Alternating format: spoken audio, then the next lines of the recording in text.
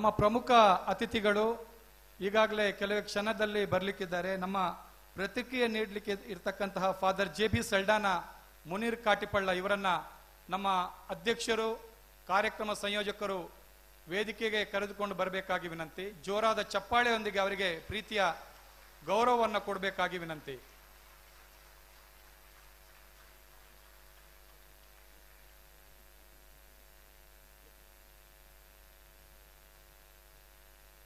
ಅದೇ ರೀತಿ ನಮ್ಮ ಈ ಒಂದು ವೇದಿಕೆಯ ಗೌರವ ಸಲಹೆಗಾರ ಇದ್ದುಕೊಂಡು ಇಡೀ ಕಾರ್ಯಕ್ರಮದ ಪ್ರಾರಂಭದಿಂದ ಇವತ್ತಿನವರೆಗೆ ಒಂದು ಅಚ್ಚುಕಟ್ಟಾಗಿ ನಡೆಸಲಿಕ್ಕೆ ಎಲ್ಲ ರೀತಿಯ ಸಲಹೆ ಸಹಕಾರ ನೀಡಿರ್ತಕ್ಕಂತಹ ಗೌರವ ಸಲಹೆಗಾರರು ಆಗಿರ್ತಕ್ಕಂಥ ನಮ್ಮ ಮಾಧ್ಯಮ ಸಮಿತಿಯ ಸಂಚಾಲಕರಾಗಿರ್ತಕ್ಕಂಥ ಸುಶೀಲ್ ನೊರೋನ್ನ ಅವರು ವೇದಿಕೆಗೆ ಆಗಮಿಸಬೇಕಂತ ಕೇಳ್ಕೊಳ್ತಾ ಇದ್ದೇನೆ.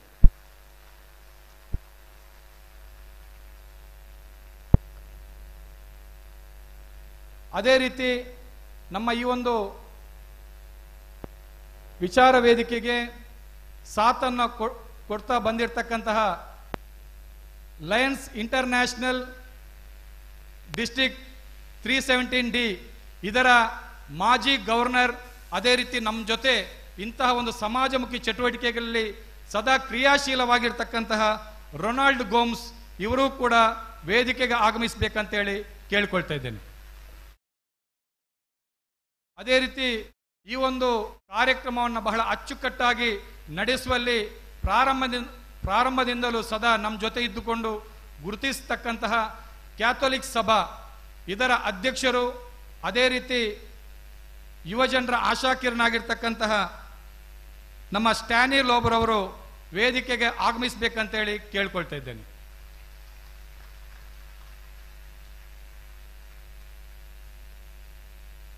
ಅದೇ ರೀತಿ ಇಡೀ ಈ ಒಂದು ಸಂತ ಮದರ್ ತೆರೇಸಾ ವಿಚಾರ ವೇದಿಕೆ ಕಾರ್ಯಕ್ರಮಗಳಲ್ಲಿ ಕಳೆದ 5 ವರ್ಷಗಳಿಂದಲೂ ಕೂಡ ನಮ್ಮ ಜೊತೆ ಗುರುತಿಸಿಕೊಂಡು ಇಂಥ ವೇದಿಕೆ ಬೇಕು, ನಾವು ಒಟ್ಟಾಗಿ ಕೆಲಸ ಮಾಡಬೇಕಂತೇಳಿ ನಮಗೆ ಸದಾ ಸ್ಫೂರ್ತಿಯ ಚಿಲುಮೆಯಾಗಿರ್ತಕ್ಕಂತಹ ಸ್ನೇಹಾಲಯ ಈ ಸಂಸ್ಥೆಯ ಮುಖ್ಯಸ್ಥರಾಗಿರ್ತಕ್ಕಂತಹ ಬ್ರದರ್ ಜೋಸೆಫ್ ಕ್ರಾಸ್ತಾ ಇವರು ಕೂಡ ವೇದಿಕೆಗೆ ಆಗಮಿಸಬೇಕಂತೇಳಿ ಕೇಳ್ಕೊಳ್ತಾ ಇದ್ದೇನೆ.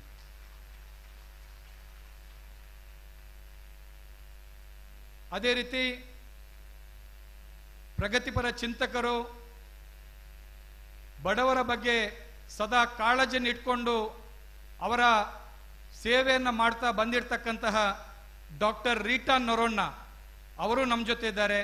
ದಯವಿಟ್ಟು ಅವರು ವೇದಿಕೆಗೆ ಆಗಮಿಸಬೇಕಂತೇಳಿ ಕೇಳ್ಕೊಳ್ತಾ ಇದ್ದೇನೆ. ಅದೇ ರೀತಿ ನಮ್ಮ ಸಂದೇಶ ಸಂಸ್ಥೆಯ ನಿರ್ದೇಶಕರಾಗಿರ್ತಕ್ಕಂತಹ ಫಾದರ್ ಸುದೀಪ್ ಪೌಲ್ ಅವರು ನಮ್ಮ ಜೊತೆ ಇದ್ದಾರೆ. ಅವರು ಈ ಒಂದು ವೇದಿಕೆಯ ಗೌರವ ಸಲಹೆಗಾರಾಗಿದ್ದುಕೊಂಡು ಈ ವೇದಿಕೆಯ ಕೆಲಸ ಕಾರ್ಯಗಳಿಗೆ ಸದಾ ಸ್ಫೂರ್ತಿಯನ್ನ ಕೊಡ್ತಾ ಬಂದಿರತಕ್ಕಂಥವರು ಫಾದರ್ ಸುದೀಪ್ ಪೌಲ್ ಅವರು ಕೂಡ ವೇದಿಕೆಗೆ ಆಗಮಿಸಬೇಕಂತೇಳಿ ಕೇಳ್ಕೊಳ್ತಾ ಇದ್ದೇನೆ. ಅದೇ ರೀತಿ ನಮ್ಮ ವೇದಿಕೆಯ ಗೌರವ ಸಲಹೆಗಾರರು, ಅದೇ ರೀತಿ ಈ ತುಳುನಾಡಿನಲ್ಲಿ ಇಲ್ಲಿನ ಮಣ್ಣು, ಇಲ್ಲಿನ ನೀರು, ಇಲ್ಲಿನ ಮಳೆ ನೀರು ಇದರ ಬಗ್ಗೆ ಭಾರಿ ಆಳವಾದ ಅಧ್ಯಯನವನ್ನು ಮಾಡಿ ಡಾಕ್ಟರೇಟ್ ಪದವಿಯನ್ನು ಪಡೆದಿರತಕ್ಕಂತಹ ಡಾಕ್ಟರ್ ಕೃಷ್ಣಪ್ಪ ಕೊಂಚಾಡಿ ಪ್ರಗತಿಪರ ಚಿಂತಕರು ಅವರು ನಮ್ಮ ವೇದಿಕೆಯ ಗೌರವ ಸಲಹೆಗಾರರು, ಅವರು ಕೂಡ ವೇದಿಕೆಗೆ ಆಗಮಿಸಬೇಕಂತೇಳಿ ಕೇಳ್ಕೊಳ್ತಾ ಇದ್ದೇನೆ.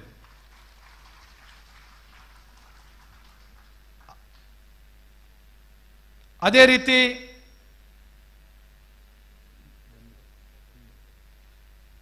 ಈ ಒಂದು ಉದ್ಘಾಟನೆಯನ್ನು ಮಾಡಲು, ಈ ವಿಚಾರ ಸಂಕಿರಣ ಉದ್ಘಾಟನೆ ಮಾಡಲು ಆಗಮಿಸಿರ್ತಕ್ಕಂತಹ ನಮ್ಮ ಈ ಕಾರ್ಯಕ್ರಮದ ಕೇಂದ್ರ ಬಿಂದು ಈ ರಾಜ್ಯದ ಉಚ್ಚ ನ್ಯಾಯಾಲಯದ ನಿವೃತ್ತ ನ್ಯಾಯಮೂರ್ತಿಗಳಾಗಿರ್ತಕ್ಕಂತಹ ಜಸ್ಟಿಸ್ HN ನಾಗಮೋಹನ್ ದಾಸ್ ರವರು ಬಂದಿದ್ದಾರೆ. ನಿಮ್ಮೆಲ್ಲರ ಪರವಾಗಿ ಅವರನ್ನು ಗೌರವಿಸ್ತಾ ಅವರು ವೇದಿಕೆಗೆ ಆಗಮಿಸಬೇಕಂತೇಳಿ ಕೇಳ್ಕೊಳ್ತಾ ಇದ್ದೇನೆ. ಅದೇ ರೀತಿ ಖ್ಯಾತ ಬರಹಗಾರರು, ಚಿಂತಕರು ಆಗಿರ್ತಕ್ಕಂತಹ ಬಹುತ್ವದ ಭಾರತದಲ್ಲಿ ಮಾನವೀಯ ಸೇವೆಗಳು ಈ ವಿಚಾರದಲ್ಲಿ ವಿಷಯವನ್ನು ಮನ್ನಣೆ ಮಾಡಲಿಕ್ಕೆ ಬಂದಿದ್ದಾರೆ.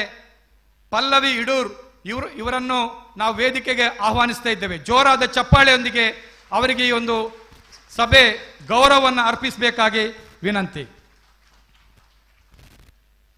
ಅದೇ ರೀತಿ ಅಖಿಲ ಭಾರತ ವಕೀಲರ ಸಂಘದ ಜಿಲ್ಲಾ ಅಧ್ಯಕ್ಷರಾಗಿರ್ತಕ್ಕಂತಹ ನಮ್ಮ ವೇದಿಕೆ ಗೌರವ ಸಲಹೆಗಾರರಾಗಿರ್ತಕ್ಕಂಥ ಯಶವಂತ ಮರೋಳಿ ಅವರು ನಮ್ಮ ಜೊತೆ ಇದ್ದಾರೆ. ಅವರನ್ನು ವೇದಿಕೆಗೆ ಆಹ್ವಾನಿಸ್ತಿದ್ದೇನೆ.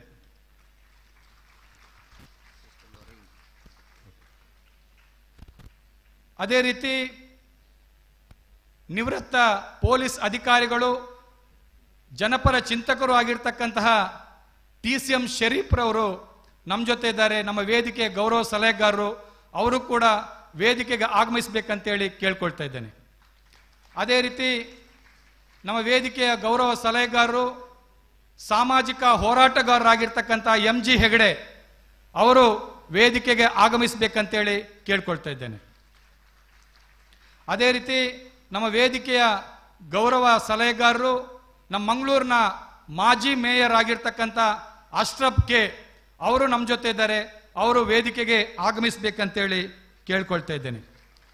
ಅದೇ ರೀತಿ ನಮ್ಮ ವೇದಿಕೆಯ ಗೌರವ ಸಲಹೆಗಾರರು, ನಮ್ಮ ನಾರಾಯಣಗುರು ಕಾಲೇಜ್ ಮುಲ್ಕಿ ಇಲ್ಲಿನ ಆಡಳಿತ ಅಧಿಕಾರಿಗಳಾಗಿರ್ತಕ್ಕಂತಹ ಡಾಕ್ಟರ್ ವಸಂತ್ ಕುಮಾರ್ ಅವರು ನಮ್ಮ ಜೊತೆ ಇದ್ದಾರೆ. ಅವರು ವೇದಿಕೆಗೆ ಆಗಮಿಸಬೇಕಂತೇಳಿ ಕೇಳ್ಕೊಳ್ತಾ ಇದ್ದೇನೆ.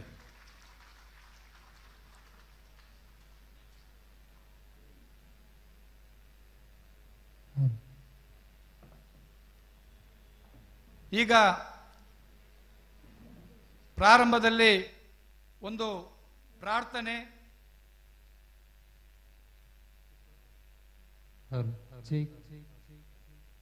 ಈ ಒಂದು ಕಾರ್ಯಕ್ರಮದಲ್ಲಿ ಸಿಸ್ಟರ್ ಲೊರೇನ್ ನಮ್ಮ ಜೊತೆ ಇದ್ದಾರೆ. ಈ ಕಾರ್ಯಕ್ರಮದ ಮೇಲೆ ಪ್ರೀತಿ ಅಭಿಮಾನವನ್ನು ಇಟ್ಟುಕೊಂಡು ನಮ್ಮ ಜೊತೆ ಬಂದು ಸೇರಿದರೆ ದಯವಿಟ್ಟು ಸಿಸ್ಟರ್ ಲೊರೇನ್ ಅವರು ವೇದಿಕೆಗೆ ಆಗಮಿಸಬೇಕಂತೇಳಿ ಕೇಳ್ಕೊಳ್ತಾ ಇದ್ದೇನೆ.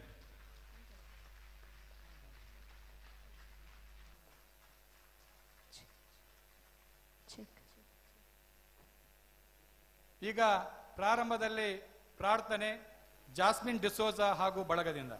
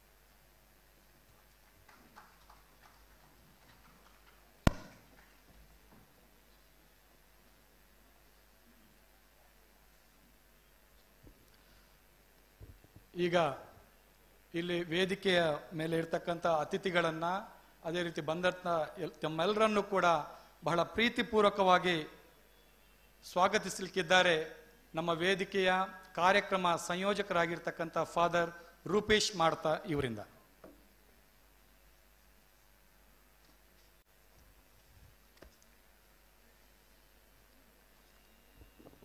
ಇಲ್ಲಿ ನೆರೆದಿರುವಂತಹ ಎಲ್ಲ ಸಾಮರಸ್ಯ ಪ್ರಿಯ ಬಂಧುಗಳಿಗೆ ನಮ್ಮ ಪ್ರೀತಿಯ ನಮಸ್ಕಾರಗಳು.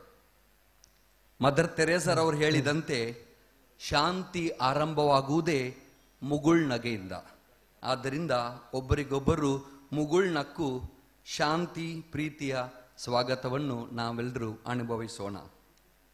ಈ ಶತಮಾನದಲ್ಲಿ ಇಡೀ ವಿಶ್ವವು ಒಂದು ಬದುಕು, ಒಂದು ಬಟ್ಟೆ ಮತ್ತೊಂದು ಬಣ್ಣವನ್ನು ಅಭಿಮಾನದ ಬಾಷ್ಪಗಳಿಂದ ತಲೆಬಾಗಿ ನೆನಪಿಸಿಕೊಳ್ಳುತ್ತಾರಾದರೆ ಹಾಗೂ ಅದರಿಂದ ಪ್ರೇರಿತರಾಗುತ್ತಾರಾದರೆ ಅದು ಸಂತ ಮದರ್ ತೆರೇಸರ ಪ್ರೀತಿಯ ಬದುಕು, ಶಾಂತಿಯ ಬಿಳಿ ಸೀರೆ ಹಾಗೂ ಸೇವೆಯ ನೀಲಿ ಪಟ್ಟಿಯ ಸೆರಗು. ಮದರ್ ತೆರೇಸಾ ಎಂಬ ಸಣ್ಣ ಜೀವದಲ್ಲಿ ಇಷ್ಟೊಂದು ಛಲದ ಶಕ್ತಿ, ದೇವರ ಭಕ್ತಿ, ತಾಯಿಯಂತ ಪ್ರೀತಿ, ಸೇವೆಯ ನೀತಿ ಹಾಗೂ ಸಾಮರಸ್ಯದ ರೀತಿ ಹೇಗೆ ಅಡಗಿತ್ತು ಎಂಬುದೇ ವಿಶ್ವದ ಬಲುದೊಡ್ಡ ಅದ್ಭುತ. ಅವರು ಭಾರತವನ್ನು ತಮ್ಮ ಸೇವೆಯ ನೆಲೆಯನ್ನಾಗಿಸಿದ್ದೇ ನಮ್ಮ ಪುಣ್ಯ ಅಂತೇಳಿ ಹೇಳ್ಬೋದು. ಅವರು ಒಂದು ನಾಡಿಗೆ, ಒಂದು ಹಾಡಿಗೆ ಅಥವಾ ಕೇವಲ ಒಂದು ಗಡಿಗೆ ಸೀಮಿತರಾದವರಲ್ಲ, ಬದಲಾಗಿ ಸಮಾಜದಲ್ಲಿ ಕನಿಷ್ಠರ, ಕುಷ್ಠರ ನಾಡಿ ಮಿಡಿತವನ್ನು ಅರಿತವರು. ಒಬ್ಬ ವ್ಯಕ್ತಿ ಜೀವಿಸಬಹುದಾದ ಪರಿಧಿ ಇಲ್ಲದ ಪ್ರೀತಿಯನ್ನು ಕಾರ್ಯದಲ್ಲಿ ಪರಿಚಯಿಸಿದ ಅಪರೂಪದ ವ್ಯಕ್ತಿ ಅವರೇ ನಮ್ಮನ್ನೆಲ್ಲರನ್ನು ಇಲ್ಲಿ ಸೇರಿಸಿದ ಅದೃಶ್ಯ ಶಕ್ತಿ ಅಂತೇಳಿ ಹೇಳಬಹುದು. ಸ್ವಾರ್ಥದ ಬೇಲಿ ದಾಟಿದರೆ ಪ್ರೀತಿಯ ಸ್ವರ್ಗ ನಿಲುಗುತ್ತದೆ ಎಂದು ತೋರಿಸಿಕೊಟ್ಟ ಮಹಾನ್ ಚೇತನ ಇವರು. ಸಾಧನೆಗಂತೂ ಸಾಹಸ ಬೇಕು, ಸೇವೆಗಂತೂ ಪ್ರೀತಿ ಬೇಕು, ಆದರೆ ಸಾಮರಸ್ಯಕ್ಕೆ ಮದರ್ ತೆರೇಸಾ ಎಂಬ ಒಂದು ಹೆಸರೇ ಸಾಕು. ಈ ಸ್ವಾಗತದ ಸಣ್ಣ ಕಾರ್ಯವನ್ನು ನಿಮ್ಮ ಮುಂದೆ ನಡೆಸಲು ನಾನು ಉತ್ಸುಕನಾಗಿದ್ದೇನೆ. ನಮ್ಮ ವಿಚಾರ ವೇದಿಕೆಯ ಅಧ್ಯಕ್ಷರಾದ ಶ್ರೀ ರಾಯ್ ಕಸ್ತಲಿನೋ ಇವರು ಈ ಕಾರ್ಯಕ್ರಮದ ಅಧ್ಯಕ್ಷತೆಯನ್ನು ಇವತ್ತು ವಹಿಸಿದ್ದಾರೆ. ಮಂಗಳೂರು ಕಥೋಲಿಕ್ ಧರ್ಮ ಪ್ರಾಂತ್ಯದ ಸಾರ್ವಜನಿಕ ಸಂಪರ್ಕ ಅಧಿಕಾರಿ, ರಾಯ್ ಕನ್ಸ್ಟ್ರಕ್ಷನ್ ಸಂಸ್ಥೆಯ ಮಾಲೀಕರಾಗಿ ನೂರಾರು ಮಂದಿಗೆ ಉದ್ಯೋಗ ನೀಡುವ ಇವರು ಕರ್ನಾಟಕ ಕೊಂಕಣಿ ಸಾಹಿತ್ಯ ಅಕಾಡೆಮಿಯ ಮಾಜಿ ಅಧ್ಯಕ್ಷರೂ ಆಗಿದ್ದರು. ಸ್ಥಳೀಯ ಹಂತದಿಂದ ರಾಜ್ಯ ಮಟ್ಟದವರೆಗೆ ವಿವಿಧ ಸಂಘಟನೆಗಳ ಮಾರ್ಗದರ್ಶಕರು, ಪದಾಧಿಕಾರಿಗಳೂ ಆಗಿ ತುಂಬ ಸೇವೆಯನ್ನು ನೀಡಿದ್ದಾರೆ. ನಿಮ್ಮ ನಾಯಕತ್ವದಲ್ಲಿ ಇಂದು ಈ ಕಾರ್ಯಕ್ರಮ ನಡೆಯುತ್ತಿದೆ. ರಾಯ್, ನಿಮಗೆ ಹಾರ್ದಿಕ ಸ್ವಾಗತ. ಹಲೋ. ರಾಯ್ ಕ್ಯಾಸ್ಟೋಲಿನೋ ಇವರಿಗೆ ನಮ್ಮ ವೇದಿಕೆಯ ಗೌರವ ಸಲಹೆಗಾರರಾಗಿರ್ತಕ್ಕಂತಹ ಜೋಸೆಫ್ ಕಾಸ್ತಾ ಇವರು ಹೂಗುಚ್ಛ ನೀಡಿ ಸ್ವಾಗತಿಸಬೇಕಾಗಿ ವಿನಂತಿ.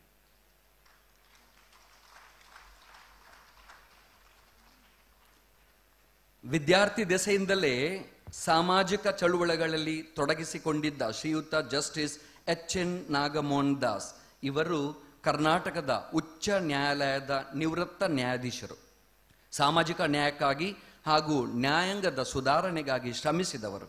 ನಿವೃತ್ತರಾದ ನಂತರ ಹೆಚ್ಚು ಕ್ರಿಯಾಶೀಲರಾಗಿರುವ ಶ್ರೀಯುತರು ಒಂದು ದಿನವೂ ಬಿಡುವಿಲ್ಲದೆ ಜನರ ಪ್ರಜ್ಞೆಯನ್ನು ಹೆಚ್ಚಿಸುವ ಕಾಯಕದಲ್ಲಿ ನಿರತರಾಗಿದ್ದಾರೆ.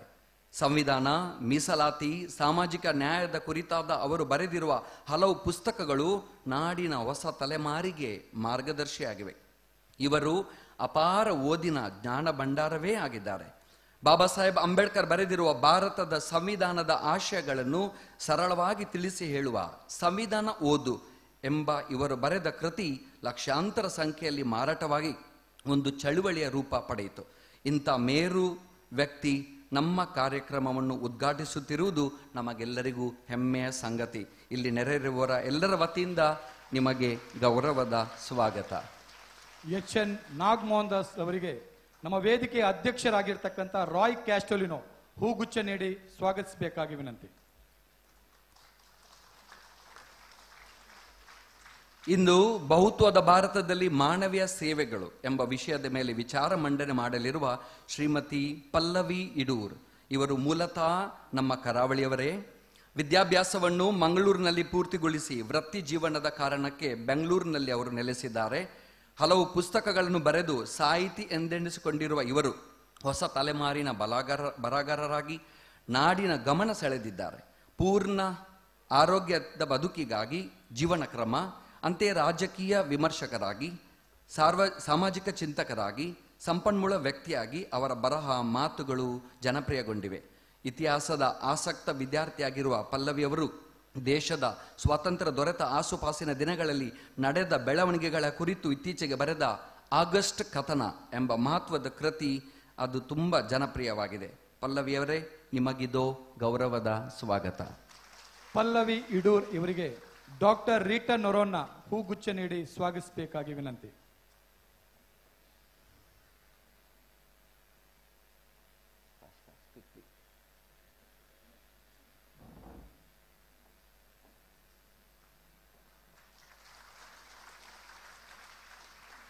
ವಂದನೀಯ ಡಾಕ್ಟರ್ ಜೆ.ಬಿ. ಸಲ್ಡಾನಾ ಇವರು ಇವತ್ತಿನ ವಿಷಯ ಮಂಡನೆಗೆ ಪ್ರತಿಕ್ರಿಯೆಯನ್ನು ನೀಡಲಿದ್ದಾರೆ. ಮಂಗಳೂರು ಧರ್ಮ ಪ್ರಾಂತ್ಯದ ಸಾರ್ವಜನಿಕ ಸಂಪರ್ಕ ಅಧಿಕಾರಿಯಾಗಿ, ಕಥೋಲಿಕ್ ಸಭಾ ಮಂಗಳೂರು ಪ್ರದೇಶ ಇದರ ಆಧ್ಯಾತ್ಮಿಕ ನಿರ್ದೇಶಕರಾಗಿ, ಹಾಗೆಯೇ ವಿಜಯ್ ಧರ್ಮ ಕೇಂದ್ರದ ಪ್ರಧಾನ ಧರ್ಮಗುರುಗಳು ಆಗಿರುವ ಇವರು ಸಂತ ಜೋಸೆಫ್ ಸೆಮಿನರಿಯ ಪ್ರಾಧ್ಯಾಪಕರಾಗಿದ್ದು ಉತ್ತಮ ವಾಗ್ಮಿಯೂ ಆಗಿರುವ ಇವರು ಬೆಲ್ಜಿಯಂನ ಲುವೇನ್ ವಿಶ್ವವಿದ್ಯಾನಿಲಯದಿಂದ ಡಾಕ್ಟರೇಟ್ ಪದವಿಯನ್ನು ಪಡೆದಿದ್ದಾರೆ. ಫಾದರ್, ನಿಮಗೆ ಆತ್ಮೀಯ ಸ್ವಾಗತ. ಫಾದರ್ ಜೆ.ಬಿ. ಸಲ್ಡಾನಾ ಇವರಿಗೆ ನಮ್ಮ ವೇದಿಕೆಯ ಗೌರವ ಸಲಹೆಗಾರರಾಗಿರ್ತಕ್ಕಂಥ ರೊನಾಲ್ಡ್ ಗೋಮ್ಸ್ ಇವರು ಹೂಗುಚ್ಛ ನೀಡಿ ಸ್ವಾಗತಿಸಬೇಕಾಗಿ ವಿನಂತಿ.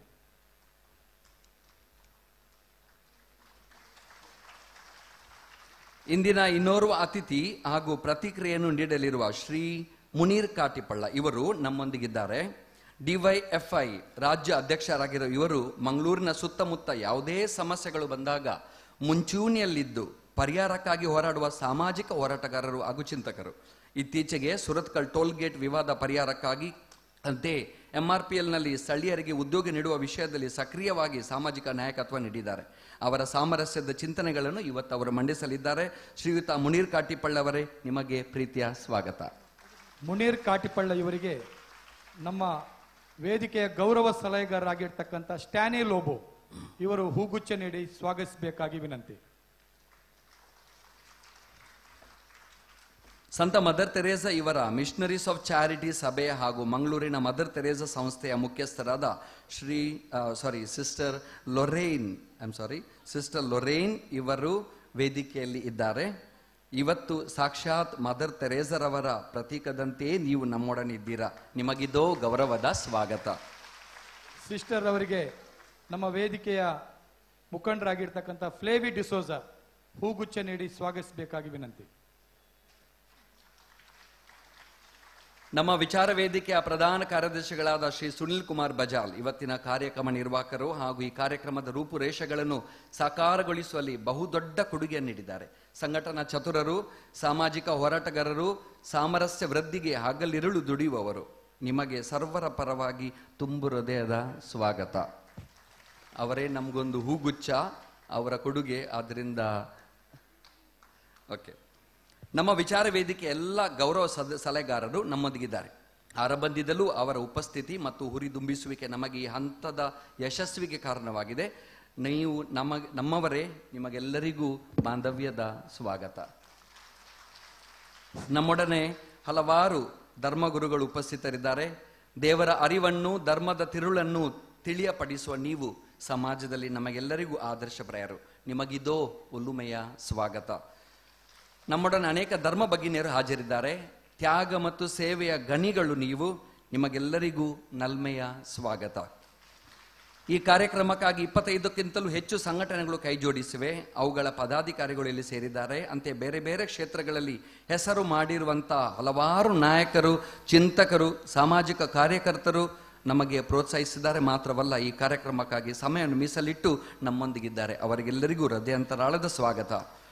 ಕಳೆದ ಆಗಸ್ಟ್ 20ರಂದು ವಿಚಾರ ವೇದಿಕೆ ವತಿಯಿಂದ ನಾವು ಪ್ರಬಂಧ ಹಾಗೂ ಚಿತ್ರಕಲಾ ಸ್ಪರ್ಧೆಗಳನ್ನು ಆಯೋಜಿಸಿದ್ದು, ಅವುಗಳಲ್ಲಿ ಭಾಗವಹಿಸಿದವರು, ವಿಜೇತರಾದವರು ಹಾಜರಿದ್ದಾರೆ. ನಿಮಗೆ ಸಂತೋಷದ ಅಭಿನಂದನೆಯ ಸ್ವಾಗತ. ಈ ಕಾರ್ಯಕ್ರಮದ ಯಶಸ್ವಿಗಾಗಿ 10 ಹಲವು ಮಂದಿ ತನು ಮನ ಧನದ ಸಹಾಯವಸ್ತು ನೀಡಿದ್ದಾರೆ. ನಿಮ್ಮ ಇರುವಿಕೆ ನಮಗೆ ಸಂತೋಷ ತಂದಿದೆ. ನಿಮಗೂ ಸ್ವಾಗತ. ಮಾಧ್ಯಮ ಪ್ರಜಾಪ್ರಭುತ್ವದ ವ್ಯವಸ್ಥೆಯ 4ನೇ ಸ್ತಂಭ ಅಥವಾ ಅಂಗವೆಂದೇ ಹೇಳುತ್ತಾರೆ. ಪ್ರಾರಂಭದಿಂದಲೂ ನಮ್ಮ ಮಾಧ್ಯಮ ಬಳಗದವರು ಉತ್ತಮ ಪ್ರಚಾರವನ್ನು ನಮಗೆ ನೀಡಿದ್ದಾರೆ. ವಿಚಾರ ವೇದಿಕೆಯ ವತಿಯಿಂದ ನಿಮಗೆಲ್ಲರಿಗೂ ಸ್ವಾಗತ. ಮದರ್ ತೆರೆಸಾ ವಿಚಾರ ವೇದಿಕೆ 125ರಷ್ಟು ಸದಸ್ಯರು ಹೆಗಲಿಗೆ ಹೆಗಲು ಕೊಟ್ಟು ಶ್ರಮ ಪಟ್ಟವರು ನಮ್ಮೊಂದಿಗಿದ್ದಾರೆ. ಧರ್ಮ ಜಾತಿಯ ಎಲ್ಲೆ ಮೀರಿ ಒಂದಾದ ನಿಮ್ಮ ಉತ್ಸಾಹವನ್ನು ಪ್ರಶಂಸಿಸುತ್ತಾ ಹೃದಯದಿಂದ ನಾವು ಸ್ವಾಗತವನ್ನು ಕೋರುತ್ತೇವೆ. ಅಂತೆಯೇ ನಮ್ಮೊಡನಿದ್ದಾರೆ ನಮ್ಮ ಮಾಜಿ ಶಾಸಕರಾದ JR ಲೋಬೋ ಇವರು, ಅಂತೆಯೇ ಶ್ರೀಯುತ ಮೊಯ್ದೀನ್ ಬಾವ್ ಅವರು ನಮ್ಮೊಡನಿದ್ದಾರೆ. ಇಲ್ಲಿ ನೆರೆದಿರುವಂಥ ಹಲವಾರು ಶಿಕ್ಷಣ ಸಂಸ್ಥೆಗಳು, KTC, ಸೆಂಟ್ ಜೋಸೆಫ್ ಸೆಮಿನರಿ, ಅದರ ಮುಖ್ಯಸ್ಥರು, ವಿದ್ಯಾರ್ಥಿಗಳು, ಶಾಲಾ ಕಾಲೇಜಿನ ವಿದ್ಯಾರ್ಥಿನಿಯರು, ಇಲ್ಲಿ ನೆರೆದಿರುವ ಯುವ ಜನರು, ಮಹಿಳೆಯರು, ಸಾರ್ವಜನಿಕರು ಎಲ್ಲರೂ ಮದರ್ ತೆರೇಸಾರವರ ಅಭಿಮಾನಿಗಳು. ನಾವು ಒಂದಲ್ಲ ಒಂದು ಸಲ ಅವರಿಂದ ಪ್ರೇರಿತರಾದವರು. ನಮ್ಮ ಭಾವನೆ, ಮಾತು ಮತ್ತು ಕಾರ್ಯಗಳಲ್ಲಿ ಅವರ ಮೌಲ್ಯವನ್ನು ಅಳವಡಿಸಿದ ಗಣ್ಯಾತಿ ಗಣ್ಯರು. ನಿಮ್ಮ ಉಪಸ್ಥಿತಿಯಿಂದ ನಾವು ಧನ್ಯರು. ನಿಮಗೆ ಪ್ರೀತಿಯ ಸ್ವಾಗತ. ಪ್ರೀತಿ ಎಲ್ಲೆಡೆ ಹರಡಲಿ, ದೇವರು ನಮ್ಮೆಲ್ಲರನ್ನು ಹರಸಲಿ. ಹೂವಿನಂಥ ಸ್ವಾಗತ ನಿಮಗೆಲ್ಲರಿಗೂ. ಧನ್ಯವಾದಗಳು.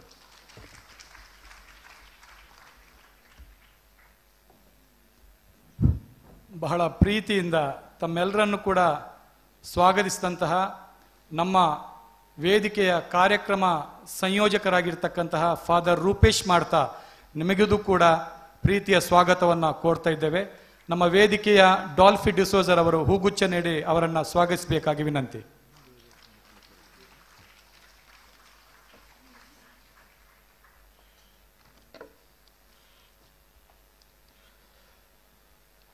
ಅದೇ ರೀತಿ ನಮ್ಮ ವೇದಿಕೆಯ ಗೌರವ ಸಲಹೆಗಾರರಾಗಿರ್ತಕ್ಕಂತಹ ದಲಿತ ಚಳುವಳಿಯ ರಾಜ್ಯದ ನಾಯಕರು ಆಗಿರ್ತಕ್ಕಂತಹ ನಮ್ಮ ಹಿರಿಯರು ದೇವದಾಸ್ ರವರು ಈ ಸಭೆಯಲ್ಲಿ ಇದ್ದಾರೆ. ಅವರು ವೇದಿಕೆಯ ಮೇಲೆ ಆಗಮಿಸಬೇಕು. ಅವರನ್ನ ತಮ್ಮೆಲ್ಲರ ಪರವಾಗಿ ಪ್ರೀತಿಪೂರ್ವಕವಾಗಿ ಸ್ವಾಗತಿಸುತ್ತಿದ್ದೇನೆ.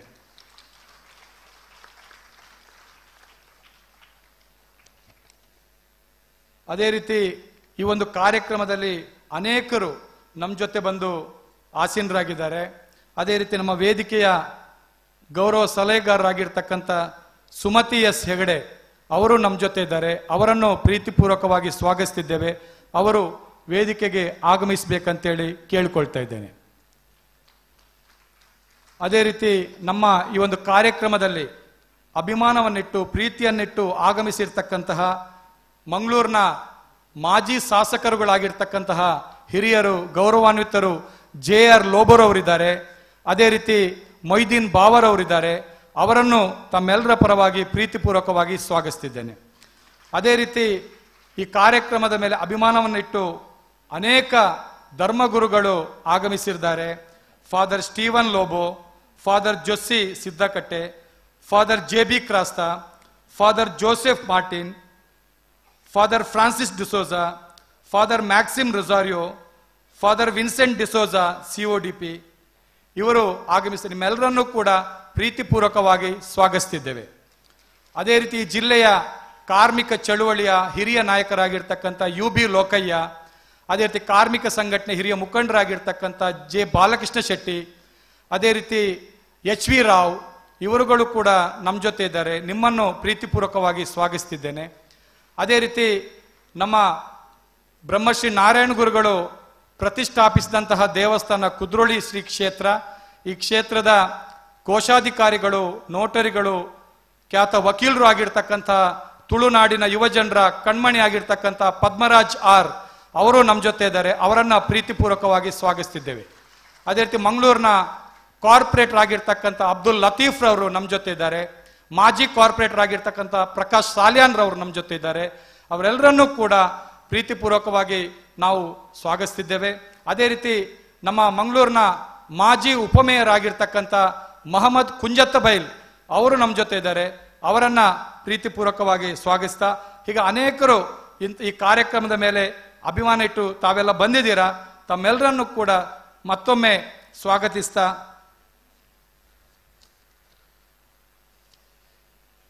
ಈಗ ಇಡೀ ಕಾರ್ಯಕ್ರಮದ ಉದ್ದೇಶ, ಯಾವ ಕಾರಣಕ್ಕಾಗಿ ಇದನ್ನು ನಾವು ಆಯೋಜನೆ ಮಾಡಿದೆ ಎಂಬುದನ್ನು ಪ್ರಾಸ್ತಾವಿಕ ಮಾತುಗಳ ಮೂಲಕ ನಮ್ಮ ಮುಂದೆ ವಿಚಾರವನ್ನ ಹೇಳಲಿಕ್ಕಿದ್ದಾರೆ ನಮ್ಮ ವೇದಿಕೆಯ ಅಧ್ಯಕ್ಷರಾಗಿರ್ತಕ್ಕಂಥ ರಾಯ್ ಕ್ಯಾಸ್ಟಲಿನ್ ಅವರು.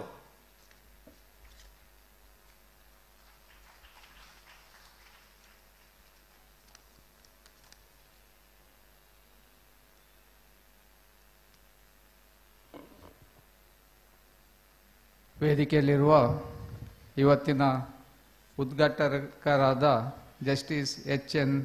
ನಾಗಮೋಹನ್ ದಾಸ್ರವರೇ, ಇವತ್ತಿನ ಮುಖ್ಯ ವಿಷಯ ಮಂಡನೆ ಮಾಡುವವರು ಪಲ್ಲವಿ ಇಡೂರವರೇ, ಪ್ರತಿಕ್ರಿಯೆ ನೀಡಲಿದ್ದರೆ ಫಾದರ್ ಜೆ.ಬಿ. ಸಲ್ಡಾನ ಮತ್ತು ಮುನೀರ್ ಕಾಟಿಪಳ್ಳ ಅವರೇ. ಮದರ್ ತೆರೇಸಾ ಅವರ ಪ್ರತೀಕವಾಗಿ ಅವರ ಸಂಸ್ಥೆಯ ಮಂಗಳೂರಿನ ಏಕೈಕ ಕಾನ್ವೆಂಟಿನ ಸುಪೀರಿಯರ್ ಆದ ಸಿಸ್ಟರ್ ಲೊರೇನ್ ಅವರೇ, ಹಾಗೆಯೇ ನಮ್ಮ ಈ ವೇದಿಕೆಯ ಸಂಘಟನಾ ಸಮಿತಿಯ ಎಲ್ಲ ಸದಸ್ಯರೇ, ಇಲ್ಲಿ ಸಭೆಯಲ್ಲಿ ನೆರೆದಿರುವ ಎಲ್ಲ ನಮ್ಮ ಮದರ್ ತೆರೇಸಾ ಇವರ ಹಿತೈಷಿಗಳೇ, ಹಾಗೆಯೇ ನಮ್ಮ ಈ ಮಂಗಳೂರಿನ ನಾಗರಿಕರೇ. 20ನೇ ಶತಮಾನದ ಅತಿ ಶ್ರೇಷ್ಠ ಮಾನವತಾವಾದಿ ಆದ ಸಂತ ಮದರ್ ತೆರೇಸಾ ಜಾತಿ, ಮತ, ಲಿಂಗ ಭೇದ ಪರಿಗಣಿಸದೆ ರೋಗಿಗಳಿಗೆ, ನೊಂದವರಿಗೆ ಹಾರೈಕೆ ಮಾಡಿದರು.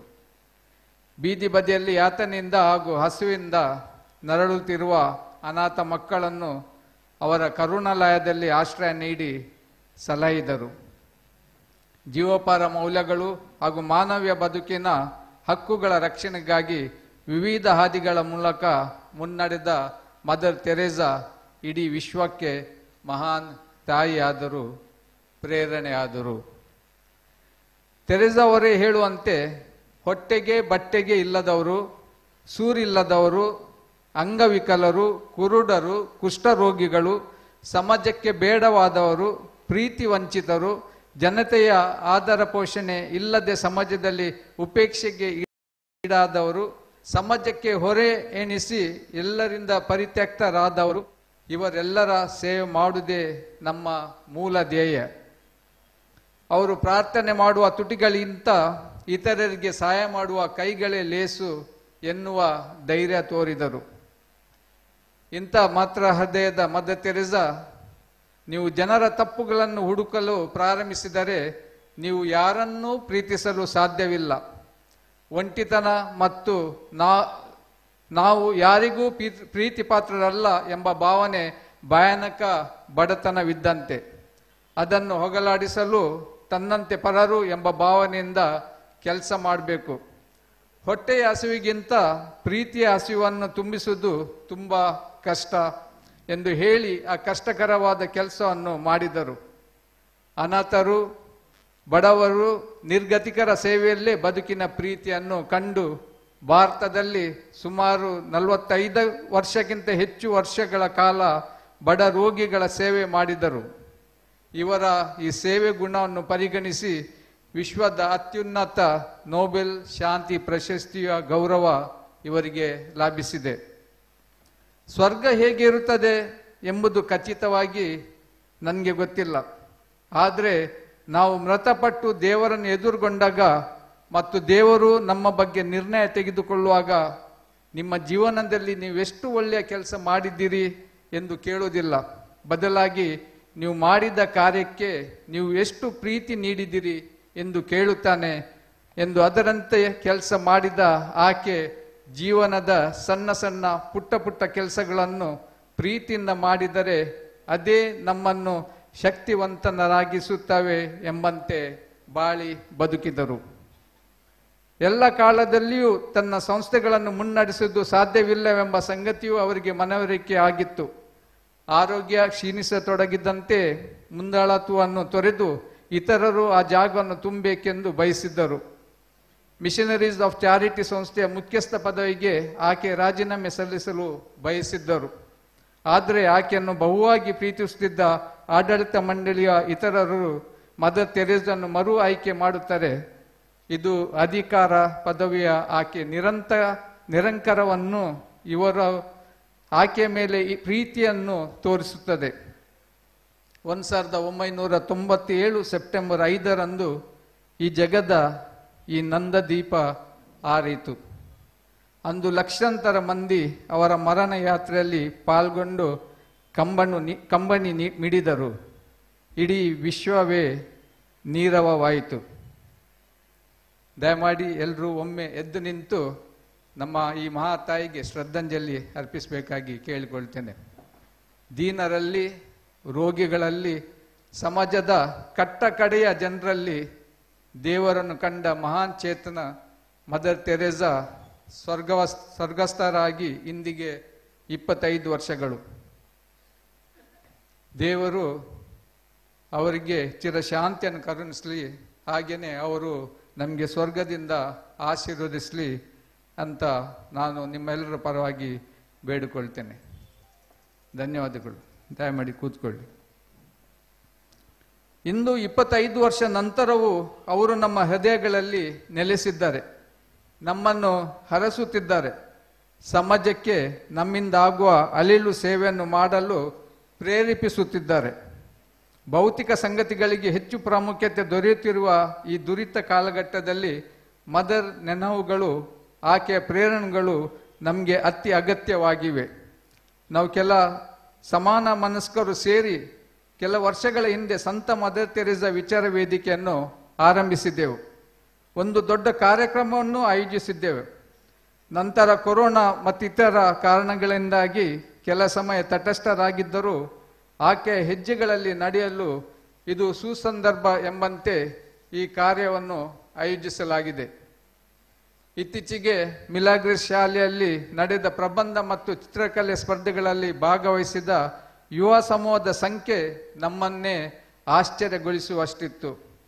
ವಿಷಯ ಮಂಡನೆಯಲ್ಲಿ ವೈವಿಧ್ಯತೆ, ಮದರ್ ತೆರೇಸಾ ಬಗ್ಗೆ, ಆಕೆಯ ಕೆಲಸ ಕಾರ್ಯಗಳ ಬಗ್ಗೆ ಮಕ್ಕಳಲ್ಲಿ ಮೂಡಿದ ಜಾಗೃತಿಯ ಅನಾವರಣವಾಗಿತ್ತು.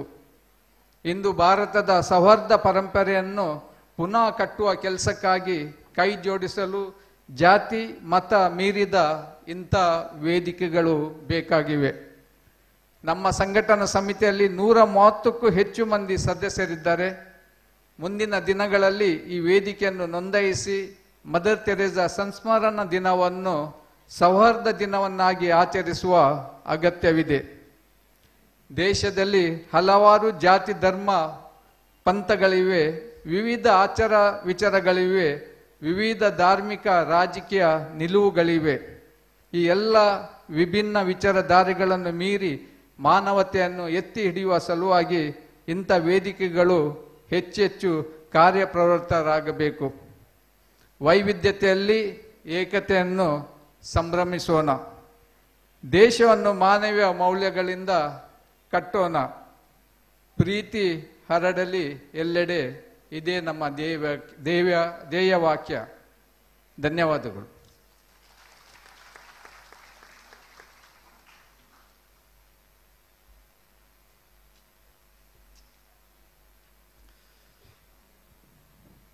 ಈ ಕಾರ್ಯಕ್ರಮಕ್ಕೆ ನಮ್ಮ ಮಾಜಿ MLC ಆಗಿರ್ತಕ್ಕಂಥ ಐವನ್ ಡಿಸೋಜರ್ ಅವರು ಆಗಮಿಸ್ತಾರೆ. ಅವರನ್ನು ತಮ್ಮೆಲ್ಲರ ಪರವಾಗಿ ಪ್ರೀತಿಪೂರ್ವಕವಾಗಿ ಸ್ವಾಗತಿಸ್ತಿದ್ದೇನೆ. ಅದೇ ರೀತಿ ಈ ಸಂದರ್ಭದಲ್ಲಿ father Santosh Rodrigues, father Vincent D'Souza, father Rahul, reverend father Sandeep, ಅದೇ ರೀತಿ ಮಂಗಳೂರು ಧರ್ಮ ಪ್ರಾಂತ್ಯದ ಕಾರ್ಯದರ್ಶಿಗಳಾಗಿರ್ತಕ್ಕಂಥ ಪ್ರೊಫೆಸರ್ ಜಾನ್ ಡಿಸಿಲ್ವಾ ಅವರು ನಮ್ಮ ಜೊತೆ ಇದ್ದಾರೆ. ಅದೇ ರೀತಿ ರೋಷಿನ್ ನಿಲಯದ ಪ್ರಾಧ್ಯಾಪಕರಾಗಿರ್ತಕ್ಕಂಥ ಎವ್ಲಿನ್ ಡಿಸೋಜರ್ ಅವರು ನಮ್ಮ ಜೊತೆ ಇದ್ದಾರೆ. ಅವರನ್ನ ಪ್ರೀತಿಪೂರ್ವಕವಾಗಿ ಸ್ವಾಗತಿಸ್ತಿದ್ದೇವೆ. ಅದೇ ರೀತಿ ಯನಪೋಯ ಶಿಕ್ಷಣ ಸಂಸ್ಥೆಯ ಉಪಪ್ರಾಂಶುಪಾಲರಾಗಿರ್ತಕ್ಕಂಥ ಡಾಕ್ಟರ್ ಜೀವನ್ ರಾಜ್ ಕುತ್ತರ್ ರವರಿದ್ದಾರೆ. ಅದೇ ರೀತಿ ಡಾಕ್ಟರ್ ಎನ್ ಇಸ್ಮಾಯಿಲ್ ರವರಿದ್ದಾರೆ. ಅದೇ ರೀತಿ ಮುಖ್ಯೋಪಾಧ್ಯಾಯರಾಗಿರ್ತಕ್ಕಂಥ ಎಲೋಸಿಯಸ್ ಡಿಸೋಜ್ ರವರಿದ್ದಾರೆ. ಪ್ರಗತಿಪರ ಚಿಂತಕರಾಗಿರ್ತಕ್ಕಂಥ ರಮೇಶ್ ಉಳ್ಳಾಲ್, BN ದೇವಾಡಿಗರವರಿದ್ದಾರೆ.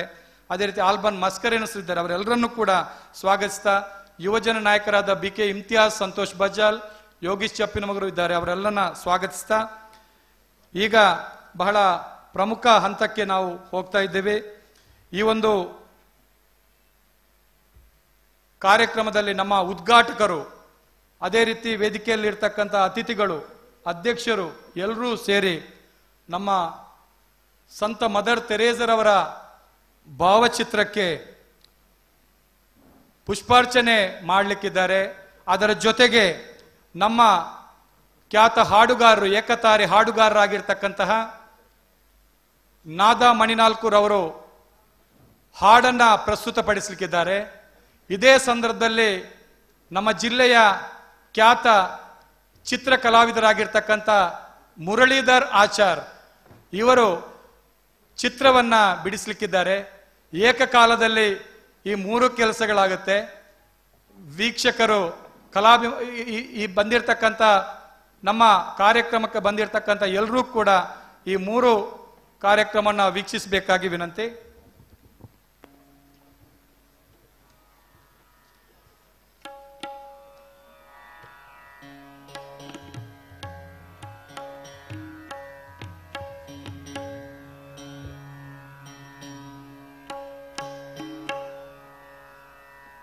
ಅವ್ವ ನಿನಗೆ ಶರಣು, ತಾಯಿಯೇ ನಿನಗೆ ಶರಣು.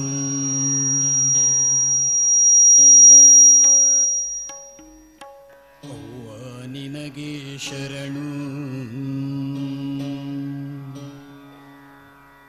ಬೀಜವೇ ನಿನಗೆ ಶರಣು. ತಾಯಿಯೇ ನಿನಗೆ ಶರಣು, ಧಾನ್ಯವೇ ನಿನಗೆ ಶರಣು. ಧಾನ್ಯವೇ ನಿನಗೆ ಶರಣು, ಬೀಜವೇ ನಿನಗೆ ಶರಣು.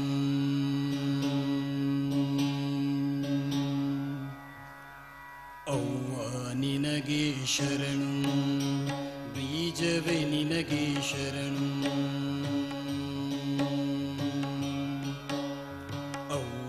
ನಿನಗೆ ಶರಣು, ತಾಯಿಯೇ ನಿನಗೆ ಶರಣು.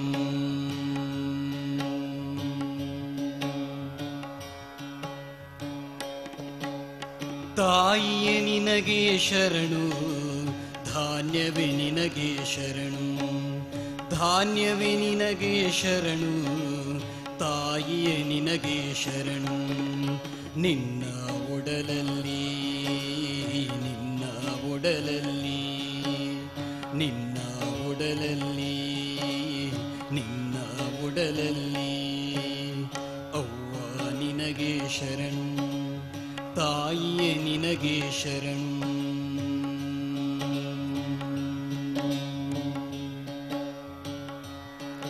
ಅವ್ವ ನಿನ್ನ ಒಡಲಲ್ಲಿ ನಿನ್ನ ಒಡಲಲ್ಲಿ ನಿನ್ನ ಒಡಲಲ್ಲಿ ನಿನ್ನ ಒಡಲಲ್ಲಿ ನಿನ್ನ ಒಡಲಲ್ಲಿ ಪ್ರೀತಿ ಇದೆ,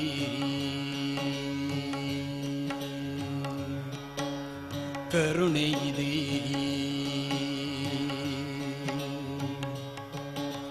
ಸತ್ಯವಿದೆ, ಸತ್ವವಿದೆ. ಪ್ರೀತಿ ಇದೆ, ಕರುಣೆ ಇದೆ, ಸತ್ಯವಿದೆ, ಸತ್ವವಿದೆ.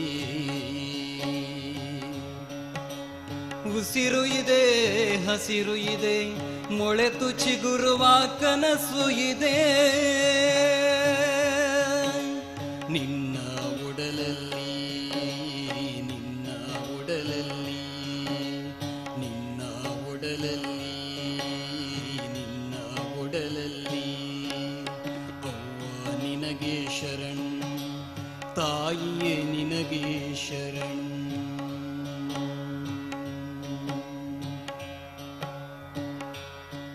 ಅವ್ವ ನಿನ್ನ ಒಡಲಲ್ಲಿ ನಿನ್ನ ಒಡಲಲ್ಲಿ ನಿನ್ನ ಒಡಲಲ್ಲಿ ನಿನ್ನ ಒಡಲಲ್ಲಿ ನಿನ್ನ ಒಡಲಲ್ಲಿ ಬೆಳಕು ಇದೆ,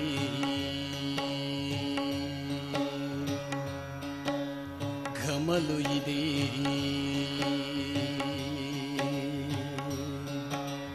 ಬೆಳಕು ಇದೆ, ಘಮಲು ಇದೆ. ಬಣ್ಣಗಳ ಚಿತ್ತಾರವಿದೆ, ಶತಶತಮಾನದ ನೆನಪು ಇದೆ, ಬದಲಾವಣೆಯ ತುಡಿತವಿದೆ. ಶತಶತಮಾನದ ನೆನಪು ಇದೆ, ಬದಲಾವಣೆಯ ತುಡಿತವಿದೆ.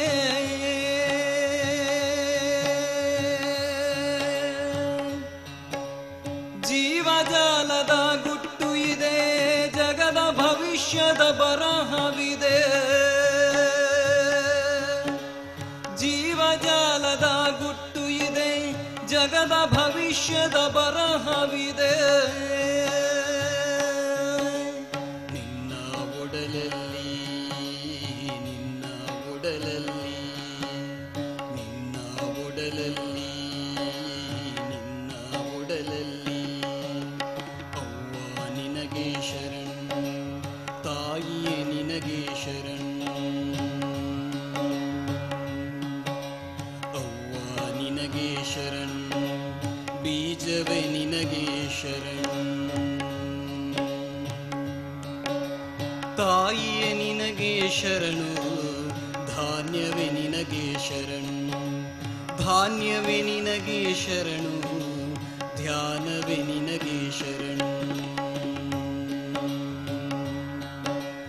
ಧಾನ್ಯವೇ ನಿನಗೆ ಶರಣು, ಧ್ಯಾನವೇ ನಿನಗೆ ಶರಣ್.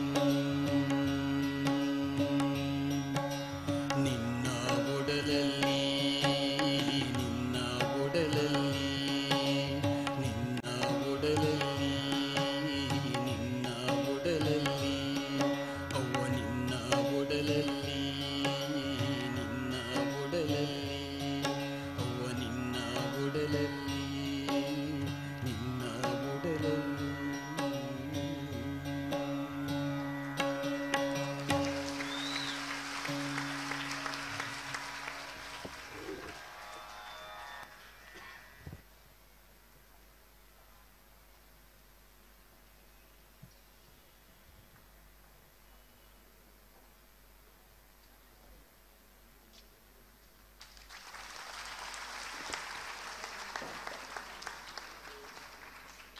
ಹಾಡಿನೊಂದಿಗೆ ಮದರ್ ತೆರೇಸರವರ ಚಿತ್ರವನ್ನು ಬಿಡಿಸಿರ್ತಕ್ಕಂತಹ ಈ ಜಿಲ್ಲೆಯ ಖ್ಯಾತ ಚಿತ್ರಕಲಾವಿದರಾಗಿರ್ತಕ್ಕಂತಹ ಮುರಳೀಧರ್ ಆಚಾರ್ ಇವರಿಗೆ ಜೋರಾದ ಚಪ್ಪಾಳೆಯೊಂದಿಗೆ ನಾವು ಅವರನ್ನು ಸ್ವಾಗತಿಸಬೇಕಾಗಿ ವಿನಂತಿ. ಈಗ ಪ್ರಮುಖ ಘಟ್ಟಕ್ಕೆ ಬರ್ತಾ ಇದ್ದೇವೆ. ಈ ಕಾರ್ಯಕ್ರಮದ ಕೇಂದ್ರ ಬಿಂದು ಜಸ್ಟಿಸ್ ಎಚ್.ಎನ್. ನಾಗಮೋಹನ್ ದಾಸ್ ರವರು. ಅವರ ಮಾತುಗಳನ್ನು ಕೇಳುವುದೆಂದರೆ ಬಹಳ ನಮಗೆಲ್ಲ ಖುಷಿ.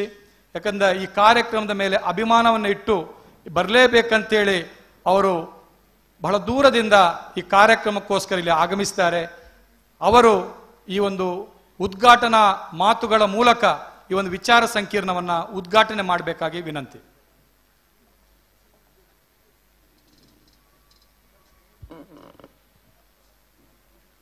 ಎಲ್ಲರಿಗೂ ನಮಸ್ಕಾರ. ವೇದಿಕೆ ಮೇಲಿರ್ತಕ್ಕಂಥ ಎಲ್ಲ ಗಣ್ಯರೇ, ಇಲ್ಲಿ ನೆರೆದಿರ್ತಕ್ಕಂಥ ಎಲ್ಲ ಆತ್ಮೀಯರೇ, ಸುದ್ದಿ ಮಾಧ್ಯಮದ, ಚಿತ್ರ ಮಾಧ್ಯಮದ ಗೆಳೆಯರು, ದೇಶ ಇವತ್ತಿರ್ತಕ್ಕಂಥ ಸಂಕಷ್ಟ ಪರಿಸ್ಥಿತಿಯಲ್ಲಿ ಸಂತ ಮದರ್ ತೆರೆಸಾ ವಿಚಾರ ವೇದಿಕೆ ಮಂಗಳೂರು ಇಂತಹ ಒಂದು ಮಹತ್ತರ ಕಾರ್ಯಕ್ರಮವನ್ನು, ಪ್ರಸ್ತುತವಾದಂಥ ಕಾರ್ಯಕ್ರಮವನ್ನು, ಅರ್ಥಪೂರ್ಣವಾದಂಥ ಕಾರ್ಯಕ್ರಮವನ್ನು ಹಮ್ಮಿಕೊಂಡಿರೋದಕ್ಕೆ ನನಗೆ ಬಹಳ ಹೆಮ್ಮೆ ಇದೆ, ಸಂತೋಷ ಇದೆ. ಆ ಅಧ್ಯಕ್ಷರಿಗೂ ಆ ಸಮಿತಿಯ ಎಲ್ಲ ಗೆಳೆಯರಿಗೆ ನಾನು ಮೊದಲನೇದಾಗಿ ನನ್ನ ಅಭಿನಂದನೆಗಳನ್ನು ಸಲ್ಲಿಸ್ತಾ ಇದ್ದೆ. ಇಂತಹ ಒಂದು ಕಾರ್ಯಕ್ರಮದಲ್ಲಿ ಭಾಗವಹಿಸೋದಕ್ಕೆ ಅವಕಾಶ ಮಾಡಿಕೊಟ್ಟಂಥ ಎಲ್ಲರಿಗೂ ನನ್ನ ಕೃತಜ್ಞತೆಗಳನ್ನು ನಾನು ಸಲ್ಲಿಸ್ತಾ ಇದ್ದೆ. ಬಂಧುಗಳೇ, ಯಾವುದೋ ದೇಶದಲ್ಲಿ ಜನಿಸಿ, ಯಾವುದೋ ದೇಶದಲ್ಲಿ ಬೆಳೆದು ಭಾರತಕ್ಕೆ ಬಂದು ಮಾನವ ಸೇವೆ, ಮಾಧವ ಸೇವೆ ಅಂತ ನಂಬಿ ಇಡೀ ಜೀವನನ ಮಾನವ ಸೇವೆಯಲ್ಲಿ ತನ್ನ ಕಾಯಕವನ್ನಾಗಿ ಬದುಕಿದಂಥ ಮದರ್ ತೆರೆಸಾಗೆ ನಾವೆಲ್ಲರೂ ಒಂದು ದೊಡ್ಡ ನಮಸ್ಕಾರನ ಸಲ್ಲಿಸೋಣ.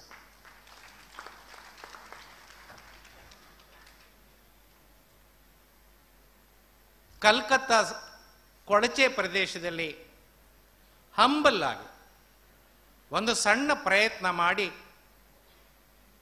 ದಿನಗಳು ವರ್ಷಗಳು ಕಳೆದಂತೆ 133 ದೇಶಗಳಿಗೆ ವಿಸ್ತರಿಸಿ 4,500 ಸಿಸ್ಟರ್ಗಳನ್ನ ಈ ಕಾಯಕದಲ್ಲಿ ತೊಡಗಿಸಿ ಕೋಟಿಗಟ್ಟೆ ಜನರ ಸೇವೆಯನ್ನು ಮಾಡಿರ್ತಕ್ಕಂಥ ಮದರ್ ತೆರೆಸಾನ್ನ ನಾವೆಲ್ಲರೂ ಸ್ಮರಣೆ ಮಾಡಬೇಕಾಗಿರ್ತಕ್ಕಂಥ ಕರ್ತವ್ಯ ನಮ್ಮದಾಗಬೇಕು ಅನ್ನೋದು ನನ್ನ ಆಸೆ. ಆದರೆ ಕೇವಲ ಸ್ಮರಣೆ ಸಾಕ?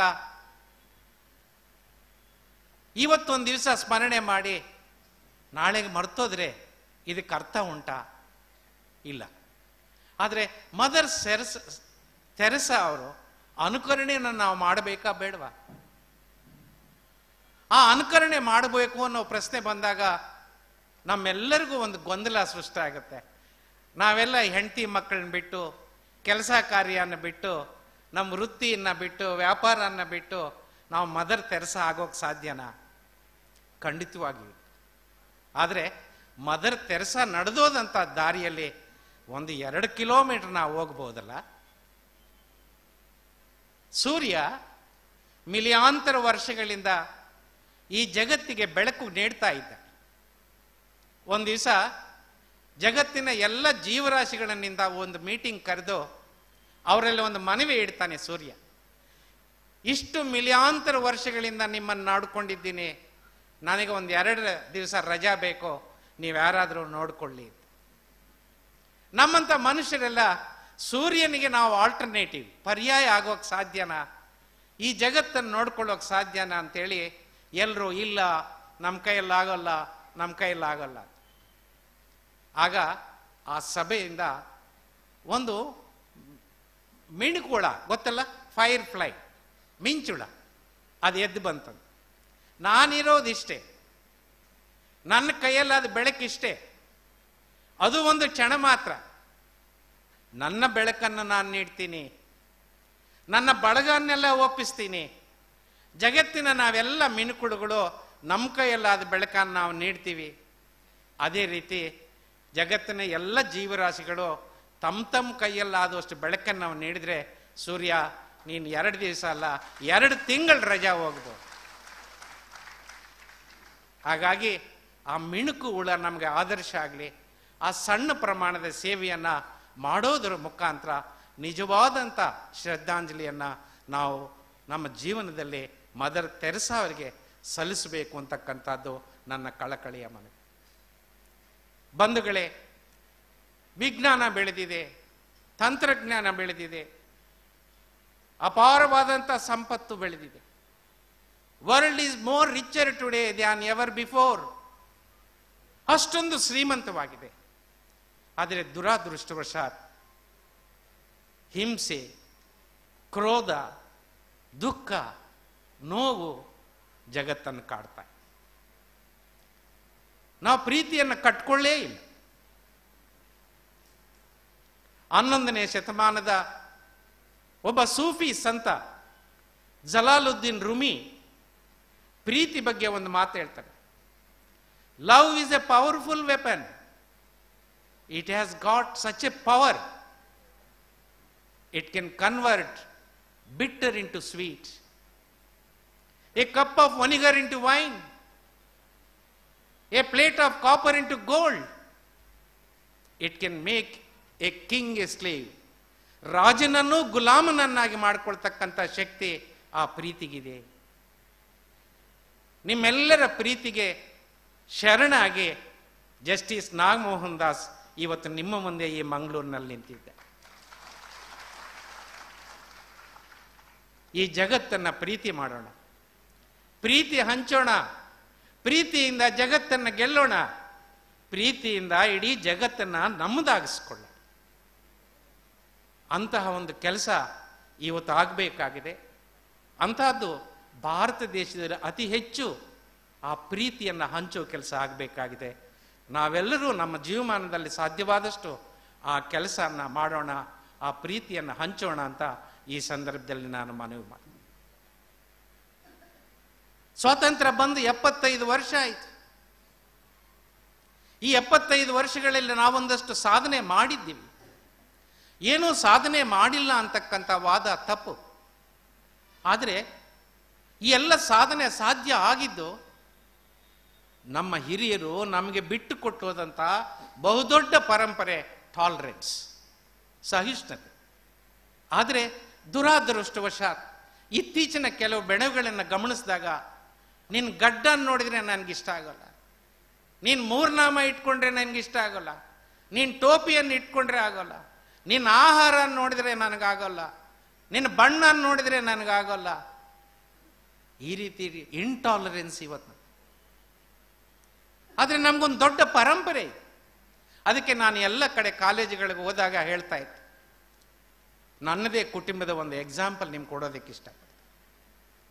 ನನ್ನ ತಂದೆ, ನನ್ನ ತಾತ, ನನ್ನ ಮುತ್ತಾತ, ಅಂದರೆ ನನ್ನ ತಂದೆ ಸಾಲಿನಲ್ಲಿ ನಾವು ಶಿವಭಕ್ತರು. ನಮ್ಮ ಕೋಲಾರ ಜಿಲ್ಲೆಯಲ್ಲಿ ಶಿವಭಕ್ತರಿಗೆ ವಾರಕ್ಕೊಂದು ದಿವಸ ಉಪವಾಸ ಇದೆ. ಯಾವತ್ತು ಗೊತ್ತಾ ನಿಮಗೆ? ಶಿವಭಕ್ತರಿಗೆ ವಾರದ ಉಪವಾಸ ಗೊತ್ತಾ? ಈ ಏರಿಯಾದಲ್ಲಿ ಇಲ್ಲ ಅಂತ ಕಾಣಿಸುತ್ತೆ, ಸೋಮವಾರ. ಆದರೆ ನನ್ನ ತಂದೆ ಮದುವೆ ಆಗಿದ್ದು ವೆಂಕಟೇಶನ್ ಕುಟುಂಬದ ಒಂದು ಹೆಂಗಸನ್ನು. ವೆಂಕಟೇಶನ್ ಕುಟುಂಬದ ವಾರದ ಉಪವಾಸ ಯಾವುದು ಅಂದರೆ ಶನಿವಾರ. ನೋಡಿ, ನಮ್ಮ ಮನೆಯಲ್ಲಿ ಸೋಮವಾರ ಶನಿವಾರ ಒಂದಾಯಿತು. ನನ್ನ ತಾಯಿ ನನ್ನ ತಂದೆ ಮನೆಗೆ ಬರೋಷ್ಟೊತ್ತಿಗೆ ನನ್ನ ಅಜ್ಜಿ ಇರಲಿಲ್ಲ, ನನ್ನ ತಾತ ಇರಲಿಲ್ಲ. ಈಕೆ ಒಬ್ಬಳೇ ಹೆಂಗಸು. ಆಕೆ ಸ್ವಾಭಿಮಾನದ ಹೆಂಗಸು, ಸ್ವಲ್ಪ ಜಬರ್ದಸ್ತ್ ಹೆಂಗಸು ಕೂಡ. ಆಕೆ ಮಾತು ಮನೆಯಲ್ಲಿ ನಡೀತಾ ಇತ್ತು. ನಾವೆಲ್ಲ ಚಿಕ್ಕ ಮಕ್ಕಳಾಗಿದ್ದಾಗ ನಮ್ಮ ಸೋಮವಾರದ ಒಪ್ಪತ್ತು ಕುಟುಂಬನ ಶನಿವಾರಕ್ಕೆ ಶಿಫ್ಟ್ ಮಾಡಿಬಿಟ್ಲು ಮರೆ. ಇವತ್ತೋಗಿ ನಮ್ಮೂರಿನಲ್ಲಿ ವೆರಿಫೈ ಮಾಡಿ, ನಮ್ಮ ಎಲ್ಲ ದಾಯಾದಿಗಳಿಗೆ, ಕಸಿನ್ಸ್ಗೆ ಸೋಮವಾರ ಒಪ್ಪತ್ತು, ನಮಗೆ ಶನಿವಾರ. ಇದೊಂದು ಕಡೆ ಇರಲಿ. ನಾನು 77ರಲ್ಲಿ ಲಾಯರ್ ಆದೆ, ಬೆಂಗಳೂರಿನಲ್ಲಿ ಪ್ರಾಕ್ಟೀಸ್ ಮಾಡ್ತಾ ಇದ್ದೆ. 81ರಲ್ಲಿ ಮದುವೆ ಆದೆ. ಆಂಧ್ರ ಪ್ರದೇಶದ ಮದನಪಳ್ಳಿಯ ಒಂದು ಹಳ್ಳಿ ಹೆಂಗಸನ್ನ ನಾನು ಮದುವೆ ಆದೆ. ಒಂದು 7-8 ತಿಂಗಳಾಯಿತು. ಹೆಂಡತಿ ಅರ್ಥ ಆಗಲಿಲ್ಲ. ಇಲ್ಲೆಲ್ಲ ಅನುಭವಸ್ಥರಿದ್ದೀರಾ, ನಿಮ್ಮ ಹೆಂಡತಿ ನಿಮ್ಗೆ ಅನುಭವ ಆಗಿದ್ರೆ ಹೇಳ್ರಪ್ಪ. 7-8 ತಿಂಗಳಲ್ಲಿ ನನ್ನಾಣೆ ಹೇಳ್ತಾ ಇದ್ದೀನಿ, ಇದುವರೆಗೂ ನನ್ನ ಹೆಂಡತಿ ನನಗೆ ಅರ್ಥ ಆಗಿಲ್ಲ. ಸೋಮವಾರ ಬಂತು, ನನ್ನಾಕೆ ಒಪ್ಪತ್ತು ಮಾಡಲಿಲ್ಲ. ನಾನು ಅಂದ್ಕೊಂಡೆ ನನ್ನ ತಾಯಿ ತಳ ಇವಳು ಶನಿವಾರದವಳು, ವೆಂಕಟೇಶನ್ ಭಕ್ತಲು ಇರಬೇಕು. ಶನಿವಾರದ ಒಳಗೂ ಕಾದೆ, ಇಲ್ಲ ಒಪ್ಪತ್ತಿಲ್ಲ ಮರೆಯ. ಆಗ ಓಲ್ಡ್ ಮೈಸೂರು ಏರಿಯಾದಲ್ಲಿ ಹೆಂಗಸರೆಲ್ಲ ಗುರುವಾರಕ್ಕೆ ಶಿಫ್ಟ್ ಆಗ್ತಾ ಇದ್ರು. ರಾಯರ ಭಕ್ತರು ಗುರುವಾರ ಒಪ್ಪತ್ತು ಮಾಡ್ತಾಳೆ ಅಂತ ಕಾದೆ. ಗುರುವಾರನೂ ಇಲ್ಲ, ಶನಿವಾರ ಇಲ್ಲ, ಸೋಮವಾರ ಇಲ್ಲ, ಗುರುವಾರ ಇಲ್ಲ. ಯಾವ ಕಾಡಿಂದ ಹಿಡ್ಕೊಂಬತ್ತಪ್ಪ ಈಕೆಯನ್ನ ಅಂತ. ಹತ್ರ ಒಂದು ವರ್ಷ ಆಯಿತು. ಆಗ ಗೊತ್ತಾಯ್ತು ನನಗೆ ಒಪ್ಪತ್ತಿದೆ. ಯಾವತ್ತು ನನ್ನ ಹೆಂಡತಿ ನನ್ನ ಮೇಲೆ ಕೋಪ ಮಾಡಿಕೊಂಡು ಜಗಳ ಮಾಡಿಕೊಂಡು ಅಡಿಗೆ ಮಾಡಲ್ವೋ ಆವತ್ತೇ ನನಗೆ ಒಪ್ಪತ್ತು.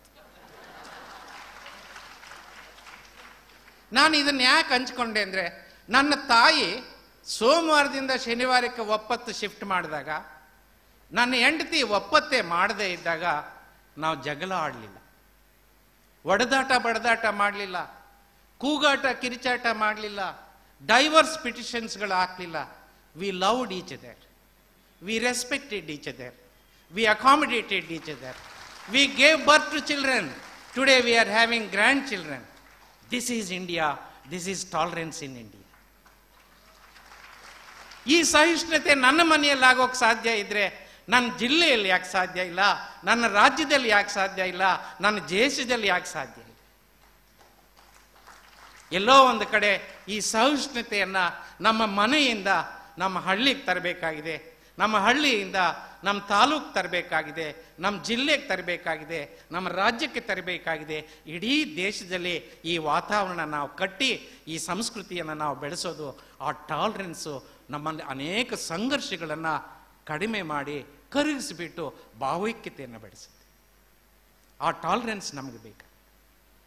ಆತ್ಮೀಯರೇ, ನಾವೆಲ್ಲರೂ ಇನ್ನೊಬ್ಬರು ಅವನಂಗೆ, ಇವನಿಂಗೆ, ಇವಳಂಗೆ, ಅವಳಂಗೆ ಅಂತ ಪ್ರತಿ ದಿವಸ ಕ್ರೋಧ. ಪೇಪರ್ ನೋಡಿದ್ರೆ ಅವರನ್ನು ಇವರು ಬೈಯೋದು, ಇವರನ್ನು ಅವರು ಬರೆಯೋದು. ಇಬ್ಬರೂ ಕೂಡ ಇದು ಒಳ್ಳೆಯದು ಅಂತ ಹೇಳಿದ್ದು ನಾನು ಕೇಳಲೇ ಇಲ್ಲ ರೀ ಇತ್ತೀಚೆಗೆ. ಇದು ದುಃಖದ ಸಂಗತಿ. ಒಂದು ಊರಿನಲ್ಲಿ ಮಧ್ಯದಲ್ಲಿ ಒಂದು ಕಂಬಕ್ಕೆ ಒಂದು ಹೆಂಗಸನ್ನು ಕಟ್ಟಾಕಿ ಎಲ್ಲರೂ ಕಲ್ಲಿಂದ ಹೊಡೆಯುತ್ತಾ ಇದ್ರು. ಆಗ ಅಲ್ಲೊಬ್ಬ ಸಂತ ಆ ದಾರಿಯಲ್ಲಿ ಹೋಗ್ಬೇಕಾದ್ರೆ, ಯಾಕಪ್ಪ ಹೊಡಿತಾ ಇದ್ದೀರಿ ಅಂತ. ನೋಡಿ ಸ್ವಾಮಿ, ಈಕೆ ನಮ್ಮ ಊರಿನಲ್ಲಿ ಸೂಳೆಗಾರಿಕೆ ಮಾಡಿದ್ದಾಳೆ, ಅದರಿಂದ ಅವಳಿಗೆ ಶಿಕ್ಷೆ ಕೊಡ್ತಾ ಇದ್ವಿ. ಹೌದು, ಸೂಳೆಗಾರಿಕೆ ತಪ್ಪು, ಅದನ್ನು ಮಾಡಿದವರಿಗೆ ಶಿಕ್ಷೆ ಆಗಬೇಕು. ಆದರೆ ಶಿಕ್ಷೆ ಯಾರು ಕೊಡಬೇಕು ಅಂತ ಅವ್ರನ್ನ ಪ್ರಶ್ನೆ ಕೇಳ್ತಾರೆ ಆ ಸಂತ. ಯಾರು? ನಾವಲ್ಲದೆ ಇನ್ಯಾರು ಸ್ವಾಮಿ? ಇಲ್ಲ, ಯಾರು ತಮ್ಮ ಜೀವನದಲ್ಲಿ ಏನೂ ತಪ್ಪು ಮಾಡಿಲ್ವೋ ಅಂಥವ್ರು ಮಾತ್ರ ಎದೆ ಮೇಲೆ ಕೈ ಇಟ್ಕೊಂಡು ಬಂದು ನೀವು ಈ ಕಲ್ಲನ್ನು ನೋಡಿರಿ ಅಂತ ಹೇಳ್ತಾರೆ. ಆಗ ಅಲ್ಲಿರ್ತಕ್ಕಂಥ ಹಳ್ಳಿ ಜನ ಒಬ್ಬೊಬ್ಬರು ತಮ್ಮನ್ನು ತಾವು ನೋಡ್ಕೊಳ್ಳೋಕೆ ಸಾಧ್ಯ ಆಗುತ್ತೆ. ಯಾರು ಕೂಡ ತಪ್ಪು ಮಾಡದೇ ಇಲ್ಲ ಜೀವನದಲ್ಲಿ, ಯಾವುದೋ ಒಂದು ರೀತಿಯ ತಪ್ಪು ಮಾಡಿದ್ದಾರೆ. ಹಾಗಾಗಿ ಅವರೆಲ್ಲರೂ ಮೆದೆ ಮೇಲೆ ಕೈ ಇಟ್ಕೊಂಡು ಇಲ್ಲ ಅಂತ ಹಿಂದಕ್ಕೆ ಸರಿದು ಬಿಡ್ತಾರೆ. ಅಂತ ನಮ್ಮನ್ನ, ನಮ್ಮ ದರ್ಶನನ ನಮ್ಗೆ ಮಾಡಿಕೊಟ್ಟಂತ ಆ ಮಹಾನ್ ಸಂತ ಯಾರು ಗೊತ್ತಾ? Jesus Christ.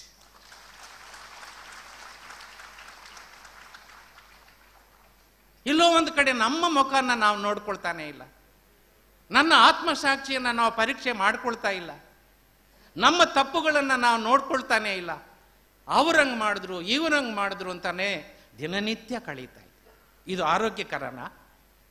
ಖಂಡಿತವಾಗಿಯೂ ಅಲ್ಲ. ನಮ್ಮನ್ನು ನಾವು ದರ್ಶನ ಮಾಡ್ಕೊಳ್ಬೇಕು, ನಮ್ಮನ್ನು ನಾವು ನೋಡ್ಕೋಬೇಕು. ನನ್ನ ಆತ್ಮಸಾಕ್ಷಿಯನ್ನು ನಾವು ಪರೀಕ್ಷೆ ಮಾಡಿಕೊಂಡಾಗ ಜಗತ್ತೆಲ್ಲ ಸುಂದರವಾಗಿ ಕಾಣಿಸುತ್ತೆ ರೀ. ಬಹಳ ಪ್ರೀತಿಯಿಂದ ಆ ಜಗತ್ತನ್ನು ನಾವು ನೋಡ್ಬೋದು. ಒಂದು ಪ್ರೀತಿ, ಸುಖ, ಸಂತೋಷ, ನೆಮ್ಮದಿ, ಭಾವೈಕ್ಯತೆ ಇರ್ತಕ್ಕಂಥ ಒಂದು ಸಮಾಜನ ನಾವು ನಿರ್ಮಾಣ. ದುರಾದೃಷ್ಟವಶಾತ್ ಇವತ್ತು ನಮ್ಮಲ್ಲಿ ಮೌಲ್ಯಗಳು ಬಹಳ ಕಡಿಮೆ ಆಗ್ತವೆ. 1947ರಲ್ಲಿ ಈ ದೇಶದಲ್ಲಿ ಕೇವಲ 16-17% ಅಕ್ಷರಸ್ಥರಿದ್ದರು.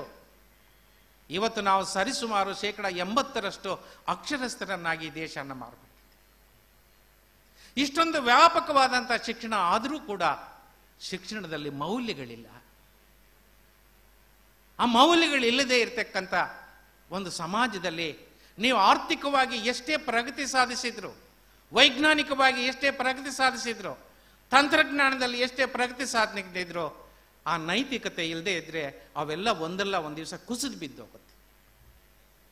ಅದು ಕುಸಿದು ಬೀಳಬಾರ್ದು, ಅದನ್ನು ನಾವು ಉಳಿಸ್ಕೋಬೇಕು, ಅದನ್ನು ಸಾಧ್ಯವಾದರೆ ಅಭಿವೃದ್ಧಿ ಪಡಿಸ್ಬೇಕು, ಮುಂದಿನ ತಲೆಮಾರಿಗೆ ನಾವು ಬಿಟ್ಟು ಹೋಗಬೇಕು ಅಂತಕ್ಕಂಥ ಮನಸ್ಸು ನಮಗಿದ್ರೆ ನಮ್ಮ ಜೀವನದಲ್ಲಿ ನಾವೊಂದು ನೈತಿಕತೆಯನ್ನು.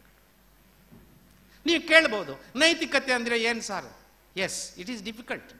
It is difficult to define what is morality, but it is easy to explain what is morality. ಮಹಾಭಾರತದಲ್ಲಿ ಕುರು ಸಾಮ್ರಾಜ್ಯನ ಪಾಂಡವರು ಮತ್ತು ಕೌರವರು ಹಂಚ್ಕೋಬೇಕು ಅಂತಕ್ಕಂಥ ಪ್ರಸಂಗ ಬಂದಾಗ ಮಾತುಕತೆ ಎಲ್ಲ ವಿಫಲ ಆಗೋಗುತ್ತೆ. ಆಗ ಯುದ್ಧ ಒಂದೇ ಪರಿಹಾರ ಅಂತಕ್ಕಂಥ ನೀತಿಗೆ ಅವ್ರು ಬಂದು ನಿಲ್ತಾರೆ. ಆಗ ದುರ್ಯೋಧನ ಹತ್ರ ಹೋಗಿ ಅನೇಕ ಜನ ಮಹನೀಯರೆಲ್ಲ ಹೋಗಿ, ದುರ್ಯೋಧನ, ನೀನು ಯುದ್ಧ ನೀತಿ ಬಿಡೆಯ, ಶಾಂತಿ ನೀತಿ ಅನುಸರಿಸಯ್ಯ, ನಿನಗೆ ಒಳ್ಳೇದಾಗುತ್ತೆ, ನಿನ್ನ ವಂಶಕ್ಕೆ ಒಳ್ಳೇದಾಗುತ್ತೆ, ನಿನ್ನ ಜನಗಳಿಗೆ ಒಳ್ಳೇದಾಗುತ್ತೆ ಅಂತ ಬುದ್ಧಿವಾದ ಹೇಳ್ತಾರೆ. ಆದರೆ ದುರ್ಯೋಧನ ಅದ್ಯಾವುದನ್ನು ಕೇರ್ ಮಾಡೋದಿಲ್ಲ. ಅಂಥ ಸಂದರ್ಭದಲ್ಲಿ ಮಹಾಭಾರತದ ಮಹಾನ್ ದಾರ್ಶನಿಕ ವಿದುರ ದುರ್ಯೋಧನ ಹತ್ರ ಹೋಗಿ ಹೇಳ್ತಾನೆ, ದುರ್ಯೋಧನ, ನೀನು ಯಾವ ನೀತಿ ಆದರೂ ಅನಿಸು, ನ್ಯಾಯ ನೀತಿಯನ್ನು ಅನಿಸಯ್ಯ, ರೂಲ್ ಆಫ್ ಲಾ. ಆಗ ದುರ್ಯೋಧನ ಒಂದು ಸವಾಲು ಹಾಕ್ತಾನೆ, ನ್ಯಾಯ ನೀತಿ ಅನ್ನೋದಕ್ಕೆ ಒಂದು ಡೆಫಿನೇಷನ್ ಇದೆಯಾ? ಅದು ಸರ್ವಕಾಲಿಕಾನ, ಅದು ಸರ್ವ ಸಾಂದರ್ಭಿಕಾನ ಅಂತಕ್ಕಂಥ ಮಾತಾಡ್ತಾರೆ. ಆಗ ವಿದುರ ಹೇಳ್ತಾನೆ, ಹೌದು, ಅದು ಸರ್ವಕಾಲಿಕ, ಸರ್ವ ಸಾಂದರ್ಭಿಕ. ಹಂಗಾದ್ರೆ ಏನು ಹೇಳು? ಇತರರಿಂದ ನಾನು ಏನನ್ನು ಬಯಸೋದಿಲ್ವೋ ಅದನ್ನ ನಾನು ಇತರರಿಗೆ ನೀಡಬಾರದು. ಇತರರಿಂದ ನಾನು ಏನನ್ನು ಬಯಸೋಲ್ಲ. ನೀವು ನನ್ನ ಬೈಯೋದನ್ನು ಇಷ್ಟಪಡ್ತೀನ, ಒಡೆಯೋದನ್ನು ಇಷ್ಟಪಡ್ತೀನ, ಹಿಂಸೆ ಕೊಡೋದನ್ನ ಇಷ್ಟಪಡ್ತೀನ, ನೋವು ಕೊಡೋದು ಇಷ್ಟಪಡ್ತೀನ, ನೀವು ದುಃಖ ಕೊಡೋದನ್ನು ನಾನು ಇಷ್ಟಪಡ್ತೀನಿ? ಇಲ್ಲ. ಹಂಗಾದ್ರೆ ನಾನೇನು ಮಾಡಬೇಕು? ನಿಮ್ಮಿಂದ ನಾನು ಏನು ಬಯಸೋದಿಲ್ವೋ ಅದನ್ನು ನಿಮಗೆ ನಾನು ಕೊಡ್ಬೋದಾ? ಆದರೆ ದುರ್ಯೋಧನ ಅಂತ ಮೌಲ್ಯ ಕಟ್ಕೊಳ್ಳಿ. ನಿಮ್ಮಿಂದ ನಾನು ಏನು ಬಯಸ್ತೀನಿ? ನೀವೆಲ್ಲರೂ ನನ್ನ ಹೊಗಳಬೇಕು, ನನ್ನ ಸಂತೋಷದಲ್ಲಿ ಭಾಗಿಯಾಗಬೇಕು, ನಾನು ಕಷ್ಟದಲ್ಲಿದ್ದಾಗ ಒಂದು ಕೈ ಇಟ್ಟು ನನ್ನನ್ನು ಮೇಲೆ ಕೆತ್ತಬೇಕು, ನನ್ನ ದುಃಖನ ಹಂಚ್ಕೋಬೇಕು. ಈ ರೀತಿ ನಿಮ್ಮಿಂದ ಬಯಸ್ತೀನಿ. ನಾನೇನು ಮಾಡಬೇಕು? ನಿಮ್ಮ ದುಃಖನ ನಾನು ಹಂಚ್ಕೋಬೇಕು. ನಿಮ್ಮ ಕಷ್ಟದಲ್ಲಿದ್ದಾಗ ನಿಮಗೊಂದು ಸಹಾಯ ಹಸ್ತಾನ ನೀಡಬೇಕು. ಆ ಒಂದು ಮೌಲ್ಯನ ಕಟ್ಕೊಂಡಂತ ಮದರ್ ತೆರೇಸಾ ಅಂತಾರಾಷ್ಟ್ರೀಯ ಖ್ಯಾತಿಯನ್ನು ಪಡೆದು. ಅಷ್ಟು ಮಾತ್ರ ಅಲ್ಲ, ರಿಯೋ ಅವರು ಹೇಳಿದಂಗೆ 25 years back she died. People of this world are still remembering. Why? ಅದಕ್ಕೆ ವಿವೇಕಾನಂದ ಅವ್ರ ಮಾತು ಜ್ಞಾಪಕ ಬರುತ್ತೆ. They alone live forever who live for others. The rest are more dead than alive. ಇತರರಿಗಾಗಿ ಯಾರು ಬದುಕಿರ್ತಾರೋ ಅವರು ಸತ್ತಿದ್ದೂ ಬದುಕಿರ್ತಾರೆ. ತಮಗಾಗಿ ಯಾರು ಬದುಕಿರ್ತಾರೋ ಅವರು ಬದುಕಿದ್ದೂ ಸತ್ತಿರ್ತಾರೆ. ಹಾಗಾಗಿನೇ ಈ 25 ಇನ್ನು 2-3 ಸಾವಿರ ವರ್ಷಗಳಾದರೂ ಈ ಜಗತ್ತು ಮದರ್ ತೆರೇಸಾನ್ ನೆನಪಿಸ್ತಾರೆ. ಯಾಕೆಂದ್ರೆ ಶಿ ಲೀವ್ಡ್ ಫಾರ್ ಅದರ್ಸ್ ಅಂತ ಒಂದು ಮೌಲ್ಯ ಕಟ್ಕೊಂಡಿದ್ರೆ ಕುರು ಸಾಮ್ರಾಜ್ಯ ಉಳಿತಿತ್ತು. ಧರ್ಮ ಯುದ್ಧ ನಡೀತಿರ್ಲಿಲ್ಲ, ಕೋಟ್ಯಾಂತರ ಜನ ಸಾಯ್ತಿರ್ಲಿಲ್ಲ, ಕೋಟ್ಯಾಂತರ ಜನ ಗಾಯಾಳುಗಳಾಗ್ತಿರ್ಲಿಲ್ಲ, ಕೋಟಿಗಟ್ಟಲೆ ಜನ ನೋವು ಸಂಕಟನ ಅನುಭವಿಸೋಕ್ಕೆ ಅವಕಾಶನೇ ಇರ್ತಿರ್ಲಿಲ್ಲ. ಆದರೆ ಇಡೀ ಸಮಾಜ ಧ್ವಂಸ ಆಗೋ ಆ ನೈತಿಕತೆ ನಮಗೆ ಬೇಕು. ಆ ನೈತಿಕತೆಯನ್ನು ನಾವು ಕಟ್ಕೊಳ್ಳದೆ ಹಿಂಸೆಯನ್ನ, ಕ್ರೋಧನ, ದ್ರೋಹನ ಇಂಥವನ್ನೇ ಪ್ರತಿಪಾದಿಸ್ತಕ್ಕಂಥ ಒಂದು ಸಮಾಜ ಧ್ವಂಸ ಆಗೋಗುತ್ತೆ. ಅದನ್ನು ನಾವು ಕಲಿಬೇಕು. ಆ ಒಂದು ನೈತಿಕ ಮೌಲ್ಯನ ನಾವು ಕಟ್ಕೊ. ನಿಮಗೆ ಇನ್ನೊಂದು ಎಕ್ಸಾಂಪಲ್ ಹೇಳಿ. 1962 ಆಸ್ಪಾಸ್ನಲ್ಲಿ ಪಾಕಿಸ್ತಾನಿ ಸೈನಿಕರು ಭಾರತ ದೇಶದ ಒಬ್ಬ ಏರ್ ಮಾರ್ಷಲ್ KC ಕರಿಯಪ್ಪ ಅನ್ನೋರನ್ನ, ಅವನ ಸಹಚರರನ್ನ ಅರೆಸ್ಟ್ ಮಾಡಿ ಅವರು ತಮ್ಮ ಬಂಧನದಲ್ಲಿ ಇಟ್ಕೊಳ್ತಾರೆ. ಆಗ ಪಾಕಿಸ್ತಾನದ ಅಧ್ಯಕ್ಷರು ಅಯೂಬ್ ಖಾನ್. ಇಂಡಿಪೆಂಡೆನ್ಸ್ ಬರೋದಕ್ಕಿಂತ ಮುಂಚೆ ಸೀನಿಯರ್ ಕರಿಯಪ್ಪ KM ಕರಿಯಪ್ಪ ಅವ್ರಿಗ ಕೈ ಕೆಳಗೆ ಅಯೂಬ್ ಖಾನ್ ರವರು ಕೆಲಸ ಮಾಡಿರ್ತಾರೆ. ಆದರೆ ಪಾರ್ಟಿಷನ್ ಆದಾಗ ಅವರು ಪಾಕಿಸ್ತಾನಕ್ಕೆ ಹೋದ್ರು, ಇವರು ಭಾರತಕ್ಕೆ ಬಂದರು. ಆ ವಿಶ್ವಾಸ ಇತ್ತು. ಆಗ ಅಯೂಬ್ ಖಾನ್ ರವರು ಸೀನಿಯರ್ ಕರಿಯಪ್ಪಗೆ ಒಂದು ಪತ್ರ ಬರೀತಾರೆ. ನಿಮ್ಮ ಮಗ ನಮ್ಮ ಬಂಧನದಲ್ಲಿದ್ದಾನೆ, ಬೇರೆ ಎಲ್ಲ ಸೈನಿಕರಿಗಿಂತ ನಿಮ್ಮ ಮಗನನ್ನ ನಾವು ಚೆನ್ನಾಗಿ ನೋಡಿಕೊಳ್ಳುತ್ತೀವಿ, ನೀವು ಆಪೇಕ್ಷಿಸಿದರೆ ನಿಮ್ಮ ಮಗನನ್ನ ನಾವು ಬಿಡುಗಡೆ ಮಾಡಿ ಕಳಿಸುತ್ತೇವೆ. ಆಗ ಸೀನಿಯರ್ ಕರಿಯಪ್ಪ ಉತ್ತರ ಬರೀತಾರೆ, ಅಭಿಮಾನದ ನಿಮ್ಮ ಪತ್ರಕ್ಕೆ ಧನ್ಯವಾದಗಳು. ಬೇರೆ ಎಲ್ಲ ಸೈನಿಕರನ್ನು ನೋಡಿಕೊಂಡಂಗೆ ನನ್ನ ಮಗನನ್ನು ನೋಡಿಕೊಳ್ಳಿ. ಬೇರೆ ಎಲ್ಲ ಸೈನಿಕರನ್ನು ಬಿಡುಗಡೆ ಮಾಡಿದಾಗ ನನ್ನ ಮಗನನ್ನು ಬಿಡುಗಡೆ ಮಾಡಿ. ಯಾಕೆಂದ್ರೆ ನಿಮ್ಮ ಬಂಧನದಲ್ಲಿರ್ತಕ್ಕಂಥ ಭಾರತೀಯ ಸೈನಿಕರೆಲ್ಲ ನನ್ನ ಮಕ್ಕಳೇ. ಇಂಥ ಒಂದು ಸಣ್ಣ ನೈತಿಕತೆಯನ್ನು ನಾವು ನಮ್ಮ ಜೀವಮಾನದಲ್ಲಿ ಕಟ್ಕೊಂಡ್ರೆ ಎಂಥ ಸುಂದರವಾದ ದೇಶನ ನಾವು ಹಾಗಾಗಿ ನಾವೆಲ್ಲರೂ ಕೂಡ ನಮಗೆ ಶಿಕ್ಷಣ ಬೇಕು, ಆರ್ಥಿಕ ಅಭಿವೃದ್ಧಿ ಬೇಕು, ಸಾಂಸ್ಕೃತಿಕ ಅಭಿವೃದ್ಧಿ ಬೇಕು, ಅದರ ಜೊತೆಗೆ ನೈತಿಕತೆ ಬೇಕು ಸ್ನೇಹಿತರೆ. ಆ ನೈತಿಕತೆ ಇಲ್ಲದೆ ಇದ್ರೆ ಒಂದಲ್ಲ ಒಂದು ದಿವಸ ನಾವೆಲ್ಲ ಕಟ್ಟಿರ್ತಕ್ಕಂಥ ಎಲ್ಲವೂ ಧ್ವಂಸ ಆಗುತ್ತೆ. ಈ ಹಿನ್ನೆಲೆಯಲ್ಲಿ ಸ್ನೇಹಿತರೆ, ನಾನೊಬ್ಬ ಕಾನೂನು ವಿದ್ಯಾರ್ಥಿಯಾಗಿ ಕಾನೂನು ಬಗ್ಗೆ ಒಂದೇ ಒಂದು ಮಾತು ಹೇಳಿ ನನ್ನ ಮಾತನ್ನು ಮುಗಿಸ್ತೀನಿ. ಭಾರತದ ಸಂವಿಧಾನ ರಚನೆ ಆಗಿರ್ತಕ್ಕಂಥದ್ದು ಕೆಲವು ಮೂಲ ಸಿದ್ಧಾಂತಗಳ ಆಧಾರದ ಮೇಲೆ. Indian constitution is frame on certain basic principles. ಆದರೆ ಭಾರತದ ಸಂವಿಧಾನದ ಯಾವುದೇ ಅನುಚ್ಛೇದದಲ್ಲಿ ಅದರ ಸಿದ್ಧಾಂತಗಳು ಯಾವುವು, ಅದರ ಮೂಲ ತತ್ವಗಳು ಯಾವುವು ಅಂತ ತಿಳಿಯಪಡಿಸಿಲ್ಲ. ಸರ್ವೋಚ್ಚ ನ್ಯಾಯಾಲಯ 1973ರಲ್ಲಿ ಕೇಶವಾನಂದ ಭಾರತಿ ಮಹಾಸ್ವಾಮಿಗಳು ಅನ್ನೋ ಒಂದು ಪ್ರಕರಣದಲ್ಲಿ ಮೊದಲನೇ ಬಾರಿಗೆ ಭಾರತದ ಸಂವಿಧಾನಕ್ಕೆ ಮೂಲ ತತ್ವಗಳಿವೆ ಅಂತಕ್ಕಂಥ ಸಿದ್ಧಾಂತನ ಪ್ರತಿಪಾದಿಸಿದರು. ಅಂತರ್ಗತವಾಗಿರ್ತಕ್ಕಂಥ ಮೂಲ ಸಿದ್ಧಾಂತಗಳನ್ನ ಪಟ್ಟಿ ಮಾಡಿ ಆ ತೀರ್ಪಿನಲ್ಲಿ ಜನರ ಮುಂದೆ ಇಟ್ಟರು. ಆ ಮೂಲ ತತ್ವಗಳು ಯಾವುವು ಅಂದ್ರೆ ಪ್ರಜಾಪ್ರಭುತ್ವ, ಜಾತ್ಯತೀತ, ಸಾಮಾಜಿಕ ನ್ಯಾಯ, ಕಲ್ಯಾಣ ರಾಜ್ಯ, ಬಹುತ್ವ, ಫೆಡರಲ್ ವ್ಯವಸ್ಥೆ, ಇವೆಲ್ಲವೂ ಅಂತಕ್ಕಂಥದ್ದನ್ನು ತಿಳಿಸಿ. ಹಾಗಾಗಿ ಜಾತ್ಯತೀತ ಅಂತಕ್ಕಂಥದ್ದು ಒಂದು ಸಂವಿಧಾನದ ಮೂಲತತ್ವ. ದುರಾದೃಷ್ಟವಶಾತ್ ಕಳೆದ 73 ವರ್ಷಗಳಲ್ಲಿ ಜಾತ್ಯತೀತ ಅಂದ್ರೆ ಏನು ಅಂತಕ್ಕಂಥದ್ದಕ್ಕೆ ನಾವು ಸರಿಯಾದ ರೀತಿ ಅರ್ಥನೇ ಮಾಡಿಕೊಳ್ಳಿ. ಕಳೆದ 4 ವರ್ಷಗಳಿಂದ ಸಂವಿಧಾನ ಓದು ಅಂತಕ್ಕಂಥ ಒಂದು ಪುಸ್ತಕನ ಬರೆದು ಇಡೀ ರಾಜ್ಯದಲ್ಲಿ ನಾನು ಒಂದು ಅಭಿಯಾನನ ನಡೆಸಿದೆ. ಈ ರಾಜ್ಯದ ಎಲ್ಲ ಜಿಲ್ಲೆಗಳಿಗೂ ಹೋದೆ. ಸುಮಾರು 800 ಕಾರ್ಯಕ್ರಮಗಳನ್ನು ನಾನು ನಡೆಸಿದೆ. ಬಹುಪಾಲು ಕಾರ್ಯಕ್ರಮಗಳು ವಿದ್ಯಾರ್ಥಿ ಯುವಜನರು ಕಾಲೇಜುಗಳಲ್ಲಿ ಶಿಕ್ಷಕರಲ್ಲಿ ನಡೆಸಿದೆ. ಅಲ್ಲಿ ಬಂದಂಥ ಸಂವಾದದ ಮುಖಾಂತರ ನನಗೆ ತಿಳಿಸಿ ಬಂದಿದ್ದೇನು ಅಂತಂದ್ರೆ, ನಮ್ಮ ದೇಶದ ಜನರಿಗೆ ಸಂವಿಧಾನದ ಬಗ್ಗೆನೇ ತಿಳುವಳಿಕೆ ಇಲ್ಲ. ಕೆಲವರ ತಿಳುವಳಿಕೆ ಇದೆ, ಅದು ತಪ್ಪು ತಿಳುವಳಿಕೆ. ಇಂಥ ಒಂದು ಸಂದರ್ಭದಲ್ಲಿ ನಾನು ಎಲ್ಲ ಕಡೆ ಕೇಳಿದಾಗ ಜಾತ್ಯತೀತ ಅಂದ್ರೆ ಏನು ಅಂತಂದ್ರೆ equal treatment of all religions is secularism ಅಂತಕ್ಕಂಥ ಉತ್ತರ ಸಿಕ್ತು. ಆದರೆ ಅದು ಸರಿಯಾದಂಥದ್ದಲ್ಲ.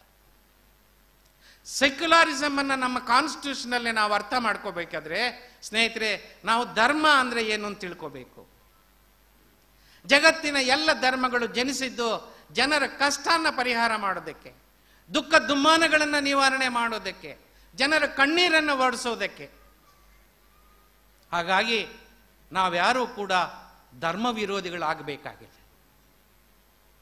ಆದರೆ ಧರ್ಮದ ಹೆಸರಿನಲ್ಲಿ ಸಾವು ನೋವುಗಳು ಸಂಭವಿಸಿದವು. ಅದ್ಯಾಕಾಯಿತು? ಮೊದಲನೇ ಕಾರಣ ಅನ್ಡೆಮೊಕ್ರಟೈಸೇಷನ್ ಆಫ್ ರಿಲಿಜನ್. ಧರ್ಮವನ್ನ ಅಪ್ರಜಾಪ್ರಭುತ್ವಗೊಳಿಸಿದಾಗ ಅದು ಮೂಲಭೂತವಾದವಾಗುತ್ತೆ. ಅಪ್ರಜಾಪ್ರಭುತ್ವಗೊಳಿಸೋದು ಅಂದ್ರೇನು? ಕಾಶ್ಮೀರದಲ್ಲಿ 92% ಮುಸಲ್ಮಾನರಿರೋದು. ಕಾಶ್ಮೀರಿ ಮುಸ್ಲಿಂ ಹೆಂಗಸರು ಬುರ್ಕಾ ಹಾಕೋಲ್ಲ. ಆದರೆ ಅಲ್ಲಿನ ಕೋಮುವಾದಿಗಳು, ಮೂಲಭೂತವಾದಿಗಳು, ಭಯೋತ್ಪಾದಕರು ಕಾಲೇಜ್ ಗೇಟ್ಗಳಲ್ಲಿ ಮುಂಚೆ ನಿಂತು ಹೆಣ್ಣು ಮಕ್ಕಳ ಮೇಲೆ ಧಮಕಿ ಹಾಕ್ತಾ ಇದ್ದಾರೆ, ನೀವು ಬುರ್ಕಿ ಹಾಕೊಂಡ್ಬರ್ಬೇಕು ಅಂತ. ನನ್ನ ಮನಸ್ಸಿಗೆ ವಿರುದ್ಧವಾಗಿ ನನ್ನ ಮೇಲೆ ಒಂದು ಏರೋದು, ಎನ್ಫೋರ್ಸಿಂಗ್ ಎ ರಿಲಿಜಿಯಸ್ ಫರ್ಮಾನ್ against my will is undemocratization of religion. ಸುಮಾರು 30 ವರ್ಷಗಳ ಹಿಂದೆ ಕೇರಳದಲ್ಲಿ ಒಂದು ಕಮ್ಯುನಿಟಿ ಹೆಡ್, ನಾಳೆಯಿಂದ ನಮ್ಮ ಜಾತಿಯ ಎಲ್ಲ ಗಂಡಸರು ಟೋಪಿ ಹಾಕ್ಕೋಬೇಕು. ಯಾರೋ ಒಬ್ಬ ನಾನು ಹಾಕ್ಕೊಳ್ಳೋದಿಲ್ಲ ಅಂದ್ರೆ ಅವನನ್ನು ಜಾತಿಯಿಂದ ಹೊರಗೆ ಹಾಕಿ ಅಂದರು. ಅವನನ್ನು ಔಟ್ಕ್ಯಾಸ್ಟ್ ಮಾಡಿದ್ರೆ ಅವನ ಹೆಂಡತಿಯನ್ನೇನು ಮಾಡ್ತೀರಾ? ತಂದೆ ತಾಯಿಯನ್ನೇನು ಮಾಡ್ತೀರಾ? ಅಕ್ಕ ತಂಗಿಯರೇನು ಮಾಡ್ತೀರಾ?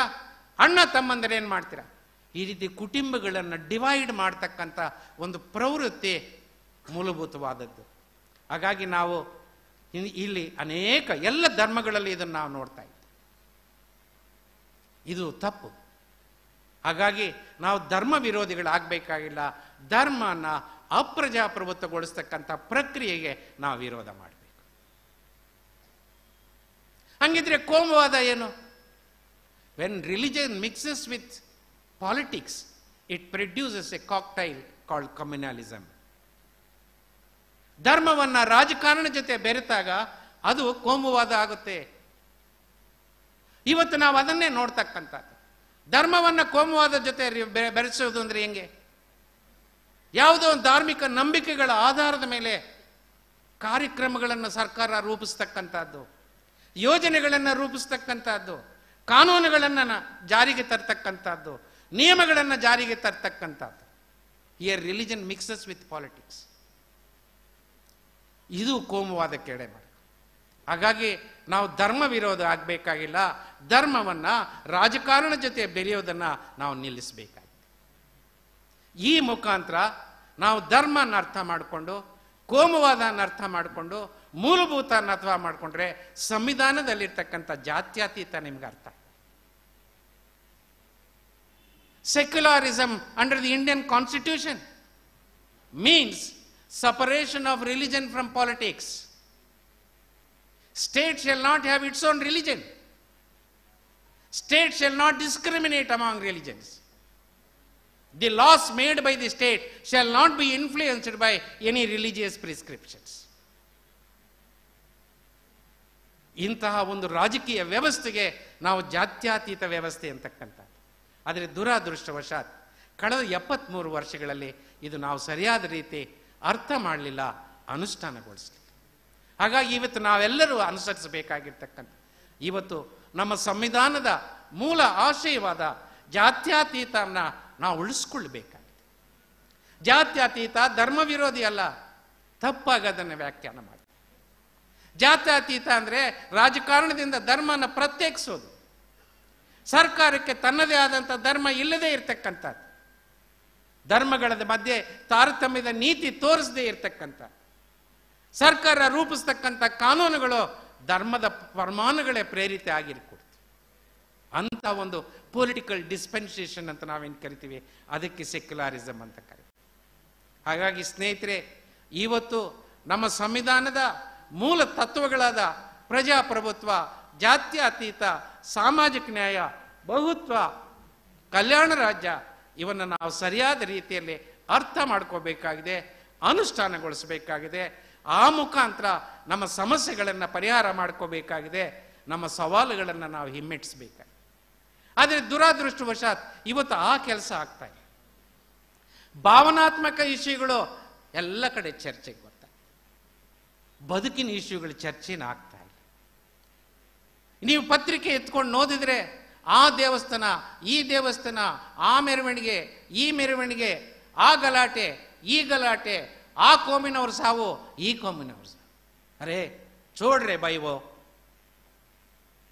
ನಿರುದ್ಯೋಗದ ಬಗ್ಗೆ ಮಾತಾಡ್ರಿ, ಹಸುವಿನ ಬಗ್ಗೆ ಮಾತಾಡ್ರಿ, ಅನಕ್ಷರಸ್ಥರ ಬಗ್ಗೆ ಮಾತಾಡ್ರಿ, ನಿರ್ಗತಿಕರ ಬಗ್ಗೆ ಮಾತಾಡ್ರಿ, ದಲಿತರ ಮೇಲೆ ದೌರ್ಜನ್ಯದ ಬಗ್ಗೆ ಮಾತಾಡ್ರಿ, ಮಹಿಳೆಯರ ಮೇಲೆ ಅತ್ಯಾಚಾರಗಳ ಬಗ್ಗೆ ಮಾತಾಡ್ರಿ.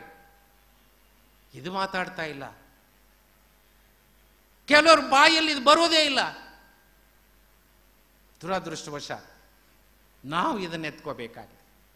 ಆ ದಿಕ್ಕಿನಲ್ಲಿ ನಾವು ಭಾವನಾತ್ಮಕ ಇಶ್ಯೂಗಳಿಗೆ ಬಲಿಯಾಗದೆ ಬದುಕಿನ ಇಶ್ಯೂಗಳನ್ನು ಎತ್ಕೊಳ್ಳೋಣ, ಅದನ್ನು ಚರ್ಚೆ ಮಾಡೋಣ.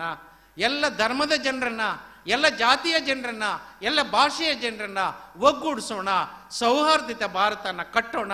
ಆ ದಿಕ್ಕಿನಲ್ಲಿ ಇವತ್ತು ಸಂತ ಮದರ್ ತೆರೆಸಾ ವಿಚಾರ ವೇದಿಕೆ ಈ ಸಣ್ಣ ಪ್ರಯತ್ನ ಏನಿದೆ ನನಗೆ ಬಹಳ ಹೆಮ್ಮೆ ತಂದಿದೆ. ಇದು ಸಣ್ಣ ಪ್ರಯತ್ನವಾದರೂ ಇಡೀ ರಾಜ್ಯ ದೇಶಕ್ಕೆ ಹರಡಲಿ.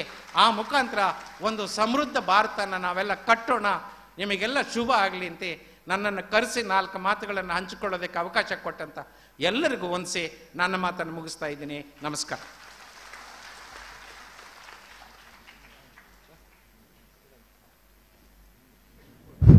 ಬಹಳ ಅತ್ಯದ್ಭುತ ಮಾತುಗಳಿಂದ ಈ ಒಂದು ವಿಚಾರ ಸಂಕಿರಣವನ್ನು ಉದ್ಘಾಟನೆ ಮಾಡಿರ್ತಕ್ಕಂತಹ ಜಸ್ಟಿಸ್ ಎಚ್.ಎನ್. ನಾಗಮೋಹನ್ ದಾಸ್ ಅವರಿಗೆ ಅಭಿನಂದನೆಗಳು. ಮುಂದಕ್ಕೆ ಈ ಒಂದು ವಿಚಾರ ಸಂಕಿರಣ ಬಹಳ ಪ್ರಮುಖವಾಗಿ ಬಹುತ್ವದ ಭಾರತದಲ್ಲಿ ಮಾನವೀಯ ಸೇವೆಗಳು ಎಂಬ ವಿಷಯದಲ್ಲಿ ವಿಷಯ ಮಂಡನೆಯನ್ನು ಮಾಡಲಿಕ್ಕಿದ್ದಾರೆ. ಖ್ಯಾತ ಬರಹಗಾರರು, ಚಿಂತಕರಾಗಿರ್ತಕ್ಕಂಥ ಪಲ್ಲವಿ ಇಡೂರವರು ವಿಷಯ ಮಂಡನೆ ಮಾಡಲಿಕ್ಕಿದ್ದಾರೆ. ಈತನ್ಮಧ್ಯೆ ಈಗ ತಾನೇ ಮದರ್ ತೆರೇಸರವರ ಚಿತ್ರವನ್ನು ಬಿಡಿಸಿರ್ತಕ್ಕಂಥ ಖ್ಯಾತ ಚಿತ್ರ ಕಲಾವಿದರಾಗಿರ್ತಕ್ಕಂಥ ಮುರಳೀಧರ್ ಆಚಾರ್ಯರವರಿಗೆ ನಮ್ಮ ವೇದಿಕೆಯ ಅಧ್ಯಕ್ಷರಾಗಿರ್ತಕ್ಕಂಥ ರಾಯ್ ಕ್ಯಾಸ್ಟೋಲಿನ್ ರವರು ಸ್ಮರಣಿಕೆಯನ್ನು ನೀಡಿ ಗೌರವಿಸಬೇಕಾಗಿ ವಿನಂತಿ.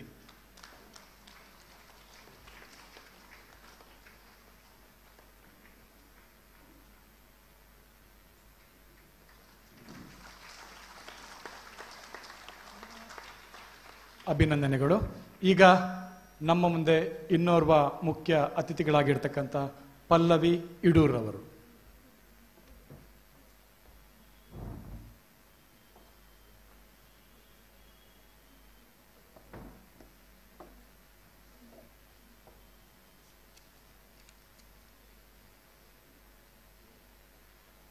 ವೇದಿಕೆಯ ಮೇಲೆ ಉಪಸ್ಥಿತರಿರುವಂಥ ಎಲ್ಲ ಗಣ್ಯರಿಗೆ ಹಾಗೂ ನೆರೆದಿರುವಂಥ ಎಲ್ಲ ಬಂಧುಗಳಿಗೆ ನನ್ನ ವಂದನೆಗಳು.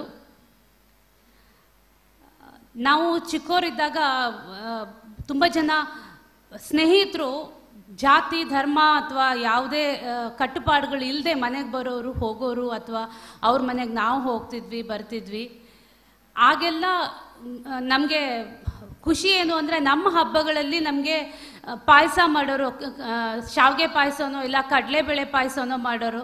ಕ್ರಿಶ್ಚಿಯನ್ರದ್ದು ಕ್ರಿಸ್ಮಸ್ ಬಂತು ಅಂದರೆ ಖುಷಿ ನಮ್ಗೆ ಕೇಕ್ ಇರುತ್ತೆ ಅಂತ. ಇದು ರಂಜಾನ್ ಬಂತು ಅಂತ ಅಂದರೆ ಶೀರ್ ಕುರ್ಮಾ ಇರುತ್ತೆ ಅಂಥೇಳಿ. ಹಬ್ಬ ಅಂದಾಗ ನಮ್ಮ ಹಬ್ಬಕ್ಕೆ ಅವ್ರುಗಳು ಬಂದು ನಮ್ಗೆ ಮೆಹಂದಿ ಹಚ್ಚಿದ್ರೆ ಅವ್ರುಗಳ ಹಬ್ಬಕ್ಕೆ ನಾವು ಅವ್ರ ಮನೆಗೆ ಹೋಗ್ತಿದ್ವಿ.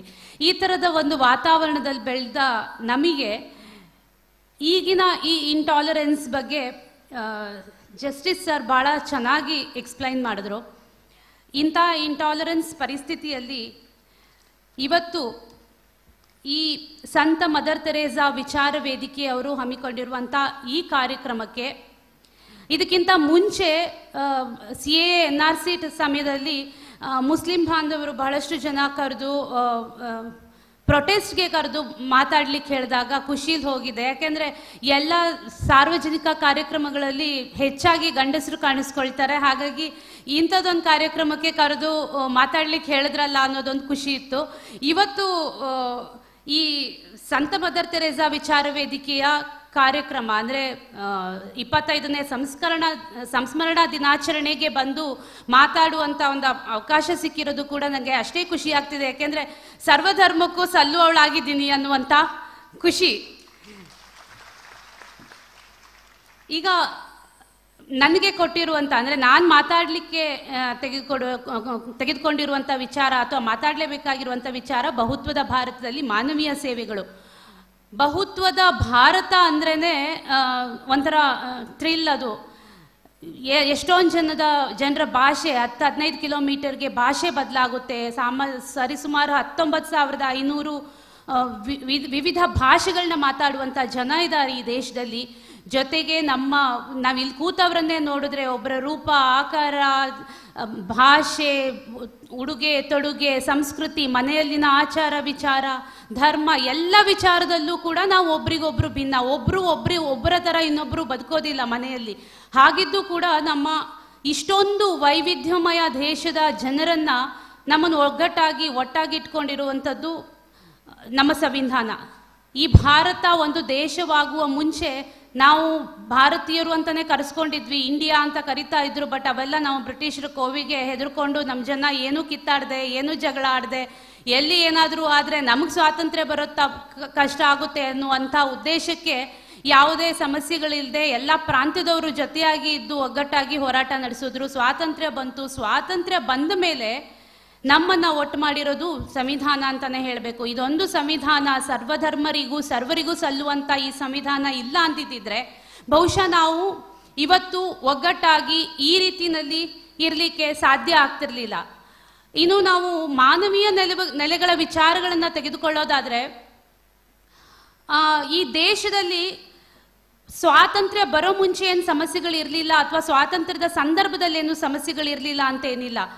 ಒಂದು ವೇಳೆ ಆಫ್ರಿಕಾದಲ್ಲಿ ಜನಾಂಗೀಯ ನಿಂದನೆಗೆ ಒಳಗಾಗಿ ಮಹಾತ್ಮ ಗಾಂಧಿ ನಮ್ಮ ದೇಶಕ್ಕೆ ವಾಪಸ್ ಬಂದು ಇಲ್ಲಿ ಹೋರಾಟ ಕಟ್ಟಲಿಲ್ಲ ಅಂದಿದ್ರೆ ಇವತ್ತು ಭಾರತ ಹೀಗಿರ್ತಿರ್ಲಿಲ್ವೋ, ಅದೇ ಥರ 1942-43 ಸಮಯದಲ್ಲಿ ಎಂಥ ಕ್ಷಾಮ ಈ ದೇಶ ಎದುರಿಸಿತ್ತು ಅನ್ನೋದು ಇತಿಹಾಸ ಓದೋರಿಗೆ ಗೊತ್ತಾಗುತ್ತೆ. ಅಂಥ ಸಂದರ್ಭದಲ್ಲಿ ಒಂದು ವೇಳೆ ಮದರ್ ತೆರೇಸಾ ಅಂಥ ತಾಯಿ ಈ ದೇಶಕ್ಕೆ ಇರಲಿಲ್ಲ ಅಂತ ಆಗಿದ್ದಿದ್ರೆ ಈ ದೇಶದ ಬಡವರನ್ನ, ಹಸಿವನ್ನ, ರೋಗಗಳನ್ನ, ಸಾಯ್ತಾ ಇದ್ದವರನ್ನ, ನಿರ್ಗತಿಕರನ್ನ ಯಾರು ಕೇರ್ ಮಾಡ್ತಾ ಇದ್ರು? ಯಾಕೆಂದ್ರೆ ನಾನು 43ರ ಕ್ಷಾಮನ ಯಾಕೆ ಹೇಳ್ತಿದ್ದೆ ಅಂದ್ರೆ, ಬಂಗಾಳದ ಒಂದು ಪ್ರದೇಶದಲ್ಲೇ ಸುಮಾರು 3 ಲಕ್ಷ ಜನ ಆ ಕ್ಷಾಮಕ್ಕೆ ಸತ್ತು ಹೋಗಿದ್ದಾರೆ.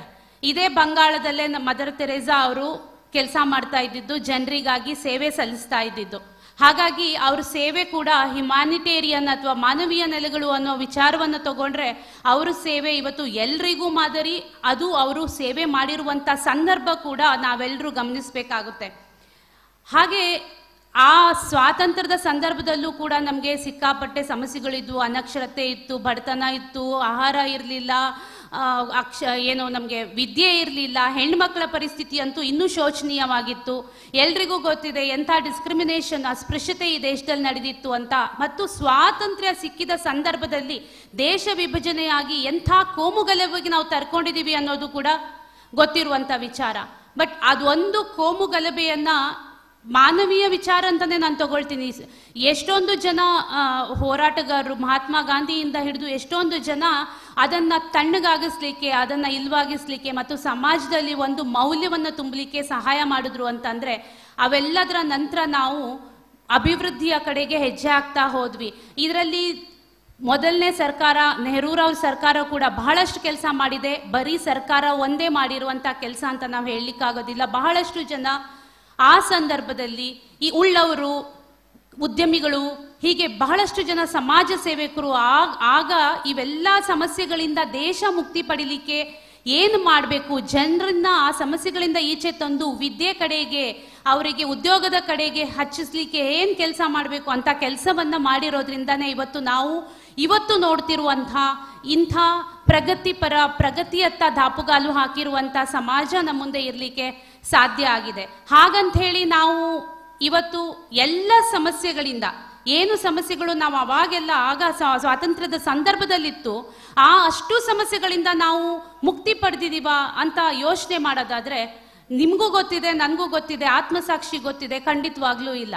ಇವತ್ತು ಎಂದಿಗಿಂತ ಜಾಸ್ತಿ ಉಳ್ಳವರು ಮತ್ತು ಇಲ್ಲದವರ ನಡುವಿನ ಅಂತರ ಜಾಸ್ತಿ ಆಗಿದೆ ಅಂತ ಹೇಳ್ಬೋದು. ಎಲ್ಲವೂ ಇದೆ ಒಂದಿಷ್ಟು ವರ್ಗದ ಜನರಿಗೆ, ಏನೂ ಇಲ್ಲ ಇನ್ನೊಂದಿಷ್ಟು ವರ್ಗದ ಜನರಿಗೆ. ಮಧ್ಯದಲ್ಲಿರುವಂಥವರು ಇವತ್ತು ಮಾನವೀಯತೆ, ಮಾನವೀಯ ನೆಲೆಗಳು, ನಾವೊಂದಿಷ್ಟು ಸಹಾಯ ಮಾಡಬೇಕು, ಸಹಾಯದ ಜೊತೆಗೆ ಇಲ್ಲದವರನ್ನ ಮೇಲೆತ್ತಬೇಕು ಅಂತ ಯೋಚನೆ ಮಾಡ್ತೀವಿ. ಆದರೂ ಕೂಡ ಈ ಅಂತರವನ್ನ ಕಡಿಮೆ ಮಾಡಲಿಕ್ಕೆ ಸಾಧ್ಯ ಆಗ್ತಾ ಇಲ್ಲ. ಹಾಗೆ ಹೆಣ್ಣುಮಕ್ಕಳ ಸುರಕ್ಷತೆಯ ವಿಚಾರ ನೋಡಿದ್ರೆ, ಬಹಳ ಸುರಕ್ಷಿತವಾಗಿರುವಂತ ದೇಶ ನಾವು ಕಟ್ಕೊಂತೀವಿ ಅನ್ನುವಂಥ ಬೃಹತ್ ಕಾನ್ಫಿಡೆನ್ಸ್ ಅಲ್ಲಿ ಈ ದೇಶವನ್ನ ಕಟ್ಟಿದ್ರು ಕೂಡ ಇವತ್ತು ಎಲ್ಲ ಕಡೆ ಎಲ್ಲರೂ ನೋಡ್ತಾ ಇರುವಂತ ವಿಚಾರ ಏನು ಅಂತಂದ್ರೆ, ಯಾವ ಹೆಣ್ಣು ಮಕ್ಕಳಿಗೂ ಇವತ್ತು ಧೈರ್ಯವಾಗಿ, ಇವತ್ತು ಬಹುಶಃ ಬಹಳ ಕಡಿಮೆ ಪರ್ಸೆಂಟೇಜ್ ಜನ ಹೆಣ್ಣು ಮಕ್ಕಳು ಮುಂದೆ ಬಂದು ಏನೋ ಒಂದು ಸಾಧನೆ ಮಾಡ್ಲಿಕ್ಕೆ ಸಾಧ್ಯ ಆಗ್ತಾ ಇದೆ. ಅದು ಬಹುಶಃ ನಮ್ಮ ಸಾಮಾಜಿಕ ಪರಿಸ್ಥಿತಿಯಲ್ಲಿ ನಾವು ಹೆಚ್ಚು ಬದಲಾವಣೆ ಮಾಡ್ಕೊಳ್ದೇ ಇರುವಂತಹ ಕಾರಣ ಅಂತ ನಾನು ಹೇಳಲಿಕ್ಕೆ ಇಷ್ಟಪಡ್ತೀನಿ. ಇದನ್ನ ಏನು ಹೆಣ್ಣು ಮಕ್ಕಳು ತಾನಾಗಿಯೇ ತಂದುಕೊಂಡಿರುವಂತಹ ಸಮಸ್ಯೆ ಅಲ್ಲ. ಇನ್ನು ಆರೋಗ್ಯ ಕ್ಷೇತ್ರವನ್ನ ನೋಡೋದಾದ್ರೆ, ಮೊನ್ನೆ ಮುನೀರ್ ಅವರು ಒಂದು ವಿಚಾರ ಹೇಳಿದ್ರು. ಇಲ್ಲೇ ಆದಿವಾಸಿ ಹುಡುಗ ಒಬ್ಬ 25 ದಿನದಿಂದ ಬೆಡ್ಡಲ್ಲೇ ಇದ್ದಾನೆ. ಈ ಸರ್ಕಾರಿ ಆಸ್ಪತ್ರೆಯಲ್ಲಿ ಅವನಿಗೆ ಟ್ರೀಟ್ಮೆಂಟ್ ಕೊಡ್ಲಿಕ್ಕೆ ಆಗ್ತಿಲ್ಲ, ಕೊಡಿಸ್ಲಿಕ್ಕೆ ನಾವೆಲ್ಲ ಹೋರಾಟ ಮಾಡ್ಬೇಕಾಗಿ ಬಂತು ಇದೇ ಮಂಗಳೂರಲ್ಲಿ ಅಂತ. ಅಂದ್ರೆ ಇವತ್ತು ಆರೋಗ್ಯ ಸೇವೆ ಕೂಡ ತುಂಬಾ ಜನ ದುಡ್ಡಿರುವವರಿಗೆ ಸಾಧ್ಯ ಆಗ್ತಾ ಇದೆ. ದುಡ್ಡು ಇಲ್ಲದವರಿಗೆ ಸರ್ಕಾರಿ ಆಸ್ಪತ್ರೆಗಳು ಅಥವಾ ಬೇರೆ ರೀತಿಯಲ್ಲಿ ಸೇವೆ ಸಿಗಬೇಕು ಅಂದ್ರೂ ಕೂಡ, BPL ಕಾರ್ಡ್ ಇರ್ಬೋದು ಅಥವಾ ಯಾವುದೇ ಫೆಸಿಲಿಟೀಸ್ ಇರ್ಬೋದು, ಹಾಗಿದ್ದು ಕೂಡ ಒಂದು ಸೇವೆಯನ್ನ ಪಡ್ಕೋಬೇಕು, ಸರ್ಕಾರಿ ಸೇವೆಯನ್ನು ಪಡ್ಕೋಬೇಕು ಅಂತಂದ್ರೆ ಮಾನವೀಯತೆ ಇರುವಂತ ಹೋರಾಟಗಾರರು ಹೋಗಿ ಮುಂದೆ ನಿಂತು ಹೋರಾಟ ಮಾಡಬೇಕಾಗಿರುವಂತ ಪರಿಸ್ಥಿತಿ ಬಂದಿದೆ. ಹಾಗಾಗಿ ಎಲ್ಲ ವಿಚಾರಗಳನ್ನ ಗಮನಿಸೋದಾದ್ರೆ, ಮಾನವೀಯ ಸೇವೆಗಳು ಇಷ್ಟೆಲ್ಲ ಇದ್ದು ಕೂಡ ಬಹಳಷ್ಟು ಜನರಿಗೆ ಅದು ಸಿಗ್ಲಿಕ್ಕೆ ಸಾಧ್ಯ ಆಗ್ತಾ ಇಲ್ಲ ಅಂತ ಹೇಳ್ಬೋದು. ಇನ್ನು ಎಕನಾಮಿಕಲ್ ಇಶ್ಯೂಸ್ನ ನಾವು ತಗೊಂಡ್ರೆ, low per capita income, huge indifference of population and agriculture, ಏನು ಜನ ಅಗ್ರಿಕಲ್ಚರ್ ಮೇಲೆ ಏನು ನಿಂತ್ಕೊಂಡಿದ್ದಾರೆ ಅದು ಜಾಸ್ತಿ ಆಗಿದೆ. ಆಮೇಲೆ ಹೆವಿ ಪಾಪ್ಯುಲೇಷನ್, ಕ್ರಾನಿಕ್ ಅನ್ಎಂಪ್ಲಾಯ್ಮೆಂಟ್, 42% ಯುವಕರು ಇವತ್ತಿಗೂ ಕೂಡ ಯಾವುದೇ ಇದಿಲ್ಲದೆ, ಉದ್ಯೋಗ ಏನ್ ಮಾಡೋದು, ವಿದ್ಯೆ ಕಲ್ತಿದ್ದಾರೆ, ಉದ್ಯೋಗ ಏನ್ ಮಾಡೋದು ಅನ್ನುವಂತಹ ಚಿಂತೆಯಲ್ಲಿದ್ದಾರೆ. ಇಂಥವ್ರನ್ನೆಲ್ಲರನ್ನು ಗಮನಿಸುವಾಗ ನಾವು ಸಮಸ್ಯೆಗಳಿಂದ ಏನು ಮುಕ್ತಿ ಪಡೆದಿಲ್ಲ, ಸಮಸ್ಯೆಗಳು ನಮ್ಮ ಜೊತೆ ಹಾಗೇ ಇದೆ. ಹಾಗಾಗಿ ಇನ್ನು ಕರ್ನಾಟಕದ 4 ವರ್ಷದ ಹಿಂದೆ ಕೊಡಗಿನಲ್ಲಿ ಪ್ರವಾಹ ಬಂದಾಗ, ನಾ ಕೇರಳದ ಬಗ್ಗೆ ಮಾತಾಡೋಕೆ ಹೋಗೋದಿಲ್ಲ, ನಮ್ಮ ಕರ್ನಾಟಕದ ವಿಚಾರ ತಗೊಂಡ್ರೆ, ಪ್ರವಾಹ ಬಂದಾಗ ನೀವು ಗಮನಿಸಿರ್ಬೋದು, ಎಲ್ಲರಿಗಿಂತ ಮುಂಚೆ ಸರ್ಕಾರಕ್ಕೂ ಮುಂಚೆ ಹೋಗಿ ಜನರ ಜೊತೆ ನಿಂತಿರೋದು ಯಾರಿಗೆ ಸಹಾಯ ಮಾಡಬೇಕು ಅಂತ ಅನಿಸಿತ್ತೋ ಅಂಥ ತಂಡಗಳು, ಎಷ್ಟೊಂದು ತಂಡಗಳು ಅವತ್ತು ರೋಡ್ ಇಲ್ಲದೆ ಇದ್ರು, ರಸ್ತೆ ಇಲ್ಲದೆ ಇದ್ರು, ಅಲ್ಲೆಲ್ಲ ಭೂಕುಸಿತ ಆಗಿದ್ರೂ ಕೂಡ ಏನು ಆಹಾರ ಬೇಕು, ಹೊದಿಕೆ ಬೇಕು, ಔಷಧಿ ಬೇಕು, ಇರ್ಲಿಕ್ಕೆ ಜಾಗ ಬೇಕು ಅಂದಾಗ ಓಡಿ ಹೋಗಿ ಸಹಾಯಕ್ಕೆ ನಿಂತವರು ಬೇರೆ ಬೇರೆ ಪ್ರದೇಶದ ಜನರು. ಅವ್ರು ಯಾರು ಕೊಡಗಿನವರು ಆಗಿರಲಿಲ್ಲ, ಜಾಸ್ತಿ ಜನ ಎಲ್ಲ ಹೊರಗಿನವರು ಹೋಗಿದ್ದಾರೆ. ಹಾಗಾಗಿ ಎಲ್ಲ ಒಂದು ಮಾನವೀಯ ನೆಲೆಗಳು ಬದುಕಿರೋದಕ್ಕೆ ಅಥವಾ ಅದಿನ್ನೂ ಜೀವಂತವಾಗಿರೋದಕ್ಕೆ ನಮ್ಮ ದೇಶದಲ್ಲಿ ಇವತ್ತಿಗೂ ಈ ಹಂತದ ಸೌಹಾರ್ದತೆ ನೋಡಲಿಕ್ಕೆ ಸಾಧ್ಯ ಆಗ್ತಿದೆ.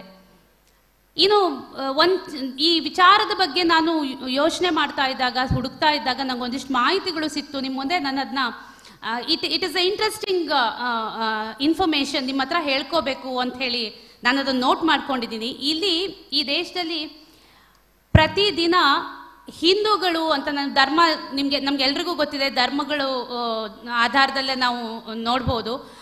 ಹಿಂದೂಗಳು 82 ರೂಪಾಯಿ ಪರ್ ಡೇಗೆ ಚಾರಿಟಿಗೆ ಅಂತ ಸ್ಪೆಂಡ್ ಮಾಡಿದ್ರೆ, ಮಾನವೀಯ ಕೆಲಸಗಳಿಗೆ ಅಂತ ಸ್ಪೆಂಡ್ ಮಾಡಿದ್ರೆ, ಮುಸ್ಲಿಮ್ಸು 126 ರೂಪಾಯಿ ಸ್ಪೆಂಡ್ ಮಾಡ್ತಾರಂತೆ. ಕ್ರಿಶ್ಚಿಯನ್ಸು ಅದರಲ್ಲಿ ಹೈಯೆಸ್ಟ್ 296 ರೂಪಾಯಿಗಳನ್ನ ಪರ್ ಡೇ.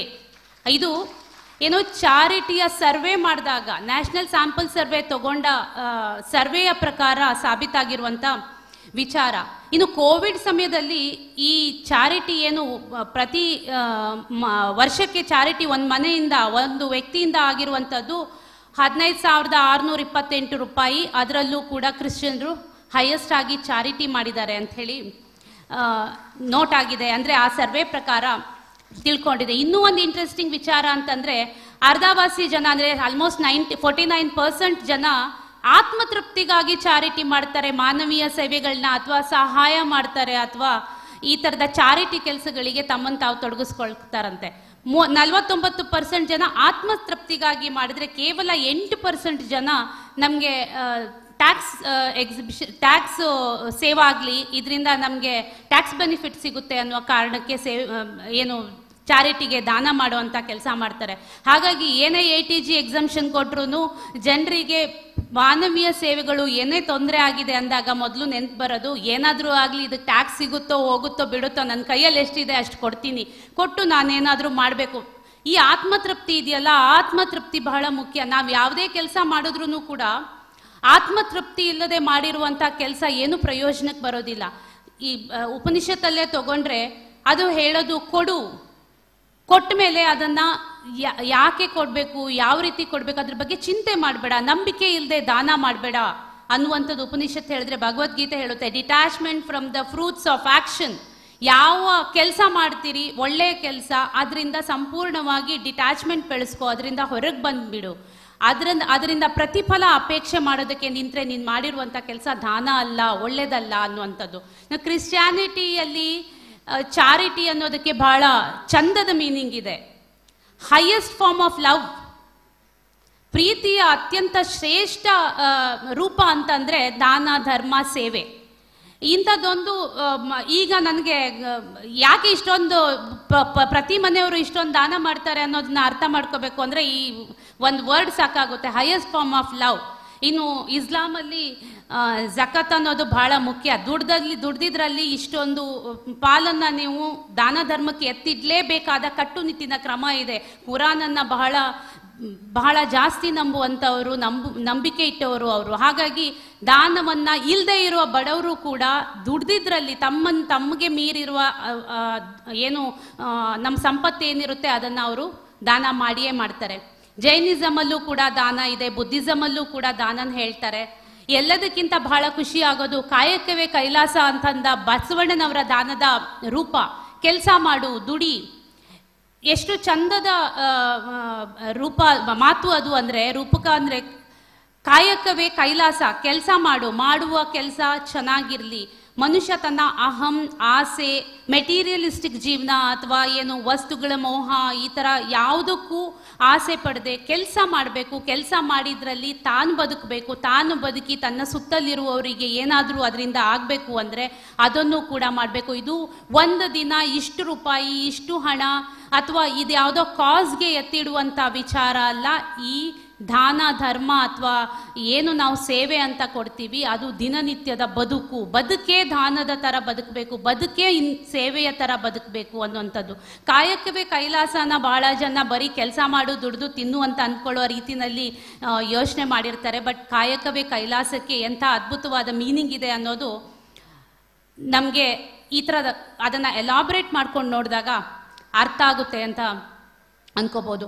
ಹಾಗಾಗಿ ಮಾನವೀಯತೆ ಅನ್ನೋದು ಒಂದು ಆಶಾವಾದ, ಮಾನವೀಯತೆ ಅನ್ನೋದು ಒಂದು ಬುಗ್ಗೆ, ಒಂದು ಚಿಲುಮೆ, ಒಂದು ಬದುಕು. ಅದನ್ನು ನಾವು ಜೊತೆಗಿಟ್ಕೊಂಡೇ ಬದುಕಬೇಕಾಗುತ್ತೆ. ಹಾಗೆ ನಮ್ಮ ಮಧ್ಯೆ ಯಾರು ಏನನ್ನು ಕೊಡ್ಲಿಕ್ಕೆ ಆಗೋದಿಲ್ಲ ಅಥವಾ ಕೊಡೋದಕ್ಕೆ ಮನ್ಸು ಮಾಡದೇ ಇರುವಂಥ ಜನ ಕೂಡ ಇರ್ತಾರೆ. ನಾನು ನನ್ನ ಸುತ್ತ ನೋಡಿರ್ತೀನಿ, ನಿಮ್ಮ ಸುತ್ತನೂ ನೀವು ನೋಡಿರ್ತೀರಿ. ಯಾವುದೋ ಒಂದು ಕಾಸ್ಗೆ ಯಾರದ್ದೋ ಮನೆಗೆ ಹೋಗಿ ಇಂಥದ್ದೊಂದು ಕೆಲಸ ಆಗಬೇಕಾಗಿದೆ, ಹೋಗೋಣ ನಾವು ಜೊತೆಗೆ ನಿಲ್ಲೋಣ ಅಂದರೆ ಎಷ್ಟೊಂದು ಜನ ಆಯಿತು ನೀವು ಮುಂದುವರಿಸಿ ಬರ್ತೀನಿ ನಾನು ಅಂತ ಹೇಳ್ತಾರೆ. ಕೊಡೋದಿಲ್ಲ ಅಂತ ನೇರವಾಗಿ ಏನೂ ಹೇಳೋದಿಲ್ಲ. ಕೊಡೋದಿಲ್ಲ ಅಂತ ಹೇಳೋದು ಒಂದು ನಾಚಿಕೆಗೇಡಿನ ಸಂಗತಿ. ಕೊಡೋದಿಲ್ಲ ಅನ್ನೋದಕ್ಕೆ ಎಲ್ರಿಗೂ ಮನಸ್ಸು ಬರೋದು ಇಲ್ಲ, ಅದು ಅಷ್ಟೊಂದು ಈಸಿ ಕೂಡ ಅಲ್ಲ. ಇಲ್ಲ ಅನ್ನಿಸ್ಕೊಳ್ಳೋದು ಎಷ್ಟು ಕಷ್ಟ ಅಲ್ವಾ? ಹಾಗಾಗಿ ನಮ್ಮಲ್ಲಿ ಇಲ್ಲ ಅನ್ನಿಸ್ಕೊಳ್ಳದೇ ಇರುವಂಥ ಒಂದು ಪರಿಸ್ಥಿತಿ ಇದೆ. ಸುಮಾರು 3 ಲಕ್ಷಕ್ಕಿಂತ ಜಾಸ್ತಿ NGOಗಳಿದೆ ಇಲ್ಲಿ. 3 ಲಕ್ಷದಕ್ಕಿಂತ ಜಾಸ್ತಿ NGOಗಳು ಈ ದೇಶದ ಸೇವೆಗಾಗಿ, ಅಂದರೆ ಜನರ ಸೇವೆಗಾಗಿ ಎಲ್ಲ ರೂಪದಲ್ಲಿ, ಒಂದೇ ಒಂದು ಕಾರ್ಯಕ್ಕೆ ಅಂತಲ್ಲ, ಎಲ್ಲ ರೀತಿಯ ಕಾರ್ಯಗಳಿಗೆ ಈ NGOಗಳು ಕೆಲಸ ಮಾಡ್ತವೆ.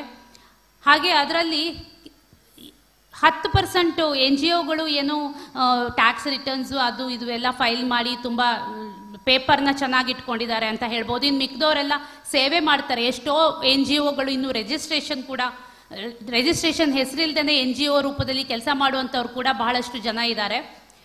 ಆದರೆ ಈಗ ಪರಿಸ್ಥಿತಿ ಹೇಗಿದೆ ಅಂತಂದರೆ 2014 ನಂತರ ಈ NGOಗಳ ಮೇಲೆಲ್ಲ ಒಂದು ಕೆಂಗಣ್ಣು ನಿಂತು ಬಿಟ್ಟಿದೆ. ಎಲ್ಲರೂ NGOಗಳನ್ನ, ನಮ್ಮ ಸರ್ಕಾರ ಎಸ್ಪೆಷಲಿ NGOಗಳನ್ನ ಸ್ಕ್ರೂಟಿನಿ ಮಾಡ್ತಿದೆ, NGOಗಳ ಮೇಲೆ ಒಂದು ಕಣ್ಣಿಟ್ಟಿದೆ.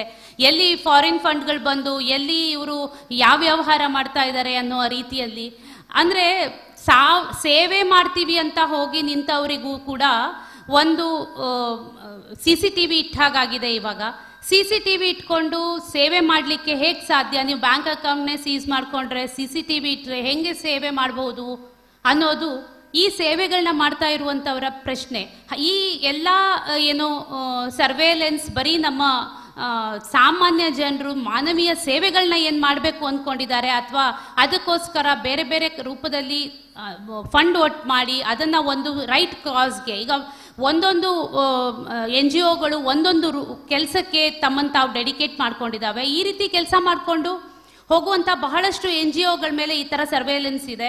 ಅದೇ ಏನು ರಿಲಯನ್ಸ್ ಫೌಂಡೇಶನ್ ಅಂತ ಏನಿರ್ಬೋದು, ಅಥವಾ ಈ ಥರದ ಹೆಸರುಗಳು ಇಟ್ಕೊಂಡಿರುವಂಥ ಯಾವ ಸಂಸ್ಥೆಗಳಿಗೂ ಈ ಥರದ ಸ್ಕ್ರೂಟಿನಿ ಏನು ಆಗೋದಿಲ್ಲ, ಈ ಥರದ ಸರ್ವೇಲೆನ್ಸ್ ಕೂಡ ಏನು ನಡೆಯೋದಿಲ್ಲ. ಹಾಗಾಗಿ ಎಲ್ಲಿ ಒಳ್ಳೆ ಕೆಲಸ ಮಾಡಕ್ಕೆ ಹೊರಡ್ತೀರಿ ಅಲ್ಲಿ ಖಂಡಿತವಾಗ್ಲೂ ಏನು ಹರ್ಡಲ್ಸ್ ಇದ್ದೇ ಇರುತ್ತೆ, ತೊಡಕುಗಳು ಇದ್ದೇ ಇರುತ್ತೆ. ಹಾಗಾದರೆ ಈ ಮಾನವೀಯ ಸಂಸ್ಥೆಗಳು ಏನು ಈ ಕೆಲಸ ಮಾಡಬೇಕು ಅಂತ NGOಗಳನ್ನ ಕಟ್ಕೊಂಡು, ತಂಡ ಕಟ್ಕೊಂಡು, ದಿನ ಬೆಳಗಾದರೆ ಸೋಲಿಗರ ಮನೆಗೋ, ದಿನ ಬೆಳಗಾದರೆ ಆದಿವಾಸಿಗಳ ಏರಿಯಾಗೋ, ದಿನ ಬೆಳಗಾದರೆ ಕಾಡಲ್ಲಿರುವಂಥ ಆದಿವಾಸಿ ಜನಗಳ ಏನು ಬೇಸಿಕ್ ನೆಸೆಸಿಟಿಗಳಿಗೆ ಹೋರಾಡುವಂಥವ್ರು, ಅಥವಾ ಆಸ್ಪತ್ರೆಯಲ್ಲಿ ಮಲ್ಕೊಂಡವರಿಗೆ ಏನು ಫಂಡ್, ಅವರಿಗೆ ಏನೋ ಟ್ರೀಟ್ಮೆಂಟ್ ಬೇಕು, ದುಡ್ಡು ಇರೋದಿಲ್ಲ, ಲಕ್ಷಾಂತರ ರೂಪಾಯಿ ಖರ್ಚು ಮಾಡಬೇಕು, ಸರ್ಕಾರಿ ಆಸ್ಪತ್ರೆಯಲ್ಲಿ ಆಗುವ ಕೆಲಸ ಅಲ್ಲ, ಪ್ರೈವೇಟ್ ಹಾಸ್ಪಿಟಲ್ಗೆ ಹೋಗಬೇಕು, ಅವರಿಗೆ ಫಂಡ್ ರೈಸ್ ಮಾಡೋದು, ಫಂಡ್ ಒಟ್ಟು ಮಾಡಿ ಅವ್ರಿಗೆ ಕೊಟ್ಟು ಅದನ್ನು ಮಾಡುವಂಥ ಎಲ್ಲ ಸಂಸ್ಥೆಗಳು ಕೆಟ್ಟ ಕೆಲಸನೇ ಮಾಡ್ತಿದ್ದಾವ.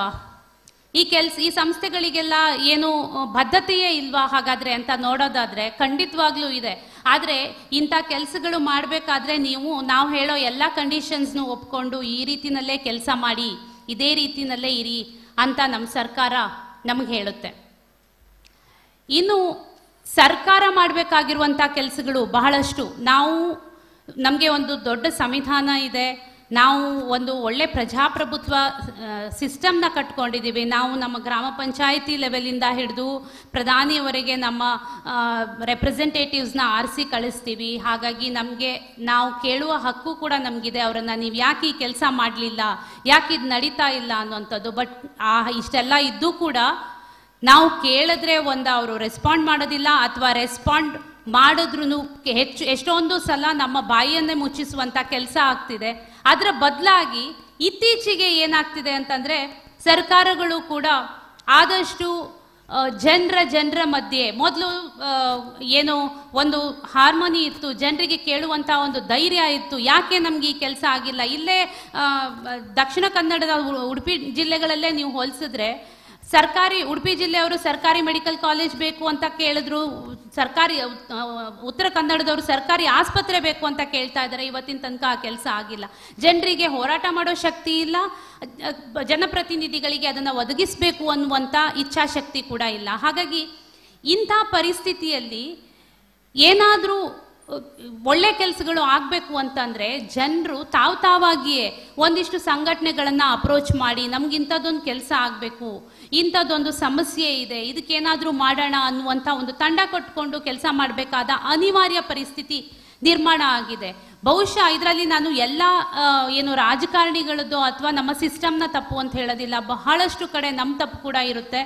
ನಾವು ಪ್ರಶ್ನೆ ಮಾಡುವುದನ್ನೇ ಮರ್ತು ಹೋಗಿದ್ದೀವಿ. ನಮಗೆ ಒಂದು ಕಲೆಕ್ಟಿವ್ ಆಗಿ ಒಂದಿಷ್ಟು ಜನ ಒಂದಿಷ್ಟು ಸಂದರ್ಭದಲ್ಲಿ ಮನೆ ಮುಂದೆ ಬಂದಾಗ ನಮ್ಗೆ ಇಂಥದ್ದು ಆಗಿಲ್ಲ, ಯಾಕಿಂಥದ್ದು ಮಾಡಲಿಲ್ಲ ಅಂತ ಕೇಳುವಂಥ ಒಂದು ಬಾಯನ್ನೇ ಮರ್ತು ಬಿಟ್ಟಿದ್ದೀವಿ. ನಾವು ಕೇಳಬೇಕು ಅನ್ನುವಂಥ ಒಂದು ನೈತಿಕತೆಯನ್ನೇ ಮರ್ತು ಬಿಟ್ಟಿದ್ದೀವಿ. ಬಹಳಷ್ಟು ಸಲ ಇದನ್ನ ಅವರು ಕೂಡ ಹೆಂಗೂ ಹೋಗಿ ಚೆನ್ನಾಗಿ ಮಾತಾಡಿಸ್ಕೊಂಡು ಬಂದಾಗ ನಡೆದು ಹೋಗ್ಬಿಡುತ್ತೆ ಅನ್ನುವಂಥ ರೀತಿನಲ್ಲಿ ಆಗಿ ಹೋಗಿದೆ.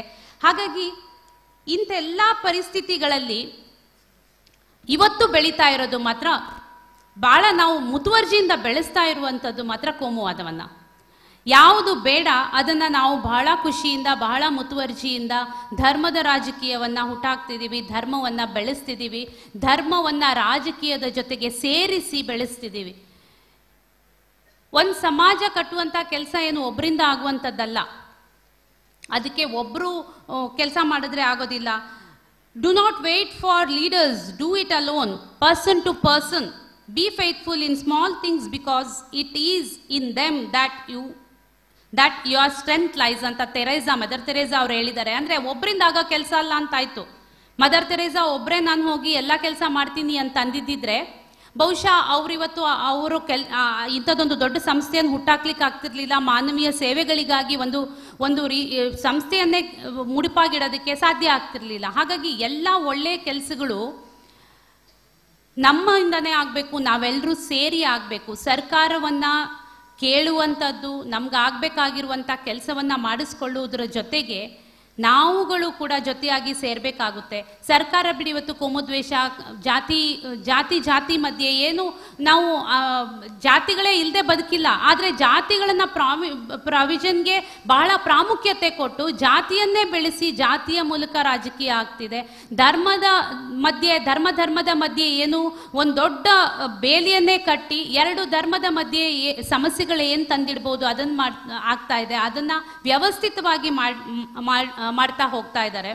ನಾನು ಸ್ವಾತಂತ್ರ್ಯದ ರಾಜಕೀಯದ ಏನು ಆಗು ಹೋಗುಗಳನ್ನ ಪುಸ್ತಕದಲ್ಲಿ ದಾಖಲಿಸಿರೋದು. ಆಗಸ್ಟ್ ನನ್ನ ಪುಸ್ತಕ ಸ್ವಾತಂತ್ರ್ಯದ ಆಗು ಹೋಗುಗಳು, ಆಗಿನ ರಾಜಕೀಯ ಪರಿಸ್ಥಿತಿಗಳ ಬಗ್ಗೆ ಇರುವಂತ ಪುಸ್ತಕ ಆಗಿತ್ತು. ಅವತ್ತು ಕೋಮುದ್ವೇಷ ಏನು ಜಿನ್ನಾ ಈ ದೇಶದಿಂದ ಹೊರಗೋಗಿ ಪಾಕಿಸ್ತಾನ ಕಟ್ಕೋಬೇಕು ಅಂದಾಗ ಯಾವ ಥರದ ಕೋಮು ರಾಜಕೀಯವನ್ನ ಬೆಳೆಸಿದ್ರು, ಯಾವ ರೀತಿಯಲ್ಲಿ ಕೋಮು ರಾಜಕೀಯವನ್ನ ಬೆಳೆಸಿದ್ರು, ಯಾವ ರೀತಿಯಲ್ಲಿ ಧರ್ಮದ ಮಧ್ಯೆ ದ್ವೇಷ ತಂದಿಟ್ರು. ಈ ಕಡೆ ನಾವು ಸೌತಲ್ಲಿರುವವರಿಗೆ ಪಾಪ ಗೊತ್ತೇ ಇರಲಿಲ್ಲ ಈ ಥರದ ಒಂದು ಧರ್ಮದ ಹೆಸರು ಹೇಳಿ ರಾಜಕೀಯ ಕಟ್ಕೊಂತ ಇರುವಂಥ ಜಿನ್ನಾ ನಾಳೆ ನಮ್ಮನ್ನೆಲ್ಲ ಕರ್ಕೊಂಡು ಪಾಕಿಸ್ತಾನಕ್ಕೆ ಹೋಗ್ತಾರ ಅಥವಾ ನಾವು ಇರೋ ಜಾಗನೂ ಪಾಕಿಸ್ತಾನಕ್ಕೆ ಸೇರುತ್ತಾ ಅನ್ನೋದು ಗೊತ್ತಿರಲಿಲ್ಲ. ಬಟ್ ಕಲೆಕ್ಟಿವ್ ಆಗಿ ಎಲ್ಲರೂ ಧರ್ಮದ ಪರವಾಗಿ ನಿಂತುಬಿಟ್ರು. ಅಂದರೆ ಅದನ್ನೊಂದು ವ್ಯವಸ್ಥಿತವಾಗಿ ಮಾಡ್ಕೊಂಡು ಬರಲಾಗಿತ್ತು. ಹಾಗೆ ವ್ಯವಸ್ಥಿತವಾಗಿ ಮಾಡ್ಕೊಂಡು ಬಂದ ನಂತರ ನಮ್ಮ ದೇಶದ ಸ್ವಾತಂತ್ರ್ಯದ ಸಂದರ್ಭದಲ್ಲಿ ಪಾಕಿಸ್ತಾನ ಆಯಿತು. ಒಂದಿಷ್ಟು ಜನ ಒಂದಿಷ್ಟು ಪ್ರದೇಶ ಪಾಕಿಸ್ತಾನಕ್ಕೆ ಹೊರಟೋಯ್ತು. ಇಲ್ಲಿ ನಮ್ಮ ಮಧ್ಯೆ ನಾವೇ ಎಲ್ಲ ಧರ್ಮದವರು ಸೇರಿಕೊಂಡು ಈ ದೇಶ ಕಟ್ಕೊಂಡ್ವಿ. ಹೀಗೆ ಒಡೆದು ಹೋಗಿರುವಂಥ ಆ ಮನೆನ ಗಟ್ಟಿಯಾಗಿ ಕಟ್ಟಿ ಯಾವುದೇ ತೊಂದರೆಗಳಾಗದೇ ಇರುವ ರೂಪದಲ್ಲಿ ಏನೂ ಸಮಸ್ಯೆಗಳು ನಾಳೆ ಪದೇ ಇದೇ ಥರದ ಕೋಮು ರಾಜಕೀಯ ಮಾಡಿಕೊಂಡ್ರೆ, ಇದೇ ಥರದ ಜಾತಿ ದ್ವೇಷ ಬೆಳೆಸ್ಕೊತಾ ಹೋದರೆ ಹೇಗೆ ನಾವು ದೇಶವನ್ನು ಬೆಳೆಸ್ಲಿಕ್ಕೆ ಸಾಧ್ಯ, ಹೇಗೆ ನಾವು ಈ ದೇಶವನ್ನು ಕಟ್ಲಿಕ್ಕೆ ಸಾಧ್ಯ, ಆರ್ಥಿಕವಾಗಿ ನಾವು ಹೇಗೆ ಬೆಳಿಲಿಕ್ಕೆ ಸಾಧ್ಯ? ಏನು ಸಣ್ಣ ಸವಾಲೇನಿರಲಿಲ್ಲ ನೆಹರು ಅಧಿಕಾರ ವಹಿಸ್ಕೊಂಡಾಗ. ಅನ್ನ ಕೊಡೋದು ಎಲ್ಲಿಂದ ಅನ್ನೋದ್ರಿಂದ ಹಿಡಿದು ವಿದ್ಯೆ ಇಲ್ವಲ್ಲಪ್ಪ ಇವ್ರನ್ನ ಹೇಗೆ ಉದ್ಯೋಗ ಕೊಡೋದು. ನಾಳೆ ಎಲ್ಲರೂ ಆಲ್ಮೋಸ್ಟ್ 85% ಜನ ಕೃಷಿನೇ ನಂಬ್ಕೊಂಡಿದ್ರು. ಹೇಗೆ ಉದ್ಯೋಗ ಕೊಡೋದು? 85% ಜನ ಹಳ್ಳಿಲೇ ಇದ್ರು. ಎಲ್ಲಿಂದ ಉದ್ಯೋಗ ಕೊಡೋದು? ಏನು ಉದ್ಯೋಗ ಸೃಷ್ಟಿ ಮಾಡೋದು? ಅಂಥ ಪರಿಸ್ಥಿತಿಯಲ್ಲಿ ಈ ದೇಶನ ಕಟ್ಲಿಕ್ಕೆ ನಿಂತು ಹೇಗೋ ಒಂದು ರೂಪಕ್ಕೆ ತಂದು ಇವತ್ತು ಈ ಹಂತಕ್ಕೆ ಬಂದು ನಿಂತಿರುವಂಥ ದೇಶದಲ್ಲಿ ಇವತ್ತು ಮತ್ತೆ ನಿಂತು ನೋಡಿದ್ರೆ 2014, 13, 14ರ ಈಚೆಗೆ ಮತ್ತೆ ನನಗೆ ಅದೇ ಥರದ ಭಾರತವನ್ನು ನಾವು ನೋಡ್ತಿದ್ದೀವೇನೋ. ಯಾಕಂದ್ರೆ ಅಷ್ಟೊಂದು ಪುಸ್ತಕಗಳನ್ನು, ಅಷ್ಟೊಂದು ಸ್ಟಡಿ ಮೆಟೀರಿಯಲ್ಗಳನ್ನ ರೆಫರ್ ಮಾಡಿದಾಗ ಇವತ್ತೇನು ವ್ಯತ್ಯಾಸವೇ ಇಲ್ವಲ್ಲ. ಅದೇ ಥರದ ಧರ್ಮ ದ್ವೇಷವನ್ನು ನೋಡ್ತಾ ಇದ್ದೀವಿ. ಒಂದು ಕಾಲದಲ್ಲಿ ಇದೇ ಬುದ್ಧಿವಂತರ ಜಿಲ್ಲೆ ಬಹಳ ಬುದ್ಧಿವಂತರು ಇರುವಂಥ ಜಾಗ ಅನ್ಸ್ಕೊಂಡಿತ್ತು. ನಾನೇ ಇವತ್ತು ಮಾತಾಡ್ತಾ ಹೇಳಿದೆ, ಹೆದರಿಕೆ ಆಗುತ್ತೆ. ನಾವು ಹೊರಗಡೆ ನಿಂತು ನೋಡುವಾಗ ಮಂಗಳೂರು ಅಥವಾ ದಕ್ಷಿಣ ಕನ್ನಡ ಅಂದರೆ ಕೋಮು ದ್ವೇಷದ ಊರು ಅನ್ನುವಂಥ ಒಂದು ಚಿತ್ರಣ ಮಾತ್ರ ಸಿಗುತ್ತೆ ನನ್ನ ಕಣ್ಣಿಗೆ. ಇಲ್ಲಿ ಲಿಬರಲ್ ಮೈಂಡ್ ಸೆಟ್ ಅವರು ಇದ್ದಾರೆ ಅನ್ನೋದೇ ನಂಗೆ ಆಶ್ಚರ್ಯ ಅಂತ ಹೇಳಿ ನಾನು ಹೇಳಿದೆ. ಇಲ್ಲಿ ಇಷ್ಟೊಂದು ಜನ ಬಂದು ಸೇರಿದಾಗಲೇ ನಂಗೆ ಆಶ್ಚರ್ಯ ಆಯಿತು. ಈ ಥರ ಇಷ್ಟು ಜನ ಲಿಬರಲ್ ಮೈಂಡ್ ಸೆಟ್ ಅವ್ರು ಇದೀರಿ ಇಲ್ಲಿ, ಇನ್ನು ಹಾಗಾದರೆ ಒಂದು ಸ್ವಲ್ಪನಾದರೂ ಆಶಾವಾದ ಉಳಿಸ್ಕೋಬಹುದು ಅನ್ನುವಂಥದ್ದು. ಯಾಕಂದರೆ ಇದೇ ಊರಲ್ಲಿ ಓದಿರೋಳು ನಾನು, ಇದೇ ಊರಿನಲ್ಲಿ ಬೆಳೆದಿರೋಳು. 23 ವರ್ಷದ ಹಿಂದೆ ಇದೇ ಊರಲ್ಲಿದ್ದೆ ನಾನು, ಇದೇ ಮಂಗಳೂರಲ್ಲಿ. ಯಾವತ್ತೂ ನಮಗೆ ಯಾವ ರೆಸ್ಟ್ರಿಕ್ಷನ್ ಕೂಡ ಇರಲಿಲ್ಲ. ಅವ್ರ ಹತ್ರ ಮಾತಾಡಬಾರ್ದು, ಇವ್ರನ್ನ ನೋಡಿದ್ರೆ ಆಗಬಾರ್ದು, ಮುಸ್ಲಿಮು ಹಿಂದಿ. ನಾನು ಸಂಜೆ ಹೊತ್ತಿಗೆ ಹೋಗಿ ಬೋಂದೇಲ್ ಚರ್ಚಲ್ಲಿ ಕೂತ್ಕೊತಾ ಇದ್ದೆ. ಸಂಜೆ ಹೊತ್ತಿನ ಹೋಗಿ ಕೂತ್ಕೊಂಡು ಚರ್ಚಲ್ಲಿ ಕೂತ್ಕೊಂಡು ಎದ್ದು ಬರ್ತಿದ್ದೆ. ನನಗೇನು ಪ್ರೇಯರ್ ಮಾಡೋದಕ್ಕೆ ಬರುತ್ತೆ ಅಂತಲ್ಲ, ಅದು ಒಂಥರ ಪೀಸ್ ಆಫ್ ಮೈಂಡ್ ಕೊಡ್ತಿತ್ತು. ಇಂಥದ್ದೊಂದು ಪರಿಸ್ಥಿತಿಯಲ್ಲಿ ಬೆಳೆದ ಊರು ಇವತ್ತು ಧರ್ಮಕ್ಕೆ ಒಂದೊಂದು ಬೇರೆ ರೂಪದಲ್ಲಿ ಕಾಣಿಸ್ಕೊಳ್ತಾ ಇದೆ. ಧರ್ಮದ ಮಧ್ಯೆ ಇಂಥದ್ದೊಂದು ದ್ವೇಷ ಹುಟ್ಕೊಂಡಿದೆ ಅಂತಂದರೆ, ನಾವು ಆಗ ಸ್ವಾತಂತ್ರ್ಯದ ಸಂದರ್ಭದಲ್ಲಿ, ಸ್ವಾತಂತ್ರ್ಯಕ್ಕಿಂತಲೂ ಮುಂಚೆ ಏನು ಧರ್ಮದ್ವೇಷವನ್ನು ನೋಡಿದೀವಲ್ಲ, ಆ ದ್ವೇಷಕ್ಕೂ ಈ ದ್ವೇಷಕ್ಕೂ ಏನು ವ್ಯತ್ಯಾಸ ಕಾಣಿಸ್ತಾ ಇಲ್ಲ. ಹಾಗಾಗಿ ಇವತ್ತು ನಿಮ್ಮೆಲ್ಲರ ಜವಾಬ್ದಾರಿ. ನಾನು ಬೇರೆ ಜಾಸ್ತಿ ಜನರನ್ನ ಕೇಳ್ತಾ ಇಲ್ಲ. ಇಲ್ಲಿರುವಂಥ ಎಲ್ಲ ಲಿಬರಲ್ ಮೈಂಡ್ಸೆಟ್, ಎಲ್ಲ ಸೆಕ್ಯುಲರ್ ಮೈಂಡ್ಸೆಟ್ ಅವ್ರ ಹತ್ರ ನಾನು ಕೇಳ್ಕೊತಿದ್ದೀನಿ. ನಮ್ಮ ಜವಾಬ್ದಾರಿ ಬಹಳ ದೊಡ್ಡದಿದೆ. ಎಷ್ಟಾಗುತ್ತೋ, ಯಾವ ರೂಪದಲ್ಲಾಗುತ್ತೋ, ಅದು ಯಾರೋ ರೋಗಿಗೋ ಅಥವಾ ಯಾರೋ ಮನೆ ಇಲ್ದಿರೋರ್ಗೋ ಅಥವಾ ಯಾರಿಗೋ ಫ್ಲಡ್ ಬಂದಾಗ್ಲೋ ಬರ ಬಂದಾಗ್ಲೋ ಮಾತ್ರ ಅಲ್ಲ, ಮನುಷ್ಯರ ಮಧ್ಯೆ ದೊಡ್ಡ ದೊಡ್ಡ ಕಂದಕಗಳು ಏರ್ಪಡದೆ ಇರುವ ರೀತಿನಲ್ಲಿ ನಮ್ಮ ಮನೆ ಒಳಗಡೆನೆ ಕಮ್ಯುನಿಕೇಟ್ ಮಾಡಬೇಕಾಗುತ್ತೆ. ಯಾಕೆಂದರೆ ನನ್ನ ಮನೆಯ ಒಳಗೆ ಇವತ್ತು ಕೋಮು ದ್ವೇಷವನ್ನು, ಧರ್ಮವನ್ನು ಪ್ರೀತಿ ಮಾಡೋರು, ಧರ್ಮನೇ ದೊಡ್ಡದು ಅನ್ನೋಂಥ ಜನರು ಇದ್ದಾರೆ. ನಿಮ್ಮಗಳ ಮನೆಯಲ್ಲೂ ಇದ್ದಿರ್ತಾರೆ. ಹಾಗಾಗಿ ಅವರ ಮನ ಪರಿವರ್ತನೆ ಮಾಡಿ ಒಂದು ಒಳ್ಳೆ, ತುಂಬ ಮಾಡ್ಕೊಂಡು ಹೋಗೋಕ್ಕಾಗಲ್ಲ ನಮ್ಮ ಹತ್ರ. ನಮ್ಮ ಸುತ್ತ ಇರೋ ಒಂದು 5-6 ಜನರನ್ನ ಸರಿ ಮಾಡಿದ್ರೆ ನಾವು ಒಂದು ಸಮಾಜನ ಹಾಗೆ ಕಟ್ಕೊಂಡು ಹೋಗ್ಬೋದು. ಅಂಥದ್ದೊಂದು ಚಿಕ್ಕ ಪ್ರಯತ್ನ ನಾವೆಲ್ಲರೂ ಮಾಡಬೇಕಾಗುತ್ತೆ. ಅಯ್ಯೋ ಅವ್ರ ಹತ್ರ ಮಾತಾಡಿ ಗೆಲ್ಲೋದಕ್ಕಾಗೋದಿಲ್ಲಪ್ಪ, ಅವ್ರು ಧರ್ಮ ತಗೊಂಬರ್ತಾರೆ, ನನಗೆ ಅಸಹ್ಯ ಆಗುತ್ತೆ, ಮಾತಾಡೋದಿಲ್ಲ ಅಂತ ಬಿಟ್ಬಿಟ್ರೆ ಅದು ಬೆಳ್ಕೊಂಡು ಹೋಗುತ್ತೆ. ನಮ್ಮ ವಾಯ್ಸು, ನಮ್ಮ ಧ್ವನಿ ಇಳಿತಾ ಹೋಗುತ್ತೆ. ಕೊನೆಗೊಂದು ದಿವಸ ನಮ್ಮ ಧ್ವನಿಗೆ ಬೆಲೆಯೇ ಇಲ್ದಿರೋ ಹಾಗೆ ಆಗ್ಬೋದು. ಹಾಗಾಗಿ ಇವೆಲ್ಲವನ್ನು ಮೀರಿ ನಾವು ಒಂದು ಸೆಕ್ಯುಲರ್ ಸಮಾಜವನ್ನು, ಒಂದು ಬದುಕಲು ಯೋಗ್ಯವಾಗುವಂಥ ಸಮಾಜವನ್ನು ಕಟ್ಟುವಂಥ ಜವಾಬ್ದಾರಿ ಕೂಡ ಮಾನವೀಯತೆಯ ಕೆಲಸ ಅಂತಲೇ ನಾನು ಹೇಳ್ತೀನಿ. ಯಾಕೆಂದರೆ ನಮ್ಮ ಮಕ್ಕಳಿಗೆ ಒಂದು ಒಳ್ಳೆ ಸಮಾಜವನ್ನು ಉಳಿಸಿ ಹೋಗುವಂಥ ಜವಾಬ್ದಾರಿ ಕೂಡ ನಮ್ಮ ಮೇಲಿರುತ್ತೆ. ನಾಳೆ ಅವರು ಇದೇ ಜಾಗದಲ್ಲಿ ಬದುಕಿದ್ರೆ ಹೊರಗಡೆ ಹೋಗಿ 4 ಜನರ ಜೊತೆಗೆ ಬೆರೀಲಿಕ್ಕಾಗದೇ ಇರುವಂಥ ಪರಿಸ್ಥಿತಿ ಇದ್ದರೆ ಆಗ ನಾವು ನಮ್ಮ ಮಕ್ಕಳಿಗೆ, ನಮ್ಮ ಸುತ್ತಮುತ್ತ ಬೆಳೆದ ಮಕ್ಕಳಿಗೆ ಅನ್ಯಾಯ ಮಾಡುವಂಥದ್ದು. ಹಾಗಾಗಿ ಅದು ಕೂಡ ಮಾನವೀಯತೆ ಕೆಲಸ ಅಂತ ಹೇಳ್ತೀನಿ. ಆ ಕಾರಣಕ್ಕೆ ಅಲ್ಲಿಂದ ಶುರು ಮಾಡಿ ಬೇರೆ ಎಲ್ಲ ರೂಪದಲ್ಲೂ ಏನು ಚಾರಿಟಿಗೆ ದುಡ್ಡು ಕೊಡ್ತೀವೋ ಅಥವಾ ಏನೋ ಬೇರೆ ದಾನ ಮಾಡ್ತೀವೋ ಅದ್ರ ಜೊತೆಗೆ ಈ ಥರದ ಒಂದು ಮಾನವೀಯ ದಾನವನ್ನು ಮಾಡಿ ಸಮಾಜವನ್ನು ಕಟ್ಟೋಣ, ಸಮಾಜದ ಜೊತೆಗೆ ನಾವು ನಿಂತ್ಕೊಳ್ಳೋಣ. ಆದಷ್ಟು ನನಗೆ ಒಂದು ನಂಬಿಕೆ ಅಂತೂ ಇದೆ, ಎಲ್ಲ ಕೆಟ್ಟದ್ದಕ್ಕೂ ಒಂದು ಸ್ಯಾಚುರೇಷನ್ ಪಾಯಿಂಟ್ ಇರುತ್ತೆ. ಎಲ್ಲ ಅತಿಯಾಗಿರೋದು ಒಂದು ದಿವಸ ಮುಗಿದು ಹೋಗುತ್ತೆ. ಹಾಗಾಗಿ ಇದು ಕೂಡ ಮುಗಿದು ಹೋಗುತ್ತೆ.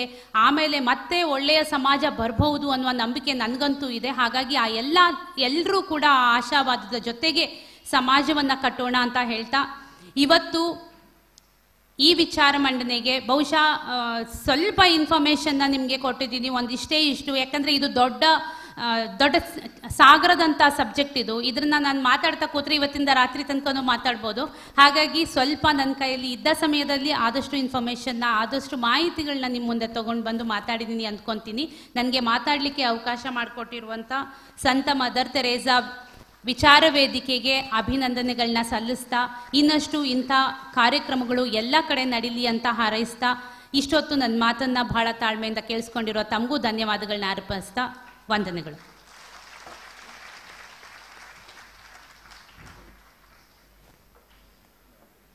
ಬಹುತ್ವದ ಭಾರತದಲ್ಲಿ ಮಾನವೀಯ ಸೇವೆಗಳು ಎಂಬ ವಿಷಯದ ಬಗ್ಗೆ ಪಲ್ಲವಿ ಇಡೂರ್ ಅವರು ವಿಷಯವನ್ನು ಮಂಡಿಸ್ತಾರೆ. ಇನ್ನು ಇಬ್ಬರು ಇದಕ್ಕೆ ಪ್ರತಿಕ್ರಿಯೆಯನ್ನು ಕೊಡಲಿಕ್ಕಿದ್ದಾರೆ. ಪ್ರಥಮತವಾಗಿ ನಮ್ಮ ವೇದಿಕೆಯ ಮಾರ್ಗದರ್ಶಕರು ಆಗಿರ್ತಕ್ಕಂತಹ ಫಾದರ್ JB ಸಲ್ಡಾನಾ ಇವರು ಪ್ರತಿಕ್ರಿಯೆ ನೀಡಬೇಕಾಗಿ ವಿನಂತಿ.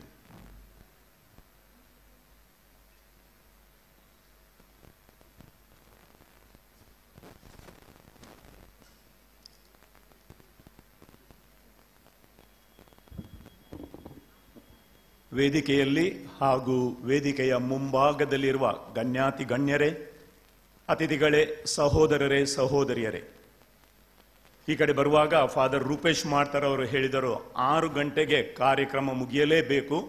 ಆದುದರಿಂದ ನಿಮ್ಮ ಭಾಷಣ ಎಷ್ಟು ಉದ್ದ ಇದ್ದರೂ ಕೂಡ 10 ನಿಮಿಷಕ್ಕಿಂತ ಜಾಸ್ತಿ ಮಾತನಾಡಬಾರದೆಂದು ಕಟ್ಟಪ್ಪನೆಯನ್ನು ನೀಡಿರ್ತಾರೆ. ಫಾದರ್ ಆ ಮಾತನ್ನು ನಾನು ಖಂಡಿತವಾಗಿಯೂ ಪಾಲಿಸುತ್ತೇನೆ. ಮಾನ್ಯ ಜಸ್ಟಿಸ್ ನಾಗಮೋಹನ್ ದಾಸ್ರವರು ಮಾಡಿದ ಉದ್ಘಾಟನಾ ಭಾಷಣ, ಅದೇ ರೀತಿ ಶ್ರೀಮತಿ ಪಲ್ಲವಿ ಇಡೂರವರು ಮಂಡಿಸಿದ ವಿಷಯ, ಬಹುಶಃ ಅದಕ್ಕೆ ಪ್ರತಿಕ್ರಿಯೆ ನೀಡುವ ಅಗತ್ಯವೇ ಇಲ್ಲ.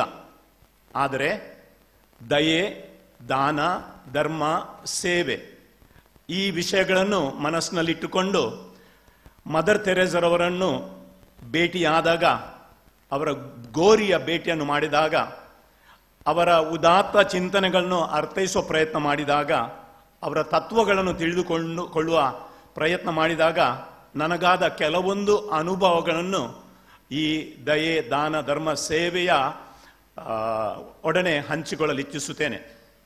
ಪ್ರಪ್ರಥಮವಾಗಿ ನಾವು ಮದರ್ ತೆರೇಸರ್ ಅವರ ಬಗ್ಗೆ ಮಾತಾಡುವಾಗ ಅವರ ಸಾಮಾಜಿಕ ಸೇವೆ ಅಥವಾ ಅವರ ಸೋಷಿಯಲ್ ವರ್ಕಿನ ಬಗ್ಗೆ ನಾವು ಯಾವಾಗಲೂ ಗಮನವನ್ನು ನೀಡುತ್ತೇವೆ.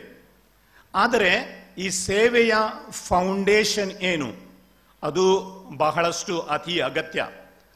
ನವೀನ್ ಚಾವ್ಲಾರ್ ಅವರು ಮದರ್ ತೆರೇಸರ್ ಅವರ ಬಗ್ಗೆ ಒಂದು ಪುಸ್ತಕವನ್ನು ಬರೆದಿದ್ದಾರೆ. ಅಲ್ಲಿ ಒಂದು ಉಲ್ಲೇಖವಿದೆ, gradually I began to understand how deep and whole hearted was our faith in Christ whom she saw in every person she ministered to. ಅಂದ್ರೆ ಮದರ್ ತೆರೇಸರ್ ಅವರು ಯಾರಿಗೆಲ್ಲ ಸೇವೆ ಕೊಡ್ತಾ ಇದ್ದರು ಅವರೆಲ್ಲರಲ್ಲಿ ಯೇಸುವನ್ನು ಕಂಡರು. The unconditional love of Christ Jesus I have experience. ಅದೇ ಪ್ರೀತಿಯನ್ನು, ಯೇಸುವಿನ ಪ್ರೀತಿಯನ್ನು ನನಗೇನು ಅವರು ತಿಳಿಯಪಡಿಸಿದ್ದಾರೆ ಅದನ್ನೇ ಸಾರಲು ಇಚ್ಛಿಸುತ್ತೇನೆ. ಅದೇ ಸೇವೆಯನ್ನು, ಪ್ರೀತಿಯ ಸೇವೆಯನ್ನು ನಾನು ಮಾಡಲು ಇಚ್ಛಿಸುತ್ತೇನೆ. ಆದುದರಿಂದ ಅದು ಕೇವಲ ಸಮಾಜ ಸೇವೆಯಲ್ಲ, ಬದಲಾಗಿ ಯೇಸುವಿನ ಪ್ರೀತಿಯನ್ನು ಇಡೀ ಜನಾಂಗಕ್ಕೆ ಹಂಚುವ ಒಂದು ಪ್ರಯತ್ನ. ಬೇಷರತ್ತಾಗಿ ದೇವರು ನನ್ನನ್ನು ಪ್ರೀತಿಸಿದ್ದಾರೆ, ಆತನಿಗೆ ನನ್ನ ಜೀವನವನ್ನು ಸಮರ್ಪಿಸಿರುತ್ತೇನೆ.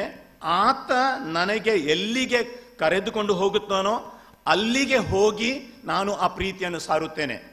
Unconditionally I have accepted the love and wherever he leads me I shall ಗೋ.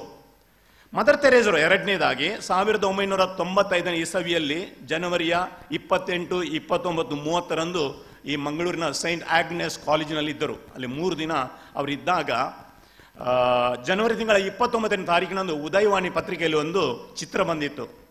ಕಾಲೇಜಿನ ಮಕ್ಕಳು ಕಿಟಿಕಿ ಹೊರಭಾಗದಲ್ಲಿದ್ದಾರೆ, ಮದರ್ ತೆರೇಸಾ ಕೈ ಚಾಚುತ್ತಾ ಇದ್ದಾರೆ. ಹೀಗೆ ಮಕ್ಕಳೆಲ್ಲ ಕೈಯನ್ನು ಎಳೆಯುತ್ತಾ ಇದ್ದಾರೆ. ಅಂದು ಮದರ್ ತೆರೇಸರವರಿಗೆ ಮಂಗಳೂರಿಗೆ ಆಹ್ವಾನಿಸಿದ್ದ ಬಿಷಪ್ರವರು ಅವರೊಂದು ಅಧಿಕೃತ ಭೇಟಿಗಾಗಿ ಕುಂದಾಪುರಕ್ಕೆ ಹೋಗಿದ್ದರು. ಕುಂದಾಪುರದಲ್ಲಿ ಅವರು ಪೇಪರ್ ಓದ್ತಾರೆ. ನಾನು ಅವರ ಕಾರ್ಯದರ್ಶಿಯಾಗಿ ಇಲ್ಲಿ ಮಂಗಳೂರಲ್ಲಿ ಸೇವೆ ಸಲ್ಲಿಸ್ತಾ ಇದ್ದೆ. ಅವರು ನನಗೆ ಫೋನಿನ ಮೇಲೆ ಹೇಳ್ತಾರೆ, ಮದರ್ ತೆರೇಸರ್ ಅವರನ್ನು ಹೋಗಿ ಭೇಟಿಯಾಗು. ನಾನು ಬರುವವರೆಗೆ ಅವರು ಅಲ್ಲಿಂದ ಹೊರಗೆ ಹೋಗಬಾರದು, ಕಿಟಕಿಯಿಂದ ಕೈ ಹೊರಗೆ ಹಾಕಬಾರದು. ಯಾಕೆಂದರೆ ಈ ಮಂಗಳೂರಲ್ಲಿ ಏನಾದರೂ ಅನಾಹುತ ನಡೆದರೆ ಅದು ಇಡೀ ಮಂಗಳೂರು ನಗರಕ್ಕೆ ಅದು ಒಳ್ಳೆಯ ಹೆಸರನ್ನು ತರುವುದಿಲ್ಲ. ಆ ಸಂದೇಶವನ್ನು ಅವರಿಗೆ ನೀಡಿದಾಗ ಅವರು ಕಿಟಿಕಿಯನ್ನು ಮುಚ್ಚಿದರು. ನಾನು ನಮ್ಮ ಬಿಷಪರಿಗೆ ಅವರು ಹೇಳಿದ ಮಾತನ್ನು ಖಂಡಿತವಾಗಿಯೂ ಪಾಲಿಸುತ್ತೇನೆ. ಏಕೆಂದರೆ ದೇವರ ಸ್ಥಾನದಲ್ಲಿರುವವರನ್ನು ಅವರಿಗೆ ವಿಧೇಯತೆಯನ್ನು ನಾವು ತೋರಿಸಬೇಕು, ಆಜ್ಞಾಧಾರಕ ವ್ಯಕ್ತಿಯಾಗಿ ನಾವು ಬಾಳಬೇಕು. ತದನಂತರ ಸಾಯಂಕಾಲ ಬಿಷಪ್ರವರು ಬಂದಾಗ ಮಾತ್ರ ಅವರು ಕಿಟಿಕಿಯನ್ನು, ಬಾಗಿಲನ್ನು ಓಪನ್ ಮಾಡಿದ್ದರು. She is a very obedient person to God's will as well as to the superiors. That is her forte. ಅದು ಅವರ ಸಾಮರ್ಥ್ಯ. ತಾನು ಎಷ್ಟೇ ದೊಡ್ಡ ವ್ಯಕ್ತಿ ಆಗಿದ್ದರೂ ಕೂಡ ಹ್ಯುಮಿಲಿಟಿ ಅಂತ ಹೇಳ್ತೇವೆ ನಾವು, ಆ ವಿಧೇಯತೆಯ ಮನೋಭಾವದಿಂದ ಎಲ್ಲರನ್ನು ಗೌರವಿಸುತ್ತಿದ್ದ ಮಹಾನ್ ಚೇತನ, ಮಹಾನ್ ಶಕ್ತಿ.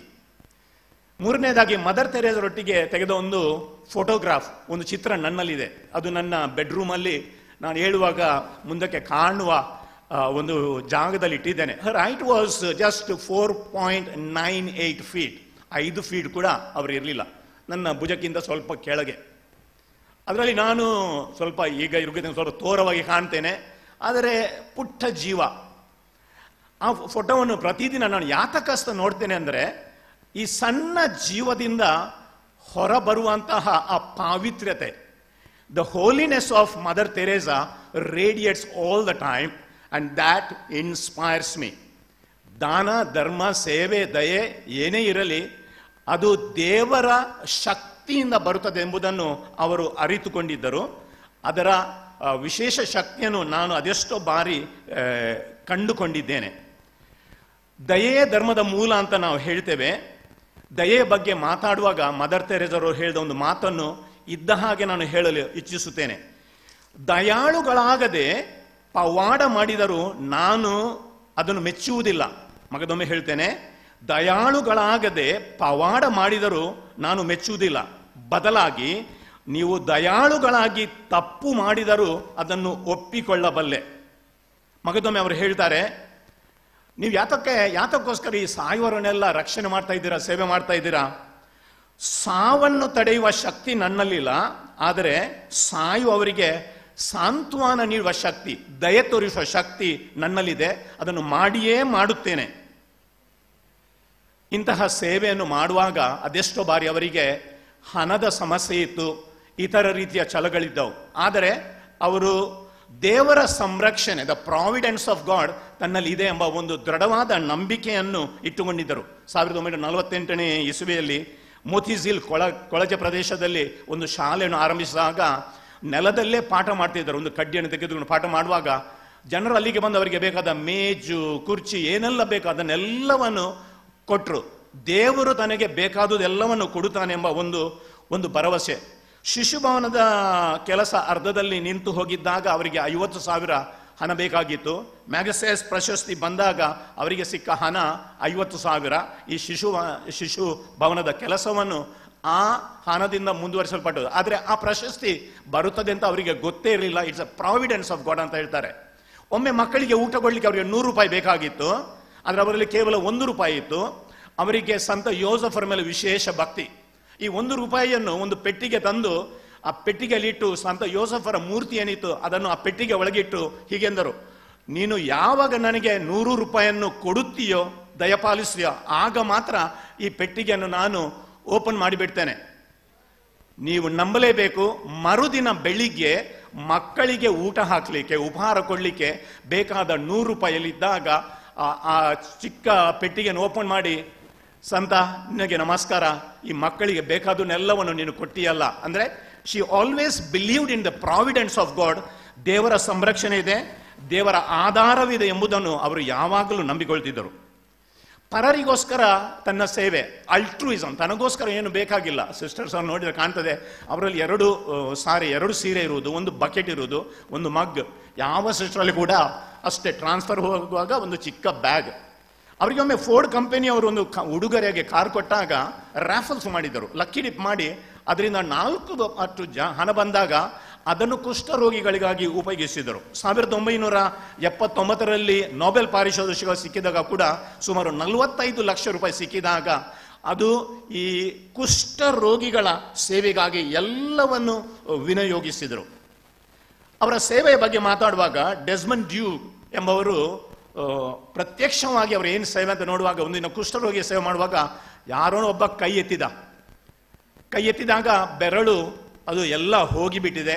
ಕತ್ತರಿ ಇತ್ತು, ಕತ್ತರಿಯಿಂದ ಅದನ್ನು ತುಂಡು ಮಾಡಿಬಿಟ್ರು. ಅದಕ್ಕೇನು ಔಷಧಿ ಬೇಕಿತ್ತು ಅದನ್ನೆಲ್ಲ ಕೊಟ್ಟು ಬಿಟ್ರು. ಅಂದ್ರೆ ಆ ಕುಷ್ಠರೋಗಿಗಳಿಗೆ ಯಾವ ರೀತಿಯ ಸೇವೆ ಕೊಡಬೇಕು, ಕೊಳೆತು ಹೋದ ಜೀವವನ್ನು ಸಂರಕ್ಷಿಸುವ ಅಂತ ಒಂದು ದೊಡ್ಡ ಪ್ರಯತ್ನ. ಈ ಸೇವೆಯ ಬಗ್ಗೆ ಈ ದಿನ 76 ವರ್ಷಗಳ ಹಿಂದೆ 9th ಸೆಪ್ಟೆಂಬರ್ 1946 ಇಸವಿಯಲ್ಲಿ ಫಾದರ್ ಹೆನ್ರಿ ಎಂಬವರು, ಬೆಲ್ಜಿಯಮಿನವರು, ಮದರ್ ತೆರೇಸರವರಿಗೆ ಒಂದು ಸಂದೇಶವನ್ನು ನೀಡುವಾಗ, ಸ್ಪಿರಿಚುವಲ್ ಕಾಲೋಕ್ವಿ, ಒಂದು ಸಂದೇಶವನ್ನು ಕೊಡುವಾಗ ಹೀಗೆ ಹೇಳಿದ್ದರು: prayer without action not enough. Prayer without action is not enough ಅಂತ ಹೇಳಿದರು. ಅದು 9 ಸೆಪ್ಟೆಂಬರ್ 1946. ಮರುದಿನ 10th ಸೆಪ್ಟೆಂಬರ್ 1946 ಡಾರ್ಜಿಲಿಂಗಿಗೆ ಟ್ರೈನ್ನಲ್ಲಿ ಹೋಗ್ತಿರುವಾಗ ಇದೇ ಮಾತು ಅವರ ಕಿವಿಯಲ್ಲಿ: prayer without action is not enough. ಅಲ್ಲಿ ಅವರು ಹೇಳ್ತಾರೆ, I had N inner command, ಒಳಗಿಂದ ಒಂದು ಆಜ್ಞೆ ಬಂತು. ಪ್ರಾರ್ಥನೆ ಮಾಡಿ ಒಂದು ನನ್ನಾಗಿ, ಒಂದು ಸಿಸ್ಟರ್ ಆಗಿ ಸೇವೆ ಸಲ್ಲಿಸಿದರೆ ಅದು ಸಾರ್ಥಕವಲ್ಲ, ಅದರೊಡನೆ ನಾನು ನಿಜವಾಗಿಯೂ ಸೇವೆ ಮಾಡಬೇಕು. ಅಲ್ಲಿಂದ ಒಂದು ಹೊಸ ಜಗತ್ತು, ಸೇವೆಯ ಜಗತ್ತು, ದಾನ ಧರ್ಮ ಸೇವೆ, ದಯೆ ಎಲ್ಲವೂ ಅಲ್ಲಿಂದ ಒಂದು ವಿಶೇಷ ರೀತಿಯಲ್ಲಿ ಆರಂಭವಾಯಿತು. ನನ್ನ ಈ ಪ್ರತಿಕ್ರಿಯೆಯನ್ನು ಕೊನೆಗೊಳಿಸುವಾಗ ಮದರ್ ತೆರೇಸರವರ 3 ಮಾತುಗಳ ಉಲ್ಲೇಖವನ್ನು ನಾನು ಮಾಡಲಿಚ್ಛಿಸುತ್ತೇನೆ. ಬಹುಶಃ ಆ ಸಂದೇಶವನ್ನು ನಾವೆಲ್ಲರೂ ಇಂದಿನ ದಿನ ನಮ್ಮ ನಮ್ಮ ಮನೆಗೆ ಕೊಂಡು ಹೋಗಲೇಬೇಕು. ಪ್ರಪ್ರಥಮವಾಗಿ, the greatest disease today is not leprosy or tuberculosis, but rather the feeling of being unwanted, uncared for, and deserted by everybody. Leprosy, TB ಇದು ಇಂದಿನ ಸಮಸ್ಯೆ ಅಲ್ಲ, ಆದರೆ ಯಾರಿಗೂ ನಾನು ಬೇಡ ಎಂಬಂತಹ ಒಂದು ದುಃಖದ ಪರಿಸ್ಥಿತಿ, ಇತರರು ಕಾಳಜಿ ಇಲ್ಲದಂತೆ ನೋಡುವುದು ಅಥವಾ ತೊರೆದು ಹೋಗುವುದು, ಇದು ಬಹಳಷ್ಟು ಬೇಜಾರಿನ ಸಂಗತಿ. Feeling of being unwanted, uncared for, and deserted by everybody. This is the greatest disease. ಅಂದರೆ ಪ್ರೀತಿಗೋಸ್ಕರ ಹಾತೊರೆಯುವವರು ಅದೆಷ್ಟೋ ಜನರಿದ್ದಾರೆ, ಅವರನ್ನು ನಾವು ಖಂಡಿತವಾಗಿಯೂ ಕಡೆಗಣಿಸಬಾರದು. Second, I want you to go and find the poor in your own houses.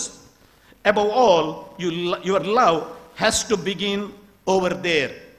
ನೀವು ಮನೆಗೆ ಹೋಗಬೇಕು.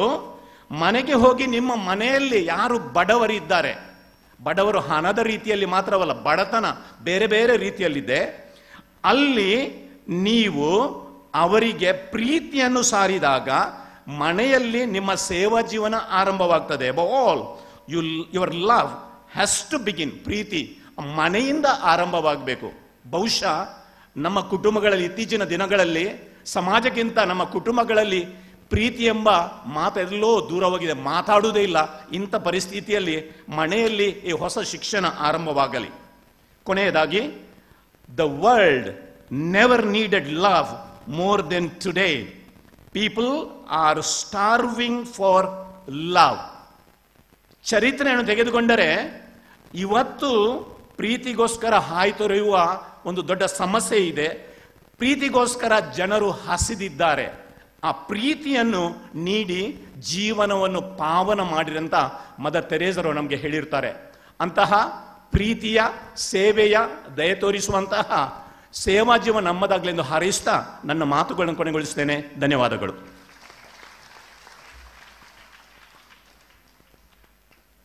ಅಭಿನಂದನೆಗಳು ಫಾದರ್ JB ಸಲ್ಡಾನ. ಈಗ ಮತ್ತೋರ್ವರು ಪ್ರತಿಕ್ರಿಯೆಯನ್ನು ನೀಡಲಿಕ್ಕಿದ್ದಾರೆ. ಮುನೀರ್ ಕಾಟಿಪಳ್ಳ.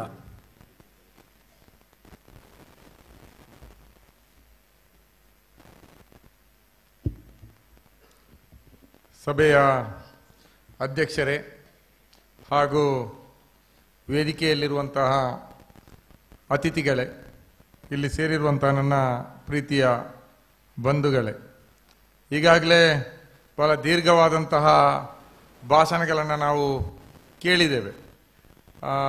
ಸಂತ ಮದರ್ ತೆರೇಸ್ ಅವರ ವಿಚಾರಗಳನ್ನು ಕೂಡ ಉಲ್ಲೇಖಿಸಿ ಸೇವೆ ಮತ್ತು ನಮ್ಮ ಸಮಾಜದ ಸ್ಥಿತಿಗತಿಗಳನ್ನು ತೆರೆದಿಡುವಂಥ ಪ್ರಯತ್ನ ಇಲ್ಲಿ ನಡೆದಿದೆ. ಸಂತ ಮದರ್ ತೆರೇಸಾ ವಿಚಾರ ವೇದಿಕೆಯ ಉದ್ದೇಶ ಬಹುಶಃ ಸೇವೆಯನ್ನು, ಜನರಿಗೆ ಸೇವಾ ಮನೋಭಾವವನ್ನು ಹುಟ್ಟಿಸುವಂತಹದ್ದು ಮತ್ತು ಜನರಲ್ಲಿ ಜಾಗೃತಿಯನ್ನು ಕೂಡ ಹುಟ್ಟು ಹಾಕುವಂಥದ್ದು. ಎರಡೂ ಕೂಡ ಸಂತ ಮದರ್ ತೆರೇಸಾ ವೇದಿಕೆಯ ಉದ್ದೇಶಗಳು. ಇವತ್ತು ಈ ಸಮಾಜದಲ್ಲಿ ಸುಧಾರಣೆಗೆ ಬೇಕಾಗಿ, ಜನರ ಕಷ್ಟದಲ್ಲಿರುವಂತಹ ದೀನದಲಿತರ ಸೇವೆಗೆ ಬೇಕಾಗಿ ಕೆಲಸ ಮಾಡಿದಂತಹ ಹಲವಾರು ಜನಗಳಿದ್ದಾರೆ. ಅದರಲ್ಲಿ ಸಂತ ಮದರ್ ತೆರೇಸಾ ಬಹುಶಃ ಅತ್ಯಂತ ಎತ್ತರದಲ್ಲಿ ನಿಲ್ಲುವಂತಹ ಒಂದು ವ್ಯಕ್ತಿತ್ವ. ಅದರ ಜೊತೆಯಲ್ಲಿ ಇನ್ನು ನಾವು ಕಣ್ಣು ತೆರೆದು ನೋಡಲಿಕ್ಕೆ ಸಾಧ್ಯ ಆದರೆ ಬೇಕಾದಷ್ಟು ಜನ ನಮ್ಮಲ್ಲಿ ಅಂತಹ ಸೇವೆಗಳನ್ನು ಮಾಡಿದವರು ಸಿಗ್ತಾರೆ. ನಮ್ಮ ದಕ್ಷಿಣ ಕನ್ನಡ ಜಿಲ್ಲೆಯಲ್ಲೇ ಕುದ್ಮಲ್ ರಂಗರಾಯರು ದಲಿತ ಸಮುದಾಯಕ್ಕಾಗಿ ತನ್ನ ಇಡೀ ಸಂಪತ್ತನ್ನು, ಆಸ್ತಿಯನ್ನು ತ್ಯಜಿಸಿದ್ದಂತನ್ನು ಕೂಡ ನಾವು ನಮ್ಮ ಮಂಗಳೂರಿನ ಈ ಶತಮಾನದಲ್ಲಿ ಕಂಡಂತಹ ಘಟನೆಗಳು. ಈ ರೀತಿಯಾದಂತಹ ಸೇವೆಗಳಿಗೆ ಭಾರತ ದೇಶ ಉದ್ದಕ್ಕೂ ಸಾಕ್ಷಿಯಾಗಿದೆ. ಆದರೆ ಇವತ್ತು ನಮ್ಮೆದುರು ಒಂದು ಕಡೆ ಈ ಬಡತನ, ರೋಗ, ರುಜಿನಗಳಿಂದ ಉಂಟಾಗಿರುವಂತಹ ಸಮಸ್ಯೆಗಳು, ಸೇವೆಯನ್ನ ಬೇಡುವಂತಹ ಸಂದರ್ಭದಲ್ಲಿ ಭಾರತ ದೇಶದ ಆತ್ಮ ಅಥವಾ ಇಡೀ ಭಾರತ ದೇಶ ಇವತ್ತು ಧರ್ಮಾಧಾರಿತ ರಾಜಕಾರಣಕ್ಕೆ ತುತ್ತಾಗಿ ಮೈಯಿಡೀ ಗಾಯ ಮಾಡಿಕೊಂಡಿದೆ, ರಕ್ತ ಸುರಿತಾ ಇದೆ. ಇವತ್ತು ಭಾರತ ಮಾತೆಯ ಅಂತೂ ಮಾತೆ ಅಂತ ಕರೀತಾರೆ, ಭಾರತ ಮಾತೆ ಅಂತ ಕರೆಯುವಂತ ಈ ದೇಶದ ಸೇವೆಗೆ ನಾವೆಲ್ಲರೂ ಸಿದ್ಧರಾಗಬೇಕಾಗಿದೆ. ಈ ಗಾಯವನ್ನ ತೊಳೆದು ಅಲ್ಲಿ ಪ್ರೀತಿಯ ಒಂದು ಮುಲಾಮನ್ನ ಹಂಚಿ ಎಲ್ಲರೂ ಅಣ್ಣ ತಮ್ಮಂದಿರು ಅನ್ನುವಂತಹ ನಮ್ಮ ಹಳೆಯ ಚಿಂತನೆಗಳಿಗೆ ಈ ಭಾರತ ದೇಶವನ್ನ ಮತ್ತೆ ಮರಳಿಸುವಂತ ಪ್ರಯತ್ನದಲ್ಲಿ ನಾವೆಲ್ಲರೂ ಒಗ್ಗೂಡಬೇಕಾಗಿದೆ. ಆ ನಿಟ್ಟಿನಲ್ಲಿ ಕೆಲಸಗಳು ನಡಿಬೇಕು ಅಂತಾದ್ರೆ ಬಹಳಷ್ಟು ಚರ್ಚೆಗಳಾಗಬೇಕು, ಬಹಳಷ್ಟು ವಾಗ್ವಾದಗಳು ನಡಿಬೇಕು, ಎಲ್ಲವೂ ಆಗಬೇಕಾಗಿದೆ. ನಮ್ಮ ಭಾರತ ದೇಶದಲ್ಲಿ ನಮಗೆ ಮಾದರಿಗಾಗಲಾಗಿ ಹಲವಾರು ವ್ಯಕ್ತಿತ್ವಗಳಿದೆ. ನಾವು ಯಾರನ್ನು ಎತ್ಕೊಂಡು ಮುಂದಕ್ಕೆ ಹೋಗ್ಬೇಕು ಅಂತ ಕಂಡಾಗ ಅಥವಾ ವಿಚಾರಗಳನ್ನು ಮಾಡಿದಾಗ ಬೇಕಾದಷ್ಟು ವ್ಯಕ್ತಿತ್ವಗಳು. ಅದು ಕುಷ್ಠರೋಗಿಗಳನ್ನು ಕೂಡ ತಬ್ಬಿಕೊಂಡು ಆ ಸೇವೆ ಅನ್ನುವಂತಹ ಒಂದು ಪದಕ್ಕೆ ಬಹಳ ದೊಡ್ಡ ವ್ಯಾಖ್ಯಾನವನ್ನು ನೀಡಿದಂತಹ ಸಂತ ಮದರ್ ತೆರೇಸಾ ಅವರು ಒಂದು ಕಡೆ ಆದರೆ, ಅದೇ ರೀತಿಯಲ್ಲಿ ಭಾರತದಲ್ಲಿ ದಮನಿತ ಸಮುದಾಯಗಳಿಗೆ ಆತ್ಮಗೌರವವನ್ನು ತುಂಬಬೇಕು ಅಂತಾದ ಒಂದು ಆಧ್ಯಾತ್ಮಿಕ ಚಳವಳಿಗೆ ಹೊರಟಂತ ಸಂತ ನಾರಾಯಣ ಗುರು ಇರಬಹುದು, ಅದೇ ರೀತಿಯಲ್ಲಿ ಸ್ವಾಮಿ ವಿವೇಕಾನಂದರು ಇರಬಹುದು.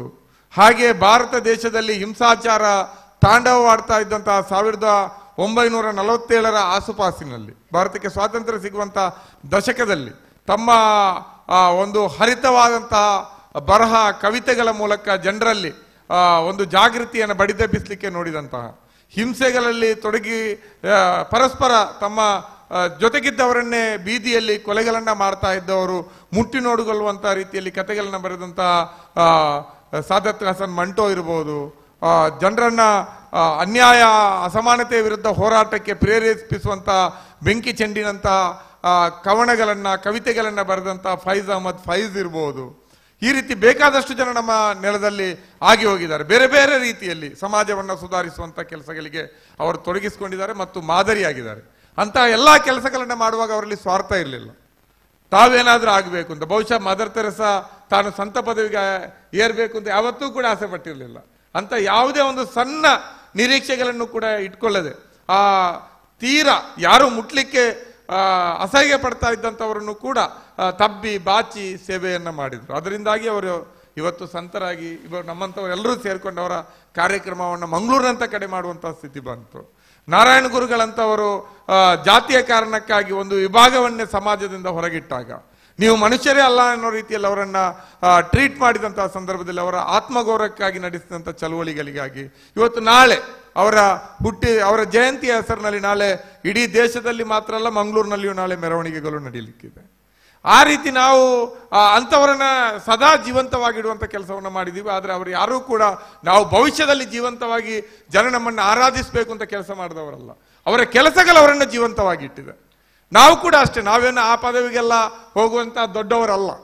ಆದರೂ ಕೂಡ ನಾವು ನಮ್ಮ ಕರ್ತವ್ಯಗಳನ್ನ ಮಾಡಿದ್ರೆ ಇವತ್ತು ರಾಜಕಾರಣ ಕೂಡ ಹೇಗಾಗಿದೆ ಅಂದ್ರೆ ಒಟ್ಟು ನಾವು ಸಕ್ಸಸ್ ಆಗಬೇಕು. ಬಿಸ್ನೆಸ್ ನಲ್ಲಿ ಕೂಡ ಅಷ್ಟೇ, ನಾವು ಸಕ್ಸಸ್ ಆಗಬೇಕು.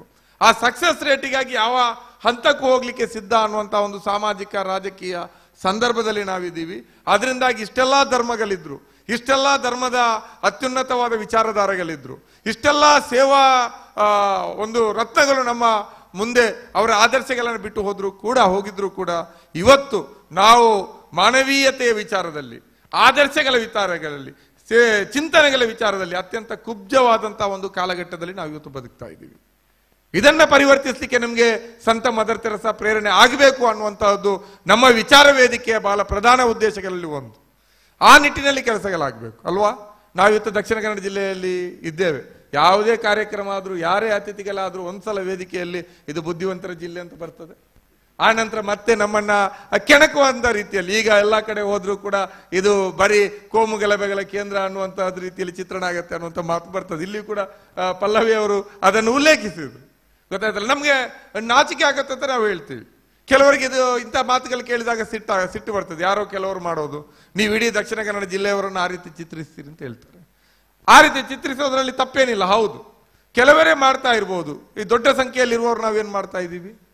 ನಾವು ಮೌನವಾಗಿ ಅದನ್ನೆಲ್ಲ ನೋಡ್ತಾ ಇಲ್ವಾ? ಎಷ್ಟು ಜನ ನಾವು ಬೀದಿಗೆ ಬಂದು ಅದರ ವಿರುದ್ಧ ಧ್ವನಿ ಎತ್ತಿದ್ದೀವಿ ಅಲ್ವಾ? ಈಗ ಹೇಳಿದ್ರು ಅವರು, ಒಂದು ಉಲ್ಲೇಖಿಸಿದ್ರು, ವೆನ್ಲಾಕ್ನಲ್ಲಿ ಒಬ್ಬ ಆದಿವಾಸಿ ಯುವಕ ಒಂದು ಸರ್ಕಾರಿ ಆಸ್ಪತ್ರೆಯಲ್ಲಿಯೂ ಕೂಡ ಬೆನ್ನು ಮೂಲೆ ಮುರಿದವನಿಗೆ ಸರ್ಜರಿ ಮಾಡಿದ 25 ದಿವಸ ದುಡ್ಡಿಲ್ಲ ಅಂತ ಹಂಗೆ ಮಲಗಲಿಕ್ಕೆ ಬಿಟ್ರು ಅಂತ. ಯಾರ್ಯಾರು ಆತನಿಗೆ ಮನೆಯಲ್ಲಿ ಒಂದು ಸೇವೆ ಮಾಡಲಿಕ್ಕೆ ಮನೆಯಲ್ಲಿ ಯಾರು ಇಲ್ಲ, ಅಣ್ಣ ತಮ್ಮಂದ್ರೆ ಅಂಗವಿಕಲರು ಯಾರ್ಯಾರೋ ಬಂದವರ ಸೇವೆ ಮಾಡಿದ್ರಲ್ಲಿ ನಿಂತು. ಕೊನೆಗೆ ನಾವು ಮಧ್ಯಪ್ರವೇಶ ಹೋರಾಟ ಅಂತ ಮಾಡಿದ ಮೇಲೆ ಅವರ ಸಮಸ್ಯೆ ಈಗ ಪರಿಹಾರದ ಹಂತಕ್ಕೆ ಬಂದಿದೆ. ಈ ರೀತಿ ಸೇವೆಯನ್ನು ಬೇಡುವಂತ ಲಕ್ಷಾಂತರ ಜನ ಸಮುದಾಯ ನಮ್ಮ ಸಮಾಜದಲ್ಲಿ ಇದೆ. ಅವರಿಗೆಲ್ಲರಿಗೂ ಕೂಡ ನಾವು ಸೇವೆ ಮಾಡ್ತಾ ನಿಲ್ಲುವಂತ ರೀತಿಯಾದಂಥ ವಾತಾವರಣ ಇದೆಯಾ? ಅದರಿಂದ 2 ರೀತಿಯ ಕೆಲಸಗಳಾಗಬೇಕು. ಸಂತ ಮದರ್ ತೆರೇಸಾ ಅವರ ವಿಚಾರಗಳಿಂದ ಪ್ರೇರೇಪಣೆ ಪಡೆದು ನಾವು ಸೇವೆಯನ್ನೂ ಮಾಡಬೇಕು. ಅದೇ ರೀತಿಯಲ್ಲಿ ಫೈಜ್ ಅಹಮದ್ ಫೈಜ್ ಅಂತವರ ಕವಿತೆಗಳಿಂದ, ಭಗತ್ ಸಿಂಗ್ ಅವರ ವಿಚಾರಗಳಿಂದ ಪ್ರೇರೇಪಿತರಾಗಿ ಸಮಾನತೆಗಾಗಿ ಹೋರಾಟಗಳನ್ನು ಕೂಡ ಮಾಡಬೇಕು, ಸೇವೆ ಕೂಡ ಮಾಡಬೇಕು. ಈ ರೀತಿಯಾದಂಥ ಒಂದು NGO ಅಥವಾ ಒಂದು ಸಾರ್ವಜನಿಕರ ಸೇವೆ ಅಗತ್ಯ ಇಲ್ಲದಂತ ಪ್ರಭುತ್ವ ವ್ಯವಸ್ಥೆ ಎಲ್ಲಾ ಸಮಸ್ಯೆಗಳನ್ನು ಪರಿಹರಿಸುವಂತ ಒಂದು ವ್ಯವಸ್ಥೆಗಾಗಿ ನಾವು ಹೋರಾಟವನ್ನು ಕೂಡ ಮಾಡಬೇಕು. ಇದೆರಡು ಕೂಡ ಜೋಡಿ ಹಲಿಗಳ ಮೇಲೆ ಅದು ಸಾಗುವ ರೀತಿಯಲ್ಲಿ ಇರಬೇಕು. ಸೇವೆ ಮತ್ತು ಹೋರಾಟ, ಒಂದು ಕಡೆ ಸೇವೆ, ಇನ್ನೊಂದು ಕಡೆ ಹೋರಾಟ. ಸಮಾನತೆಯ ಕಡೆ ದಿಕ್ಕಿನಲ್ಲಿ ಚಲಿಸಲಿಕ್ಕೆ ಎಲ್ಲವೂ ಬೇಕಾಗ್ತದೆ. ನಮಗೆ ಸಾಹಿತ್ಯ ಬೇಕು, ಸಂಸ್ಕೃತಿ ಬೇಕು, ಸೇವೆ ಬೇಕು, ಹೋರಾಟ ಬೇಕು, ಧರ್ಮ ಬೇಕು, ರಾಜಕಾರಣ ಬೇಕು, ಸಂತರುಗಳು ಬೇಕು, ಕವಿಗಳು ಬೇಕು, ಸಾಹಿತಿಗಳು ಬೇಕು, ಎಲ್ಲರೂ ಬೇಕು. ನಮಗೆ ಎಲ್ಲವನ್ನೂ ಒಗ್ಗೂಡಿಸಿಕೊಂಡು ಹೋಗ್ಲಿಕ್ಕೆ ಸಾಧ್ಯ ಆಗಬೇಕು. ಹಿಂದೂಗಳು ಬೇಕು, ಕ್ರೈಸ್ತರು ಬೇಕು, ಮುಸಲ್ಮಾನರು ಬೇಕು, ದಲಿತರು ಬೇಕು, ಬೇರೆ ಬೇರೆ ರೀತಿಯಾದಂಥ ಸಮುದಾಯಗಳು ಕೂಡ ಬೇಕು. ಎಲ್ಲರೂ ನಮಗೆ ಬೇಕು. ಎಲ್ಲರೂ ಒಗ್ಗೂಡಿದಾಗ ಮಾತ್ರ ಭಾರತ ಆಗುವಂಥದ್ದು. ಎಲ್ಲರೂ ಒಗ್ಗೂಡಿ ನಿಂತಾಗ ಮಾತ್ರ ಭಾರತ ಆಗೋದು. ಇಲ್ಲ ಅಂದ್ರೆ ಇಂಡಿಯಾ ಮತ್ತು ಪಾಕಿಸ್ತಾನ ಆದಾಗೆ ನಾವು ಇವತ್ತು ಒಂದು ದೇಶವಾಗಿ ಇದ್ರೂ ಕೂಡ ಮಾನಸಿಕವಾಗಿ ನಾವು ವಿಭಜನೆ ಹೊಂದ್ತಾ ಹೋಗ್ತೀವಿ. ನಮ್ಮ ಅಧ್ಯಕ್ಷರು ಯಾವಾಗಲೂ ಮೀಟಿಂಗ್ಗೆ ಸೇರಿದಾಗ ಎಲ್ಲರೂ ಕೂಡ ರೋಯ್ ಕ್ಯಾಸ್ತಲಿನವರು ಬೇಸರ ವ್ಯಕ್ತಪಡಿಸ್ತಾರೆ. ಯಾಕೆಂದ್ರೆ ನಾವು ಇವತ್ತೊಂದು ಸಣ್ಣ ಸಹಾಯ ಮಾಡಿದ್ದನ್ನು ಕೂಡ ಒಂದು ಧಾರ್ಮಿಕ ಸೌಹಾರ್ದತೆ ಅಂತ ಹೇಳುವಂತಹ ಒಂದು ಸ್ಥಿತಿಗೆ ಬಂದಿದ್ದೀವಿ. ಯಾರಾದ್ರೂ ಜಾರಿ ಬಿದ್ದಿದ್ರೆ ಅವ್ರನ್ನ ಎತ್ತಿದ್ರೆ, ಇನ್ನೊಂದು ಧರ್ಮದವ್ರನ್ನ ಎತ್ತಿದ್ರೆ ಅದನ್ನು ಸೌಹಾರ್ದತೆ ಅಂತ ಮಾತಾಡುವಂತ ಸ್ಥಿತಿಗೆ ಬಂದಿದ್ದೀವಿ. ನಾವು ಒಟ್ಟು ಕೂತ್ಕೊಂಡಿದ್ದೀವಿ ಅಂದ್ರೆ ಮುಸ್ಲಿಂ ಮುನಿಯರು, ಕ್ರಿಶ್ಚಿಯನ್ ರಾಯ್ ಕ್ಯಾಸ್ತಲಿನೋ, ಹಿಂದೂ ಸುನಿಲ್ ಕುಮಾರ್ ಬಾಜಲ್ ಒಟ್ಟಿಗೆ ಒಂದು ಕೂತ್ರೆ ಎಂತ ಸೌಹಾರ್ದ ಅಂತ ಮಾತಾಡುವ ಸ್ಥಿತಿಗೆ ಬಂದಿದ್ದೀವಿ ನಾವು ಅಂತ. ಇದೆಲ್ಲ ಸಹಜವಾಗಿ ನಡಿಬೇಕಾಗಿದ್ದದ್ದು ಅಂತ ಅಲ್ವಾ? ಬಹುಶಃ ನಾವೆಲ್ಲರೂ ಕೂಡ ಇಲ್ಲಿರುವಂತ ತುಳುನಾಡಿನಲ್ಲಿ, ನಾನು ತುಂಬಾ ಭಾಷಣಗಳಲ್ಲಿ ಹೇಳಿದ್ದೀನಿ, ನಮ್ಮ ತುಳುನಾಡಿನಲ್ಲಿರುವಂತವ್ರೆಲ್ಲರೂ ನಾವು ಅಣ್ಣ ತಮ್ಮಂದಿರು ಅಂತ. ಎಲ್ಲಿಯೂ ಕೂಡ ನಾವು ವಿದೇಶದಿಂದ ಬಂದವರಲ್ಲ ಅಂತ ಅಲ್ವಾ? ಮುಸಲ್ಮಾನರಿಗೆ ಒಂದು ಅಭ್ಯಾಸ ಇದೆ. ನಾನು ತುಂಬಾ ಸಲ ಹೇಳಿದ್ದೀನಿ, ನಿಮ್ಮ ಮೂಲ ಎಲ್ಲಿದೆ, ಪೂರ್ವಜರು ಎಲ್ಲಿ ಅಂತ ಹೇಳಿದ್ರೆ ನಾವು ಅರೇಬಿಸ್ತಾನದ ಕಡೆ ನೋಡ್ತೀವಿ. ಬಹುಶಃ ಗೊತ್ತಿಲ್ಲ, ಕ್ರೈಸ್ತರು ಇಂಗ್ಲೆಂಡ್ ಕಡೆ, ರೋಮ್ ಕಡೆ ನೋಡ್ತಾರೋ ಗೊತ್ತಿಲ್ಲ. ಆದ್ರೆ ಅದೆಲ್ಲ ತಪ್ಪಲ್ವ? ನಾವು ಇಲ್ಲಿಯ ಬ್ಯಾರಿಗಳಿರ್ಬೋದು, ಇಲ್ಲಿಯ ಕ್ಯಾಥಲಿಕ್ಸ್ ಇರ್ಬೋದು, ಇಲ್ಲಿಯ ಹಿಂದೂಗಳ ಇದರಲ್ಲೇ ಬಂದಿರುವವರು ಪರಂಪರೆಯಿಂದ. ಯಾವುದೋ ಕಾಲಘಟ್ಟದಲ್ಲಿ ನಾವು ನಮ್ಮ ನಂಬಿಕೆಗಳನ್ನು, ಧಾರ್ಮಿಕ ನಂಬಿಕೆಗಳನ್ನು ಮಾತ್ರ ಬದಲಾವಣೆ ಮಾಡ್ಕೊಂಡಿದ್ದೀವಿ. ಅದರಿಂದಾಗಿ ಒಂದೇ ಬಳ್ಳಿಯಲ್ಲಿ ಹರಳಿದಂತ ಹೂವುಗಳು ನಾವು. ಈಗ ಯಾಕೆ ನಾವು ವಿಭಜನೆ ಹೊಂದಬೇಕು? ನಮ್ಮ ನಂಬಿಕೆಗಳಿರ್ಲಿ. ಚರ್ಚಿಗೆ ಹೋಗೋರು ಚರ್ಚಿಗೆ ಹೋಗೋಣ, ದೇವಸ್ಥಾನಕ್ಕೆ ಹೋಗೋಣ, ಮಸೀದಿಗೆ ಹೋಗೋರು ಮಸೀದಿಗೆ ಹೋಗೋಣ. ಅದನ್ನು ಮೀರಿ ಕೂಡ ನಾವು ಕೂಡ ಎಷ್ಟೋ ಕಾಲ ಸಂದರ್ಭದಲ್ಲಿ ಹೋಗಿ ಚರ್ಚಲ್ಲಿ ಸುಮ್ಮನೆ ಕೂತ್ಕೊಂಡ್ಬಿಡ್ತೀವಿ, ಒಂದು ರೀತಿಯಲ್ಲಿ ರಿಲ್ಯಾಕ್ಸ್ ಆಗ್ಲಿಕ್ಕೆ. ಅದನ್ನು ನಾನು ಫೇಸ್ಬುಕ್ ಅಲ್ಲಿ ಫೋಟೋ ಹಾಕೊಂಡು ನಾವೇನು ಎಲ್ಲಾ ಧರ್ಮವನ್ನು ಪ್ರೀತಿಸ್ತೀನಿ ಅಂತ ಹೇಳ್ಕೊಳ್ಬೇಕಾಗಿದೆ ಅಲ್ವಾ? ಅದರಿಂದಾಗಿ ಆ ರೀತಿಯಾದಂತಹ ಒಂದು ಮನೋಭಾವವನ್ನು, ಸಹಜವಾದಂತಹ ಒಂದು ಸೌಹಾರ್ದತೆ, ಕೃತಕವಾದಂತಹ ಸೌಹಾರ್ದತೆ ಅಲ್ಲ. ಈಗ ಒಂದು ರಂಜಾನಿಗೆ ಶುಭ ಕೋರುವಂತಹದ್ದು ಬಹಳ ದೊಡ್ಡ ಸೌಹಾರ್ದತೆ. ದೀಪಾವಳಿಯ ದಿವಸ ಸ್ವೀಟ್ ಹಂಚೋದು ಇನ್ನೊಂದು ಧರ್ಮದವರಿಗೆ ಬಹಳ ದೊಡ್ಡ ಸೌಹಾರ್ದತೆ. ಕ್ರಿಸ್ಮಸ್ ಸಂದರ್ಭದಲ್ಲಿ ನಮ್ಮ ಮನೆಯಲ್ಲಿಯೂ ಕೂಡ ಒಂದು ಕೇಕ್ ಕಟ್ ಮಾಡಿದ್ರೆ ನಾನು ಬಹಳ ಧರ್ಮವನ್ನು ಬಹಳ ಗೌರವಿಸ್ತೀನಿ ಅನ್ನುವಂಥ ಒಂದು ದೊಡ್ಡ ಬಿಲ್ಡಪ್, ಆ ಮಟ್ಟಕ್ಕೆ ಬಂದಿದ್ದೀವಿ. ಆದ್ರೆ ನಾವು ಬಾಲ್ಯದಲ್ಲಿ ಎಲ್ಲರೂ ಒಟ್ಟಿಗೆ ಇದ್ವಿ, ಮತ್ತು ಒಂದು ಕಾಲದಲ್ಲಿ ನಾವೆಲ್ಲರೂ ಒಂದೇ ತಾಯಿಯ ಮಕ್ಕಳು. ಅದನ್ನು ಅರ್ಥ ಮಾಡ್ಕೊಂಡು ಇವತ್ತು ನಾವು ಮುನ್ನಡಿಬೇಕಾಗಿದೆ. ಮತ್ತು ಸೌಹಾರ್ದತೆಯ ಅಡಿಗೆ ಪಯಣ. ನಮ್ದು ಸ್ಲೋಗನೇ ಇದೆ, ಪ್ರೀತಿ ಹರಡಲಿ ಎಲ್ಲೆಡೆ ಅಂತ. ಪ್ರೀತಿ ಎಲ್ಲೆಡೆ ಹರಡಬೇಕು ಅಂತಾದ್ರೆ ನಾವು ನಮ್ಮ ಗಡಿಗಳನ್ನ ಮೀರಬೇಕು.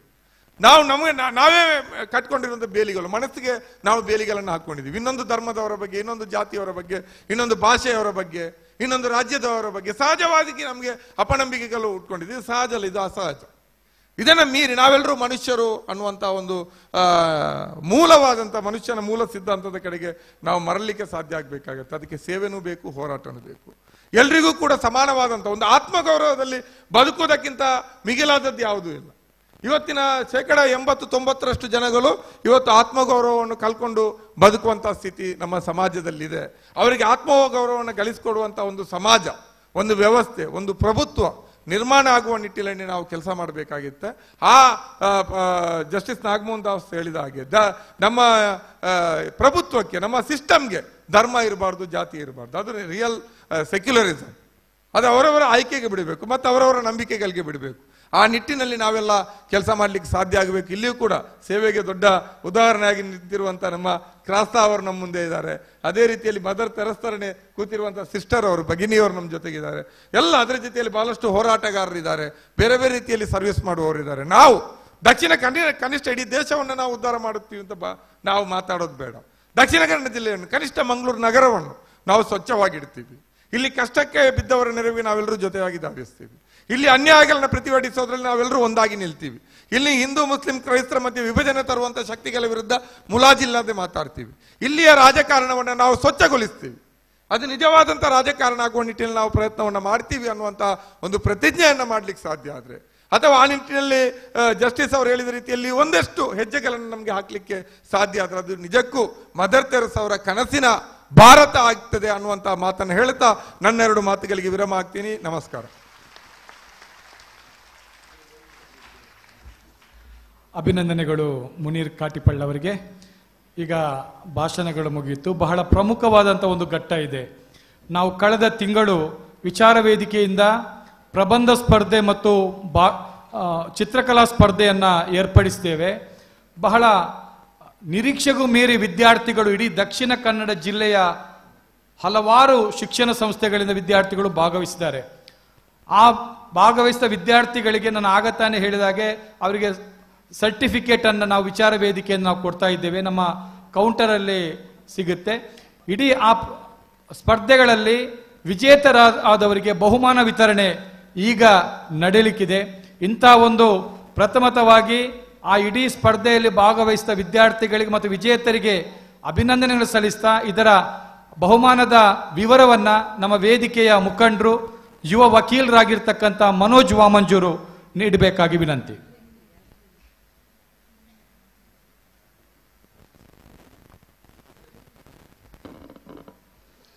ಮಾನವೀಯತೆಯ ಪ್ರತಿರೂಪ ಸಂತ ಮದರ್ ತೆರೇಸಾರವರ 25ನೇ ಸಂಸ್ಮರಣಾ ದಿನಾಚರಣೆ ಅಂಗವಾಗಿ ಪ್ರಬಂಧ ಸ್ಪರ್ಧೆ ಮತ್ತು ಚಿತ್ರಕಲಾ ಸ್ಪರ್ಧೆಯನ್ನು 3 ವಿಭಾಗದಲ್ಲಿ ನಡೆಸಲಾಗಿತ್ತು.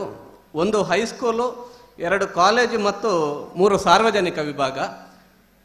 ಈ ಸ್ಪರ್ಧೆಯಲ್ಲಿ ಬಹುಮಾನಕ್ಕಿಂತಲೂ ಭಾಗವಹಿಸುವಿಕೆ ಬಹಳ ಮುಖ್ಯ. ಹಾಗಾಗಿ ಮೊದಲನೇದಾಗಿ ಭಾಗವಹಿಸಿರುವಂತಹ ಎಲ್ಲ ವಿದ್ಯಾರ್ಥಿಗಳಿಗೂ ಕೂಡ ಅಭಿನಂದನೆಯನ್ನು ಸಲ್ಲಿಸ್ತಾ ಇದ್ದೇನೆ.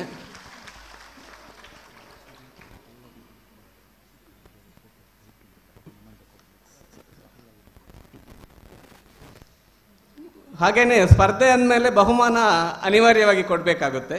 ಹಾಗಾಗಿ ಈ ಸ್ಪರ್ಧೆಯಲ್ಲಿ ವಿಜೇತರಾದವರ ಪಟ್ಟಿ ಹೀಗಿದೆ. ಮೊದಲನೇದಾಗಿ ಪ್ರಬಂಧ ಸ್ಪರ್ಧೆ ಹೈಸ್ಕೂಲ್ ವಿಭಾಗದಲ್ಲಿ ಈ ವಿದ್ಯಾರ್ಥಿಗಳಿಗೆ ನಮ್ಮ ಈ ಇಂದಿನ ಕಾರ್ಯಕ್ರಮದ ವಿಚಾರ ಮಂಡನೆಯನ್ನು ಮಾಡಿರುವಂತಹ ಬರಹಗಾರರಾಗಿರುವಂತಹ ಪಲ್ಲವಿ ಇಡೂರು ಇವರು ಬಹುಮಾನ ವಿತರಿಸಬೇಕು ಅಂತ ಅವರಲ್ಲಿ ವಿನಂತಿಸಿಕೊಳ್ತಾ ಇದ್ದೇನೆ. ಪ್ರಥಮ ಬಹುಮಾನ ಅಮ್ನಾ ಶೇಖ್, ಬೆತನಿ ಸ್ಕೂಲ್, ಕಿನ್ನಿಕಂಬಳ. ಅಮ್ನಾ ಶೇಖ್, ಬೆತನಿ ಸ್ಕೂಲ್, ಕಿನ್ನಿಕಂಬಳ. ದಯವಿಟ್ಟು ಬಹುಮಾನ ವಿಜೇತರಿಗೆ ಜೋರಾದ ಚಪ್ಪಾಳೆಯನ್ನು ವಿಧಿಸುವ ಮುಖಾಂತರ ಅವರಿಗೆ ಪ್ರೋತ್ಸಾಹವನ್ನು ನೀಡಬೇಕಾಗಿ ವಿನಂತಿಸಿಕೊಳ್ತಾ ಇದ್ದೇನೆ.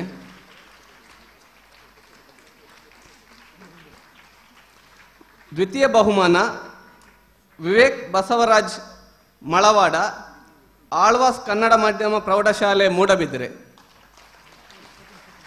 ವಿವೇಕ್ ಬಸವರಾಜ್ ಮಳವಾಡ, ಆಳ್ವಾಸ್ ಕನ್ನಡ ಮಾಧ್ಯಮ ಪ್ರೌಢಶಾಲೆ, ಮೂಡಬಿದ್ರೆ. ತೃತೀಯ ಬಹುಮಾನ Nidhi K, Mount Carmel Central School, Mary Hill. Nidhi K, Mount Carmel Central School, Mary hill.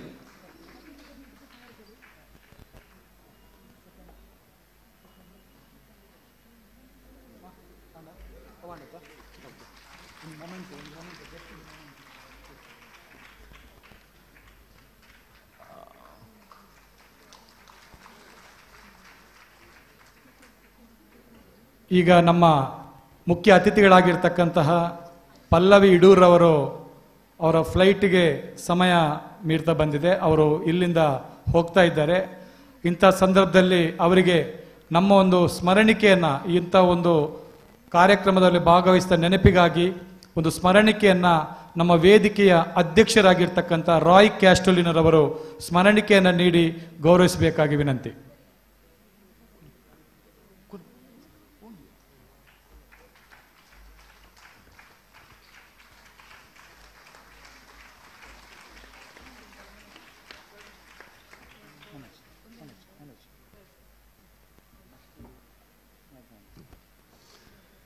ಹಾಗೇನೆ ಕಾಲೇಜು ವಿಭಾಗದ ಪ್ರಬಂಧ ಸ್ಪರ್ಧೆ.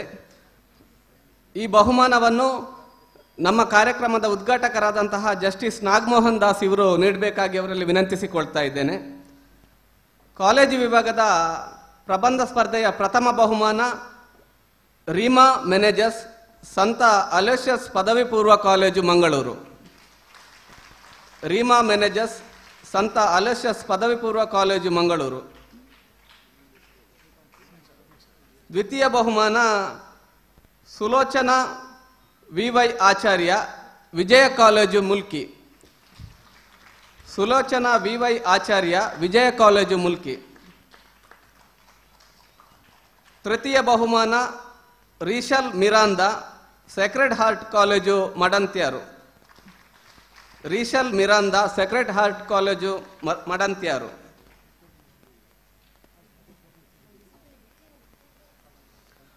ಬಹುಮಾನ ವಿತರಿಸಿದ ಜಸ್ಟಿಸ್ ನಾಗಮೋಹನ್ ದಾಸ್ ಇವರಿಗೆ ಧನ್ಯವಾದಗಳು.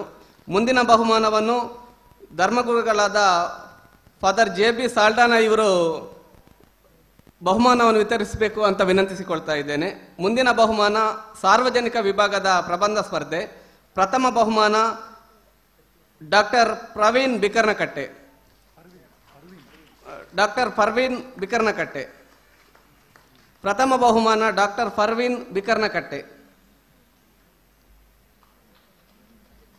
ದ್ವಿತೀಯ ಬಹುಮಾನ ಜನಾರ್ದನ ಸೂರ್ಯ, ಮೂಡಿಬಿದ್ರೆ. ದ್ವಿತೀಯ ಬಹುಮಾನ ಜನಾರ್ದನ ಸೂರ್ಯ, ಮೂಡಿಬಿದ್ರೆ. ತೃತೀಯ ಬಹುಮಾನ ಫೆಲ್ಸಿ ಜೂಲಿಯಟ್ ಲೋಬೋ.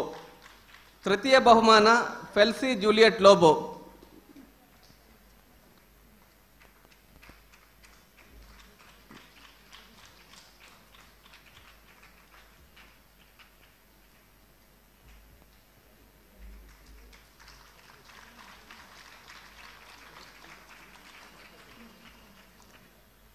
ಬಹುಮಾನ ವಿತರಿಸಿದ ಧರ್ಮಗುರುಗಳಾದ ಫಾದರ್ JB ಸಾಲ್ಡಾನಾ ಇವರಿಗೆ ಧನ್ಯವಾದಗಳು.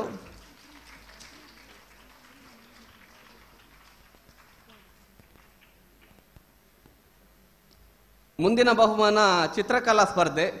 ಚಿತ್ರಕಲಾ ಸ್ಪರ್ಧೆಯ ಹೈಸ್ಕೂಲ್ ವಿಭಾಗದ ಬಹುಮಾನವನ್ನು ವಿತರಿಸಬೇಕು ಅಂತ ಮುನೀರ್ ಕಾಟಿಪಳ್ಳ ಇವರಲ್ಲಿ ವಿನಂತಿಸಿಕೊಳ್ತಾ ಇದ್ದೇನೆ. ತೃತೀಯ ಚಿತ್ರಕಲಾ ಸ್ಪರ್ಧೆ ಹೈಸ್ಕೂಲ್ ವಿಭಾಗದ ಬಹುಮಾನವನ್ನು ರಾಯ್ ಕಾಸ್ತಲಿನೋ ಇವರು ನೀಡಬೇಕು ಅಂತ ಮುನೀರ್ ಕಾಟಿಪಳ್ಳ ಇವರು ನೀಡಬೇಕು ಅಂತ ವಿನಂತಿಸಿಕೊಳ್ತಾ ಇದ್ದೇನೆ. ಚಿತ್ರಕಲಾ ಸ್ಪರ್ಧೆ ಹೈಸ್ಕೂಲ್ ವಿಭಾಗ ಪ್ರಥಮ ಬಹುಮಾನ ಪ್ರದ್ಯುಮ್ನ SA, ಸಂತ Aloysius high school, Mangaluru. Pradyumna SA, ಸಂತ ಅಲೋಷಿಯಸ್ ಕಾಲೇಜು, ಹೈಸ್ಕೂಲು, ಮಂಗಳೂರು. ದ್ವಿತೀಯ ಬಹುಮಾನ ಸಂಜಿತ್ B, ಸಂತ ಅಲೋಷಿಯಸ್ ಹೈಸ್ಕೂಲ್, ಮಂಗಳೂರು. ದ್ವಿತೀಯ ಬಹುಮಾನ ಸಂಜಿತ್ B, ಸಂತ ಅಲೋಷಿಯಸ್ ಹೈಸ್ಕೂಲ್, ಮಂಗಳೂರು. ತೃತೀಯ ಬಹುಮಾನ ಸಮೀಕ್ಷಾ, ಸಂತ ಅಲೋಷಿಯಸ್ ಹೈಸ್ಕೂಲ್, ಮಂಗಳೂರು. ತೃತೀಯ ಬಹುಮಾನ ಸಮೀಕ್ಷಾ, ಸಂತ ಅಲೋಷಿಯಸ್ ಹೈಸ್ಕೂಲ್, ಮಂಗಳೂರು.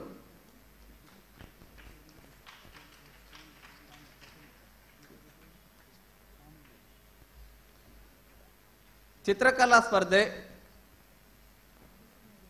ಬಹುಮಾನ ವಿತರಿಸಿದ ಮುನೀರ್ ಕಾಟಿಪಳ್ಳರವರಿಗೆ ಧನ್ಯವಾದಗಳು.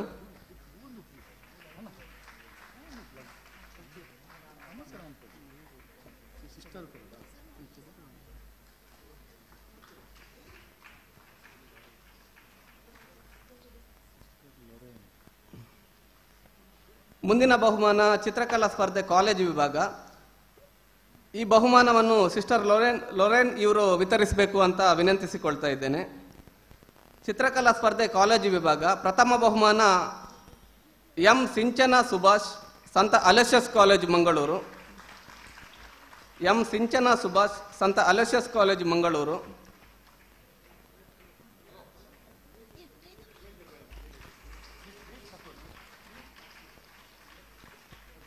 ದ್ವಿತೀಯ ಬಹುಮಾನ ಮೆಲ್ರಾಯ್ ಲೋಬೋ, ಆಳ್ವಾಸ್ ಕಾಲೇಜು ಮೂಡಿಬಿದ್ರೆ. ದ್ವಿತೀಯ ಬಹುಮಾನ ಮೆಲ್ರಾಯ್ ಲೋಬೋ, ಆಳ್ವಾಸ್ ಕಾಲೇಜು ಮೂಡಿಬಿದ್ರೆ. ತೃತೀಯ ಬಹುಮಾನ ರಾಹುಲ್ ರಮೇಶ್, ಸಂತ ಅಲೋಷಿಯಸ್ ಕಾಲೇಜು ಮಂಗಳೂರು. ತೃತೀಯ ಬಹುಮಾನ ರಾಹುಲ್ ರಮೇಶ್, ಸಂತ ಅಲೋಷಿಯಸ್ ಕಾಲೇಜು ಮಂಗಳೂರು.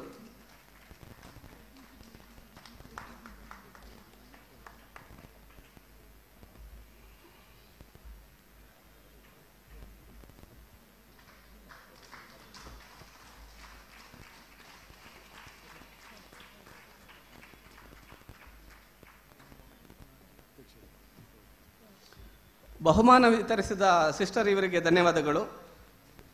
ಮುಂದಿನ ಬಹುಮಾನ ಚಿತ್ರಕಲಾ ಸ್ಪರ್ಧೆ ಸಾರ್ವಜನಿಕ ವಿಭಾಗ. ಈ ಬಹುಮಾನವನ್ನು ಸಂತ ಮದರ್ ತೆರೇಸಾ ವಿಚಾರ ವೇದಿಕೆ ಮಂಗಳೂರು ಇದರ ಅಧ್ಯಕ್ಷರಾದ ರಾಯ್ ಕೆಸ್ತೋಲಿನೋ ಇವರು ನೀಡಬೇಕು ಅಂತ ವಿನಂತಿಸಿಕೊಳ್ತಾ ಇದ್ದೇನೆ. ಚಿತ್ರಕಲಾ ಸ್ಪರ್ಧೆ ಸಾರ್ವಜನಿಕ ವಿಭಾಗ ಪ್ರಥಮ ಬಹುಮಾನ ಚಂದ್ರಕಾಂತ, ಆಳ್ವಾಸ್ ಹೈಸ್ಕೂಲು ಮೂಡಿಬಿದ್ರೆ. ಚಂದ್ರಕಾಂತ, ಆಳ್ವಾಸ್ ಹೈಸ್ಕೂಲ್ ಮೂಡಿಬಿದ್ರೆ. ದ್ವಿತೀಯ ಬಹುಮಾನ Chandrakala, Pandyaraj Ballal PU college Ullal. Chandrakala, Pandyaraj Ballal PU college Ullal. ತೃತೀಯ ಬಹುಮಾನ ಸಂತೋಷ್ ಮಾಳ, ಆಳ್ವಾಸ್ ಸೆಂಟ್ರಲ್ ಸ್ಕೂಲ್ ಮೂಡಿಬಿದ್ರೆ. ತೃತೀಯ ಬಹುಮಾನ Santosh Mala, Alva's Central College ಮೂಡಿಬಿದ್ರೆ.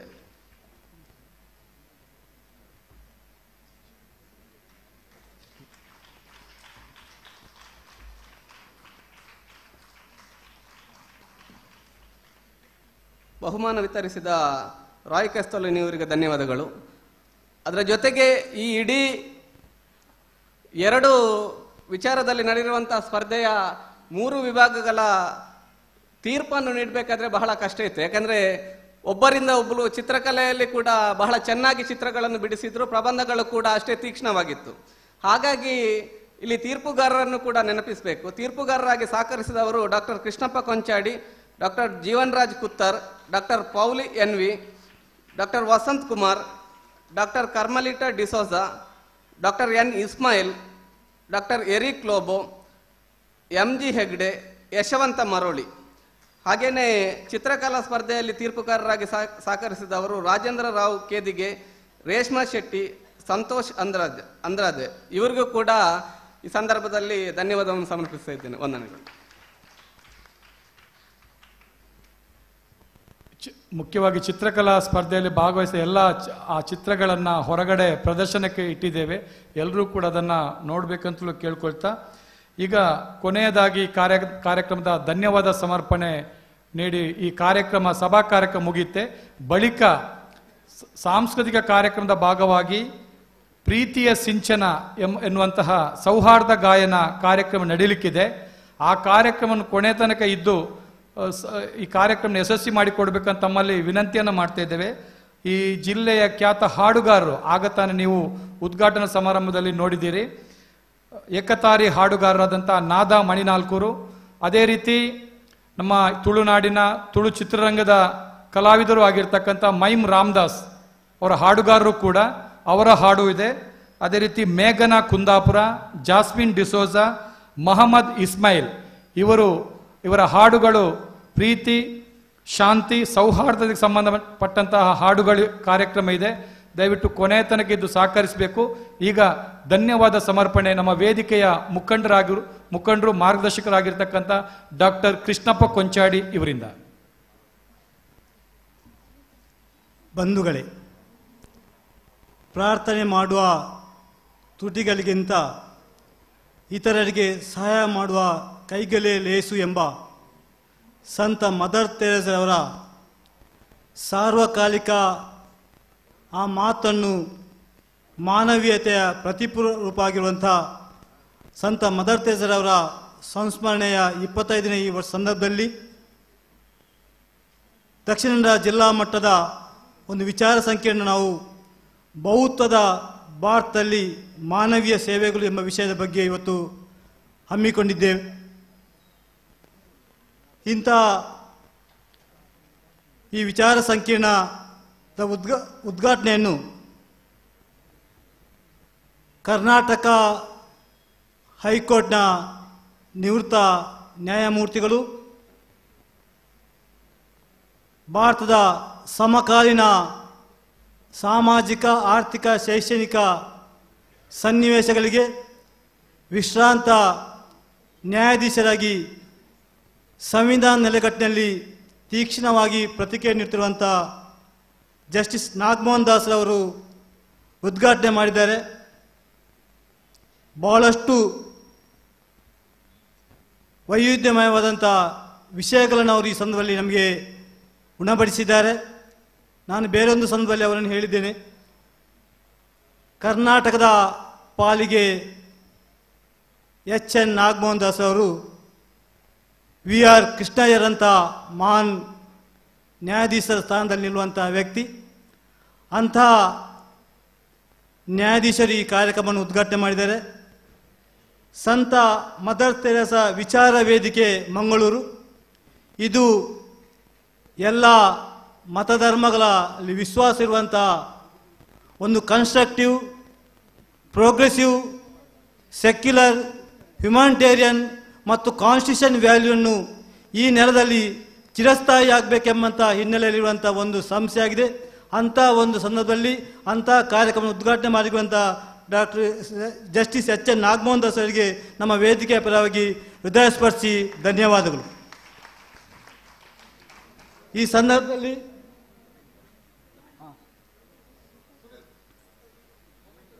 Justice Nagamohan Das ಅವರಿಗೆ ನಮ್ಮ ವೇದಿಕೆಯ ಪರವಾಗಿ ಸ್ಮರಣಿಕೆಯನ್ನು ನೀಡಿ ಗೌರವಿಸಬೇಕಂತ ವೇದಿಕೆ ಅಧ್ಯಕ್ಷರಾಗಿರುವಂಥ ರಾಯ್ ಕ್ಯಾಸ್ಟಲ್ನವರಲ್ಲಿ ವಿನಂತಿಸುತ್ತಿದ್ದೇನೆ.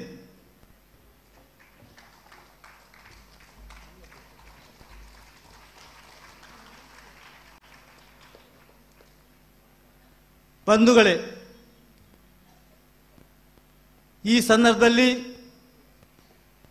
ಸಂತ ಮದರ್ ತೆರೇಸಾ ವಿಚಾರ ವೇದಿಕೆಯನ್ನು ನಿಜವಾಗಿ ಕೂಡ ಮಂಗಳೂರಿನಂಥ ನಗರದಲ್ಲಿ ಒಂದು ಕ್ರಿಯಾಶೀಲ ಸಂಘಟನೆಯಾಗಿ ಅದರ ಕಾರ್ಯಕ್ರಮವನ್ನು ಎಲ್ಲ ರೀತಿಗಳ ಸೂಕ್ತ ಮಾರ್ಗದರ್ಶನ ನೀಡಿ ಸರಿಯಾದ ದಾರಿಯಲ್ಲಿ ನಡೆಸುವಂಥ ಒಂದು ವಿಶೇಷವಾದ ಚೈತನ್ಯ ಮತ್ತು ನಮ್ಮ ಮಧ್ಯೆ ಇರುವಂಥ ಒಂದು ಕಾಂತಿ ಅಂತ ಹೇಳ್ಬೋದು ಇದರ ಅಧ್ಯಕ್ಷರಾಗಿರುವಂಥ ರಾಯ್ ಕ್ಯಾಸ್ಟಲಿನರು.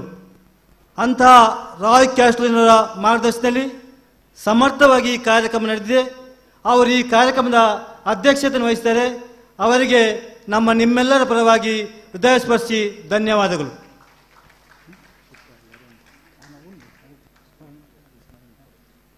ಗೌರವಾನ್ವಿತ ರಾಯ್ ಕ್ಯಾಸ್ಟಲಿನವರಿಗೆ ಮದರ್ ತೆರೇಸಾ ಚಾರಿಟಿಯ ಮಂಗಳೂರಿನ ಹಿರಿಯ ಸುಪೀರಿಯರ್ ಆಗಿರುವಂಥ ಸಿಸ್ಟರ್ ಲೊರೆನ್ನಾ ಇವರು ಸ್ಮರಣಿಕೆಯನ್ನು ನೀಡಿ ಗೌರವಿಸಬೇಕಾಗಿ ಅವರಲ್ಲಿ ಆತ್ಮೀಯವಾಗಿ ವಿನಂತಿಸುತ್ತಿದ್ದೇನೆ.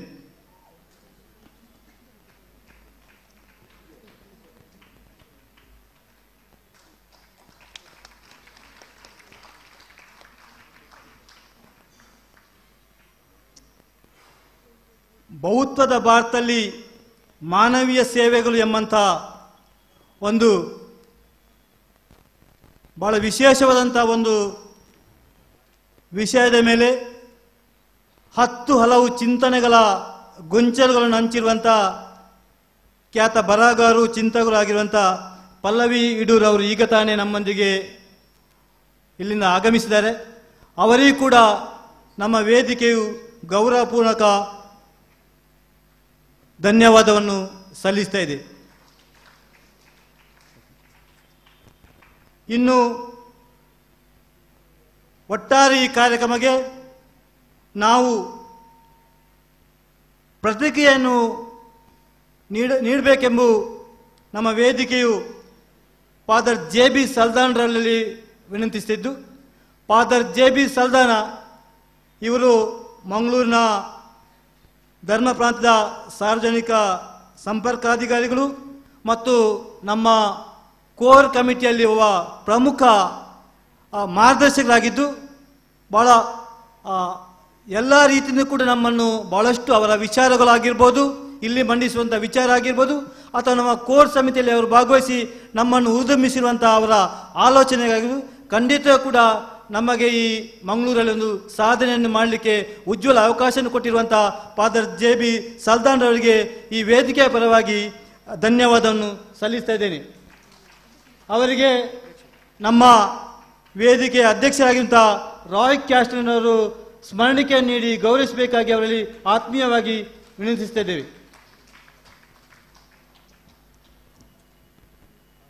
ಈ ವಿಷಯದ ಮೇಲೆ ಪ್ರತಿಕ್ರಿಯೆ ನೀಡಲಿಕ್ಕೆ ನಾವು ರಾಜ್ಯದ DYFI ಸಂಘಟನೆಯ ಅಧ್ಯಕ್ಷರು, ಮಾನವ ಹಕ್ಕು ಹೋರಾಟಗಾರರು, ಸಾಮಾಜಿಕ ಚಿಂತಕರು ಆಗಿರುವ ನೆಲೆಯಲ್ಲಿ ಸಂಗಾತಿ ಮುನೀರ್ ಕಾಟಿಪಾಳ್ರವರನ್ನು ವಿನಂತಿಸಿದ್ದೇವೆ. ಅವರು ಬಹಳ ಪರಿಣಾಮಕಾರಿಯಾಗಿ ಒಂದು ಪ್ರತಿಕ್ರಿಯೆ ನೀಡಿದ್ದಾರೆ. ಸಂಗಾತಿ ಮುನೀರ್ ಕಾಟಿಪಾಳ್ರವರಿಗೆ ಸಂತ ಮದರ್ ತೆರೇಸ್ ವೇದಿಕೆ ಮಂಗಳೂರು ಇದರ ಪರವಾಗಿ ಹಾರ್ದಿಕವಾಗಿ ಧನ್ಯವಾದಗಳನ್ನು ಸಲ್ಲಿಸಿದ್ದೇವೆ. ಅವರಿಗೆ ನಮ್ಮ ವೇದಿಕೆ ಅಧ್ಯಕ್ಷರಾಗಿರುವಂಥ ರಾಯ್ ಕ್ಯಾಸ್ಟನ್ ಅವರು ಸ್ಮರಣಿಕೆಯನ್ನು ನೀಡಿ ಗೌರವಿಸಬೇಕಾಗಿ ಅವರಲ್ಲಿ ವಿನಂತಿಸಿದ್ದೇವೆ.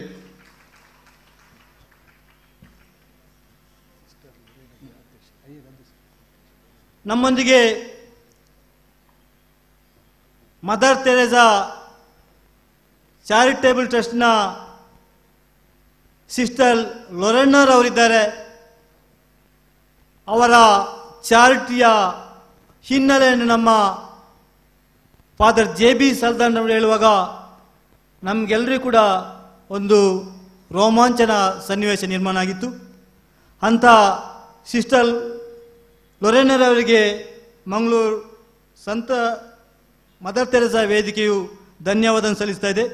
ಅವರಿಗೆ ನಮ್ಮ ವೇದಿಕೆ ಅಧ್ಯಕ್ಷರಾಗಿರುವಂಥ ನಮ್ಮ ಜಸ್ಟಿಸ್ ನಾಗಮೋಹನ್ ದಾಸ್ ಅವರು ಸ್ಮರಣಿಕೆ ನೀಡಿ ಗೌರವಿಸಬೇಕಾಗಿ ಅವರಲ್ಲಿ ವಿನಂತಿಸ್ತಾ ಇದ್ದೇನೆ.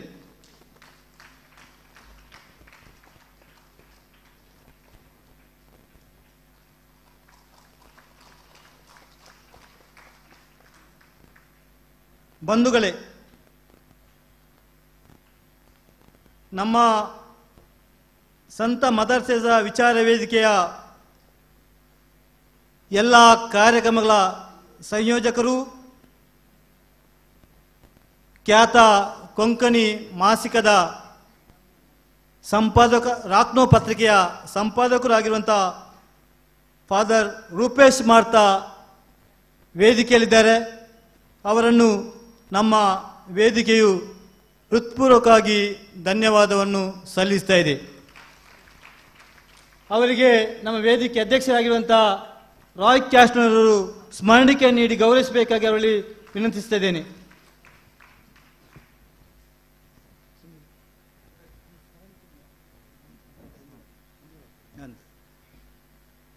ಬಂಧುಗಳೇ, ವೇದಿಕೆಯಲ್ಲಿ ಸಂತ ಮದರ್ ತೆರೇಸಾ ವೇದಿಕೆಯ ವಿವಿಧ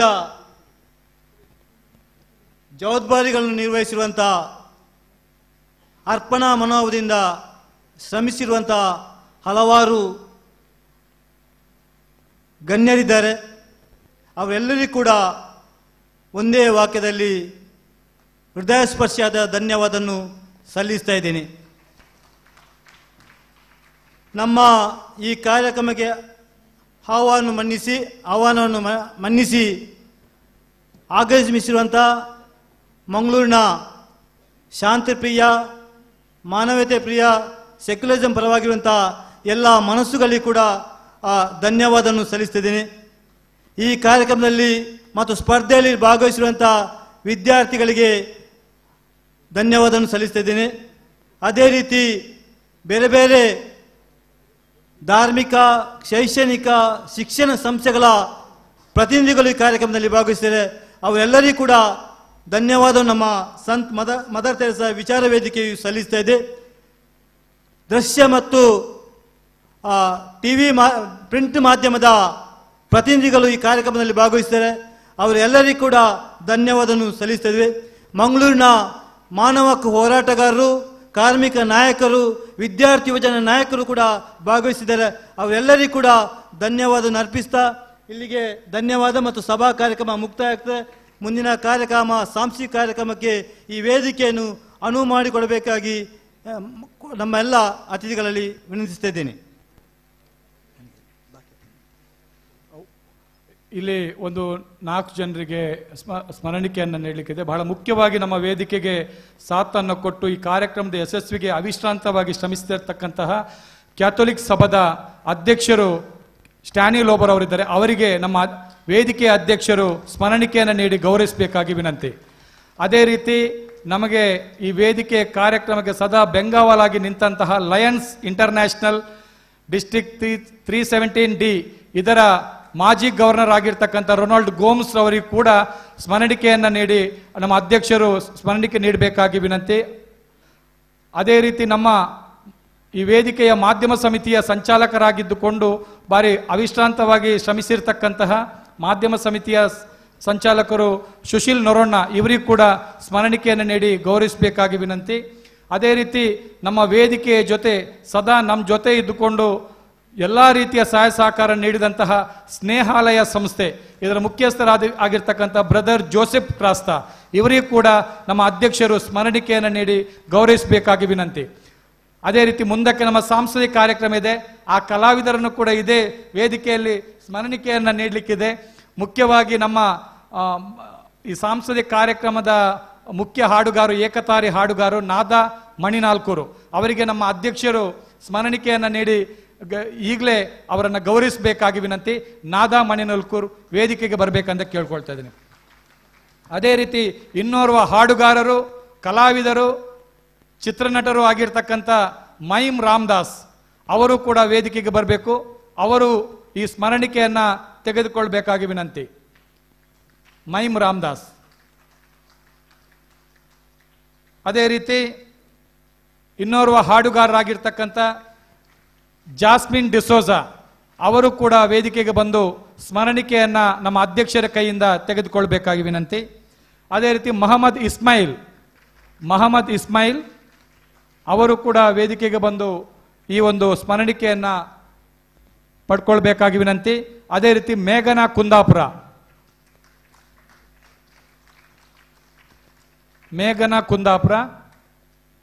ಓಕೆ, ಇಲ್ಲಿಗೆ ನಮ್ಮ